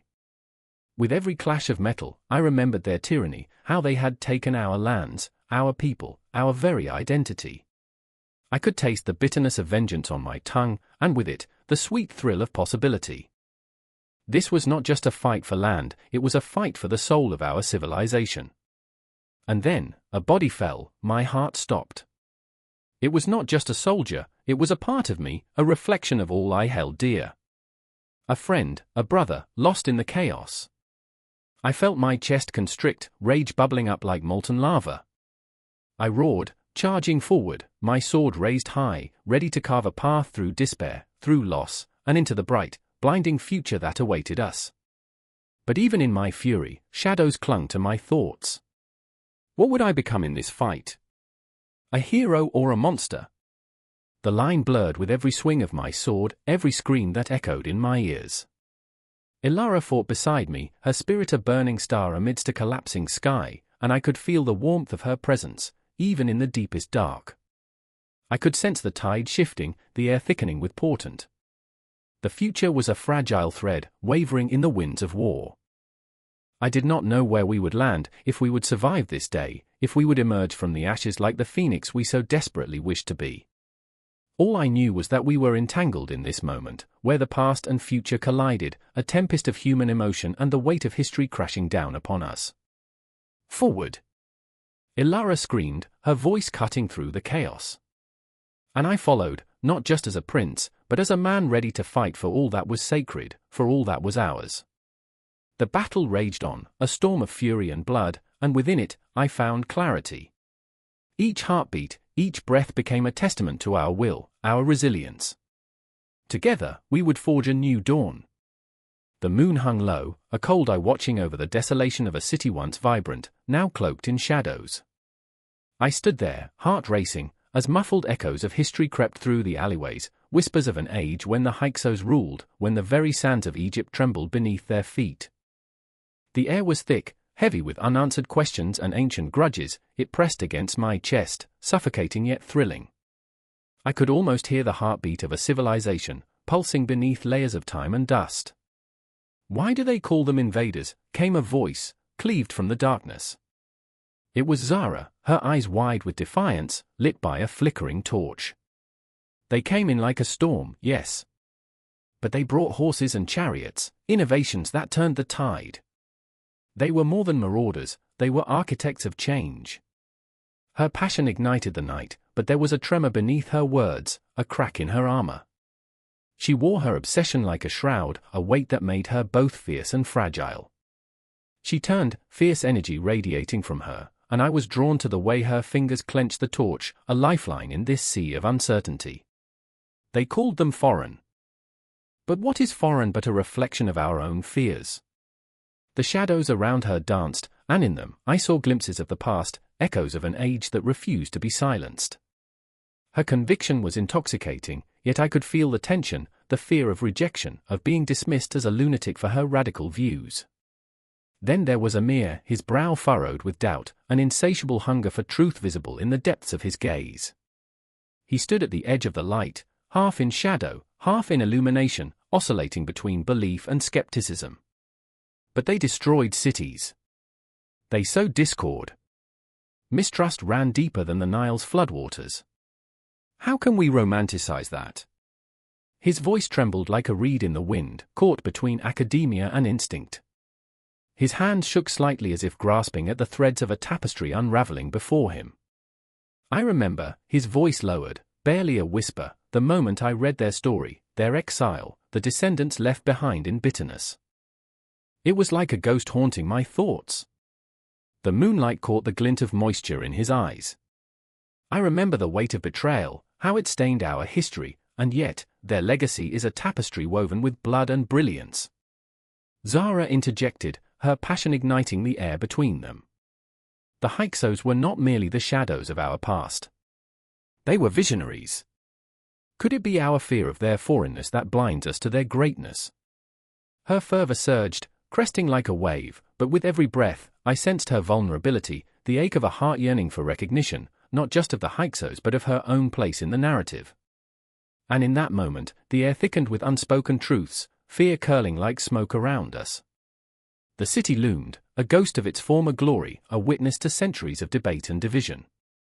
I could feel the pulse of the ground beneath my feet, a rhythm echoing with the heartbeats of scholars, historians, and lovers of the past, all grappling with the ghosts of the Hyksos. Why do we cling to this binary? Amir's voice broke the tension, sharp as a knife. Invader or innovator? Monster or misunderstood? The truth lies somewhere in the chaos, somewhere between our fear of them and our desire to understand. He paused, the weight of his words hanging like a dark star in the night sky. Zara stepped closer, her intensity piercing the veil of uncertainty. What if we embraced the layers? What if we let go of our need for clarity and allowed the ambiguity to wash over us? She reached out, fingertips brushing Amir's arm, a gesture of solidarity, and for a heartbeat, I felt as if they were both teetering on the edge of an epiphany that could shatter their perceptions. But the ghosts were restless. Shadows flickered, and the past loomed larger than life, unyielding. I can't, Amir's voice cracked, raw with emotion. What if acknowledging them as part of our history means embracing the chaos they left behind? What if we unravel our own narratives? The tension burst, an electric charge, and in that charged moment, I felt the world shift beneath me. Each word hung in the air, suspended like stars in a night sky, threatening to collapse into a black hole of despair. I watched as their souls danced dangerously close to the edge of understanding, each heartbeat echoing with the weight of their convictions, their fears, and their unresolved past. I remember the first time I felt their presence, Zara whispered, her voice breaking through the chaos. It was as if the walls were speaking, the stones yearning to tell their story. I felt myself slipping into their world, a world where fear and strength coalesced, where the past demanded to be felt. Amir's eyes flickered with recognition, and I knew we were standing at the brink of something vast. But then it becomes personal, he whispered, as if confessing a secret that could shatter the very fabric of their identities. What if we fall into the same trap of labeling, just as they were labeled, forever haunted by the ghosts of our own making? The moon hung closer now, a witness to their struggle, illuminating the shadows that draped around us. The air felt electric, charged with the weight of history and the pulse of unending debates. Each heartbeat echoed with the realization that perhaps the truth of the Hyksos was not a singular narrative but a cacophony of voices, each fighting to be heard, each yearning for understanding. As silence descended, thick and suffocating, I realized we were standing on a precipice, a moment suspended in time. The night whispered secrets too complex to unravel, yet so painfully simple in their essence. Zara and Amir stood there, locked in an emotional duel, their hearts laid bare, caught in the swirling eddies of history and interpretation.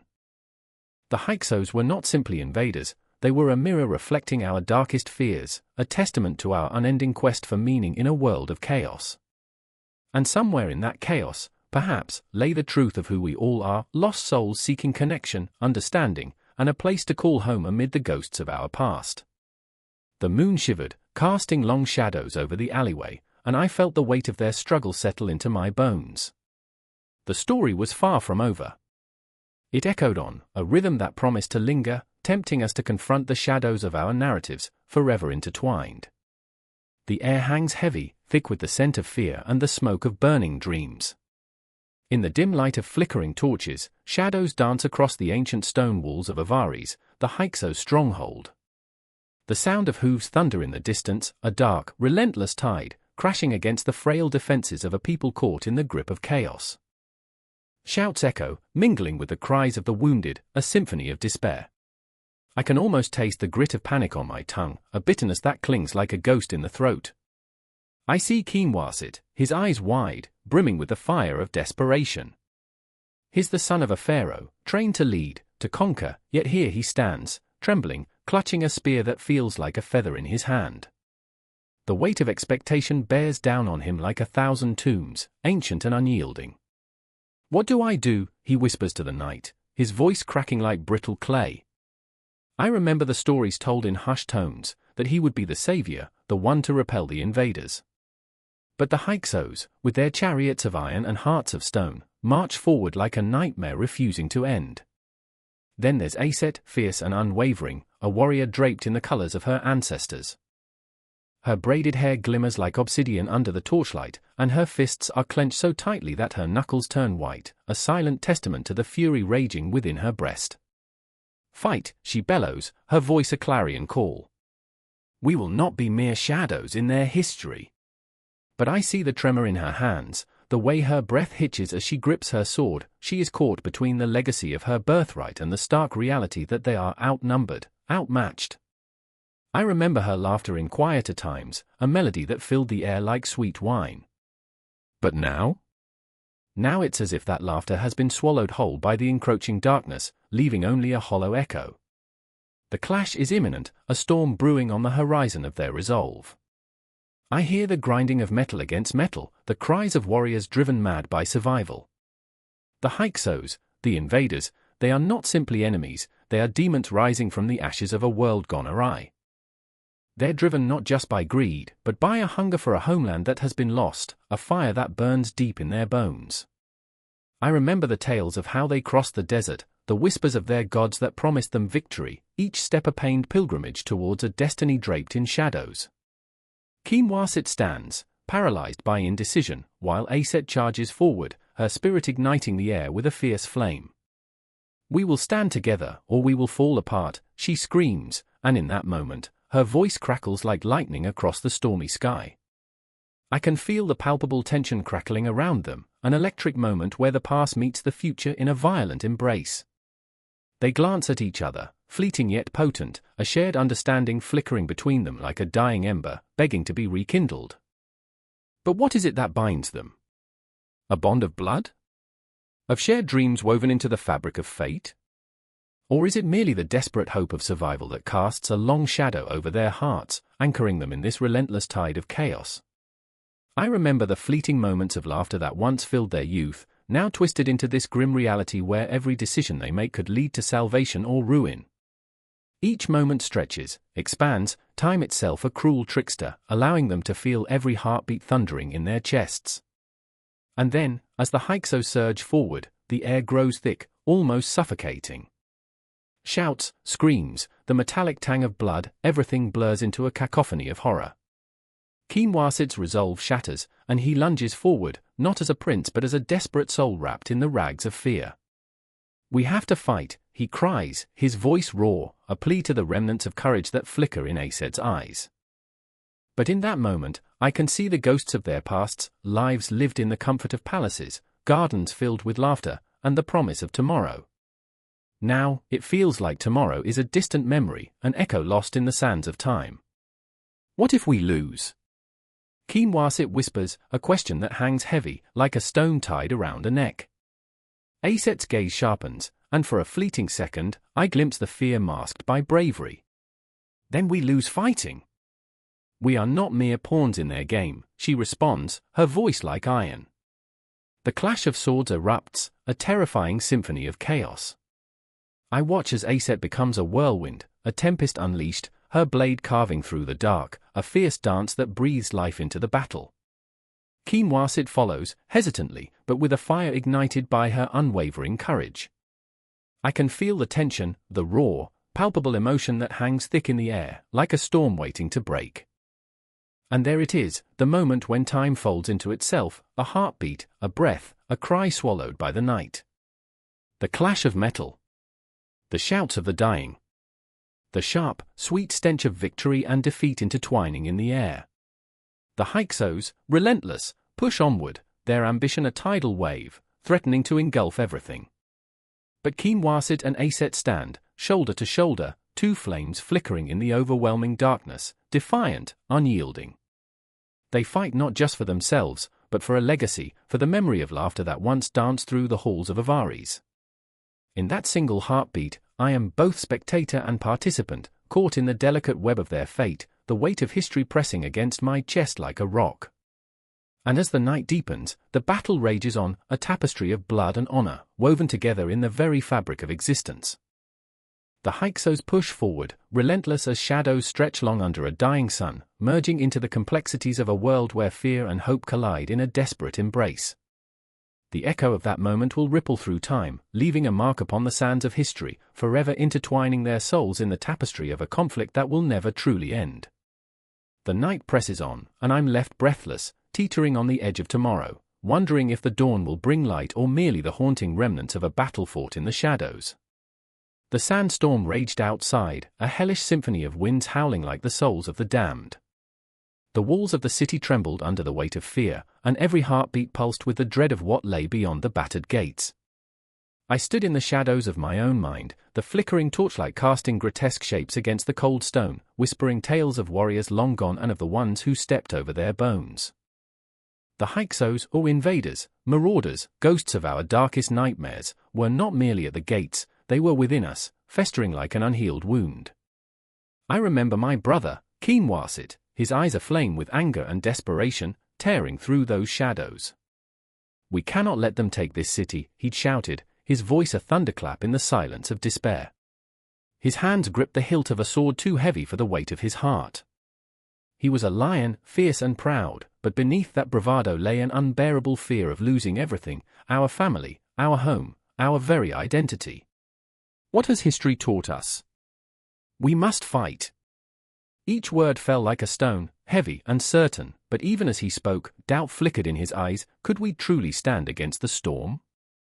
And then there was Nefertari, a woman of unmatched strength, her spirit woven from the very fabric of the earth.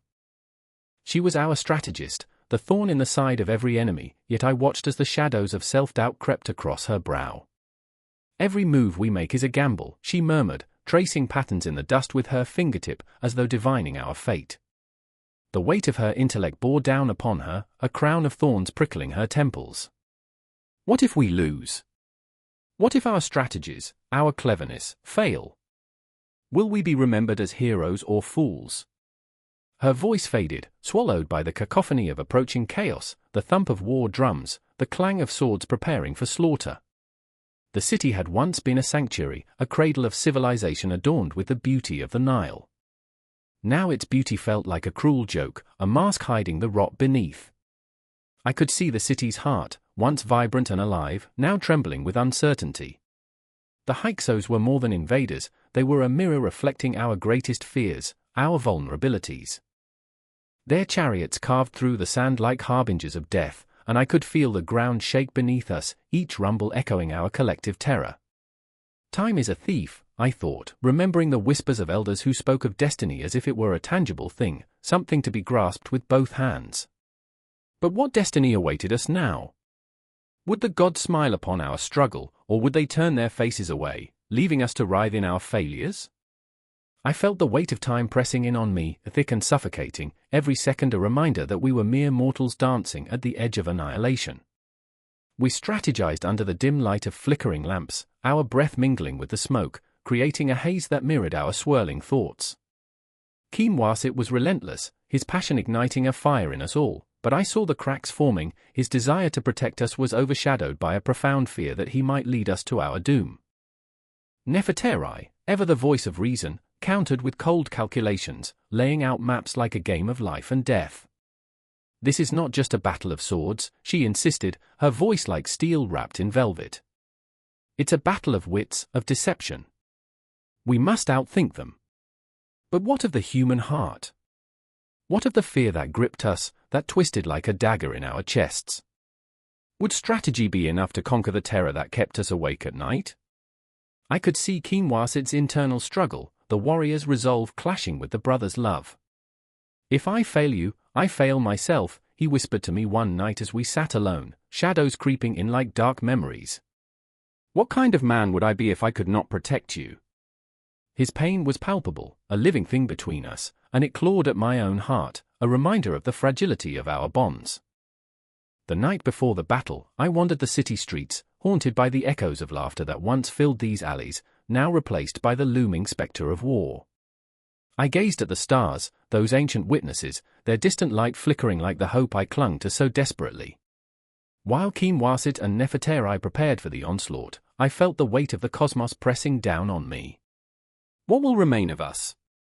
I whispered into the void, hoping the stars would answer. Would we become stories told by firelight, or would we be forgotten, mere footnotes in the pages of history? As dawn broke, the silence shattered under the roar of chariots and the cries of men.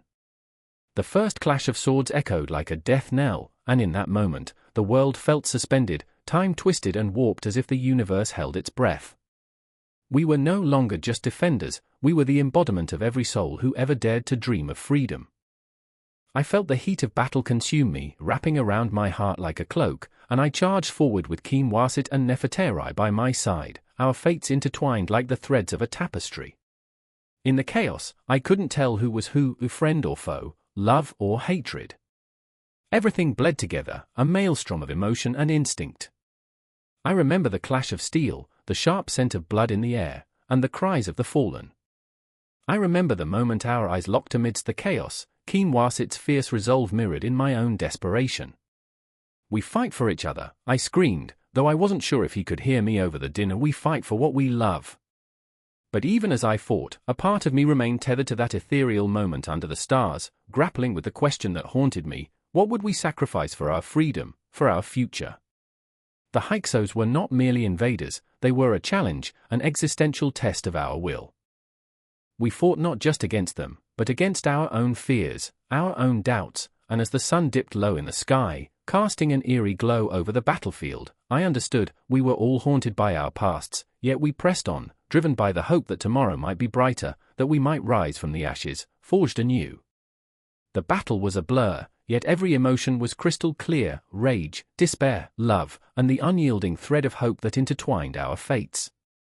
The end was a swirling vortex of bodies and blood, a brutal dance where only the strongest would survive. I could feel the pulse of the universe, a reminder that even in our darkest moments, we were alive, and we would not go gently into that good night. And as the dust settled, as the screams faded into the eerie silence that followed, I knew we would emerge forever changed. The lessons of the Hyksos invasion were etched deep into our souls, a testament to our struggle, our resilience, and the haunting question that would forever linger: what would we become after the storm?